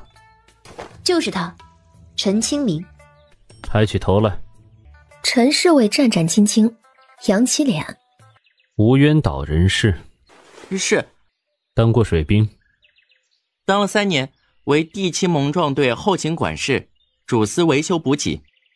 职位不高，却是要职。九殿下饶命，属下万没有异心，九殿下明鉴。圣女早就到了，见了这一幕，她解气多了，她也不着急告状了，就躲在一旁看好戏。你手下带过多少兵？属下入水兵3年，只带过1支后勤兵，共20人，负责10艘蒙冲，10人专司后勤，10人动机。属下离开3年有余，不曾与他们任何一人联系，请九殿下明鉴。这20人如今在何处？属下不知。九殿下若不相信属下，属下愿以死明志。这兵还行，燕儿喜欢的话，就连那只后勤兵一道带走吧。陈护卫猛地抬头看来，简直不敢相信自己的耳朵。啊！九哥哥对叛徒是绝对的零容忍，他居然答应了，竟然还附赠了一只后勤兵。还有，他刚刚喊秦大小姐什么？嫣儿？秦大小姐名唤嫣儿吗？就算名唤嫣儿，九哥哥也不可能直呼女子的闺名啊。我跟他那么亲的关系，他从小到大都未喊过我的闺名，怎么回事？这个女人到底是什么人？九殿下慷慨，但本小姐不能白要。回头，本小姐也送九殿下一支兵，保证九殿下会喜欢。本王很期待。谢九殿下，谢秦大小姐。我明天就走，把你的兵都召集起来，准备好，到我那儿造船去。谢九殿下，谢秦大小姐。小的遵命。圣女也为造船二字心惊了，她忍不住走了出去。等等，她不许走！九哥哥是念念无知，冒犯了你的贵客，请嫣儿姑娘不接受我的口头道歉，没关系，我可以换个方式道歉。九哥哥千万别拿陈侍卫补偿他，陈侍卫的父亲身患怪疾，离不开他。陈清明，你好大的胆子啊！家中有状况竟敢隐瞒，莫非你想弃你父亲于不顾？属下该死，属下一时兴奋，忘了这茬事儿。属下，秦大小姐，对不起，对不起。秦嫣儿姑娘，方才是我误会了，太冲动了。不管你接不接受，我还是得跟你道歉。这护卫不孝不成，不配跟你走。不过你放心，我一定会好好教训他的。秦嫣儿姑娘，你想要会水的侍卫也不算多大的事儿，没必要找九哥哥来，你跟我讨嘛。只要接受我的道歉，你要几个我都是会给你的。秦婉嫣凤眸渐眯，不语。秦嫣儿姑娘，别这么凶，我到底该怎么做你才会接受我的道歉？要不你打我一巴掌？然而就算他打算作态被打的时候，秦婉嫣突然扬手，一巴掌狠狠地甩去。九哥哥，如果这一巴掌能让你闭嘴，你就当本小姐这一巴掌是原谅你。九哥哥，你听到了吗？秦嫣儿姑娘，她愿意勉强的原谅我了。你放心吧，我定会好好挑几个水兵换掉你送的。九殿下送出的东西，就算不好，也已经是本小姐的了。本小姐一概不换。你父亲患了什么怪病？带本小姐去瞧瞧。秦大小姐，我父亲患的是耳鸣怪病，经常听到奇怪的声音。平时好好的，一发病，怪声不绝于耳，连续数日无法摆脱，身心俱疲。连大祭司都看过了，至今没瞧出病因，怕是一辈子都好不了了。秦嫣儿姑娘这么说，莫非会医术？大祭司乃家母，为我无冤岛巫医之首，医术高明。大祭司治不了的怪疾，那便都是神的旨意，任何人都无法违抗。你去瞧有何用？治不了是神意，哼，装神弄鬼。九哥哥，你听听他说什么？战神殿面前，不容任何人诋毁神灵。秦大小姐既是九殿下的贵客，就请自重。此人正是大祭司百里玉书。九殿下，神殿面前岂容胡闹？小姑娘不懂事瞎闹腾，您也不拦着。哼，治不了的怪疾皆神意。嫣儿，你不信吗？如果本小姐能治好陈清明的父亲，你为本小姐打开神殿大门，让本小姐进神殿，好好瞧瞧上古战神，如何？九殿下，他怎能这般嚣张无礼？木无伤仍旧望着神殿，似乎走了神。好，你若治不了，便在此处跪上3天3夜，不得向九殿下求情。陈清明，大陆。娘，你知道他到底是什么人吗？胆敢在神殿大门口大言不惭，亵渎神灵，还对圣女动手，不管他是什么人，今日都必须付出代价，否则日后岂不得把神殿的瓦都给掀了？大祭司，你是不是该过来把个脉，定一定输赢了？你怎么办到的？你为什么办得到啊？这是神的旨意，你输了。陈父先缓过神来，只当秦婉嫣也是巫医，磕头明谢。我不是巫医，救你是因为你儿子，你不必谢我。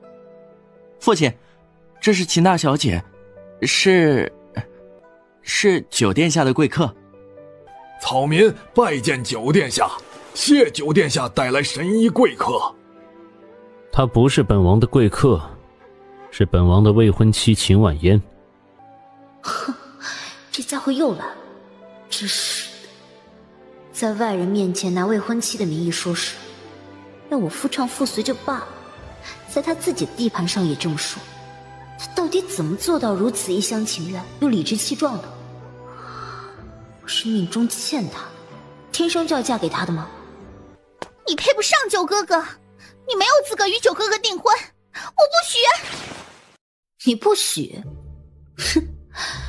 本小姐同九殿下那天造地设、天作之合、天生一对、天命所定、天地共建是神的旨意，配不配，轮不上你说3道4。你叫他九哥哥，问过本小姐答应没？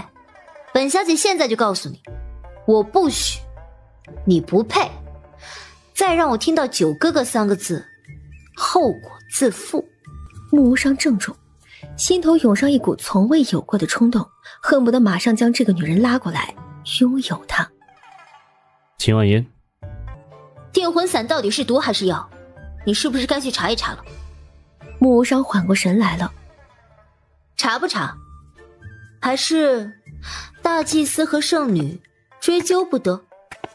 自是要查。订魂散是你同圣女一道研制的。九殿下，订魂散是药，只是有毒性而已。药和毒本就是一家，此药用于定神、助眠，这是正常的。即便是毒性极强的药物，也常常用于医治。秦大小姐既也是医者，应该是知道的。既是药毒一体，你开药方时，可曾明确告知陈清明此药有毒？属下。大祭司不曾告知，所有巫医也都不曾告知。属下从不知晓定魂散有毒。属下若知晓，宁可让父亲忍受耳鸣之苦，也不会让父亲频繁服用此药。当真没人告诉过你吗？不曾有过。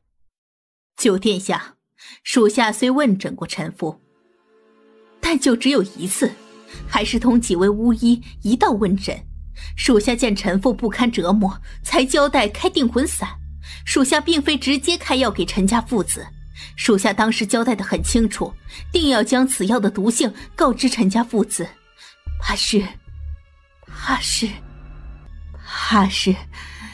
怕是下头的人疏忽了。大祭司都不敢再看木伤了，他对陈清明道：你好好想想，到底哪个巫医将此药交给你的？还有，都哪些巫医给你父亲看过病？一并都说出来。此事本司定要追究到底，给九殿下一个交代。陈清明要说，木无伤抬手示意不必。你先同本王交代清楚，此药到底该怎么用？多少剂量能致命？怎么办？不行，这件事我绝对不能认。大祭司缓缓朝圣女看了过去，圣女早就六神无主，不敢说话了。九殿下，属下有罪。定魂散并非属下和圣女一道研制，而是圣女自己研制的。圣女资历尚浅，研制出此药怕不得认可，便假借属下的名号，谎称此药是同属下一道研制的。母亲这是什么意思？这药明明是他主导，我只是打个下手，蹭个名而已。母亲这是想把我推出去。属下只知晓此药有毒性，不大剂量使用不会有大问题。至于具体的剂量、注意事项，就得看圣女有没有同巫医和药房交代清楚了。此药是你独自研制的？还不如实回答。九哥，怎么称呼的？九殿下，九殿下饶命！此药是我一人研制，此药确实有毒，但是若不大剂量使用，绝对不会中毒。那臣妇方才为何中毒了？先服1份药效未退，再用2份算大剂量。已经知晓这是毒，你为何还这样用？我有解药，你管我怎么用？你只需要回答我的问题。圣女，你想清楚了再答。多大的剂量会危及性命？你到底知不知道？我不知道，我以为3份的量是不会中毒的，我没试过，我什么都不知道。药性未知，毒性未试，就肯拿出来用？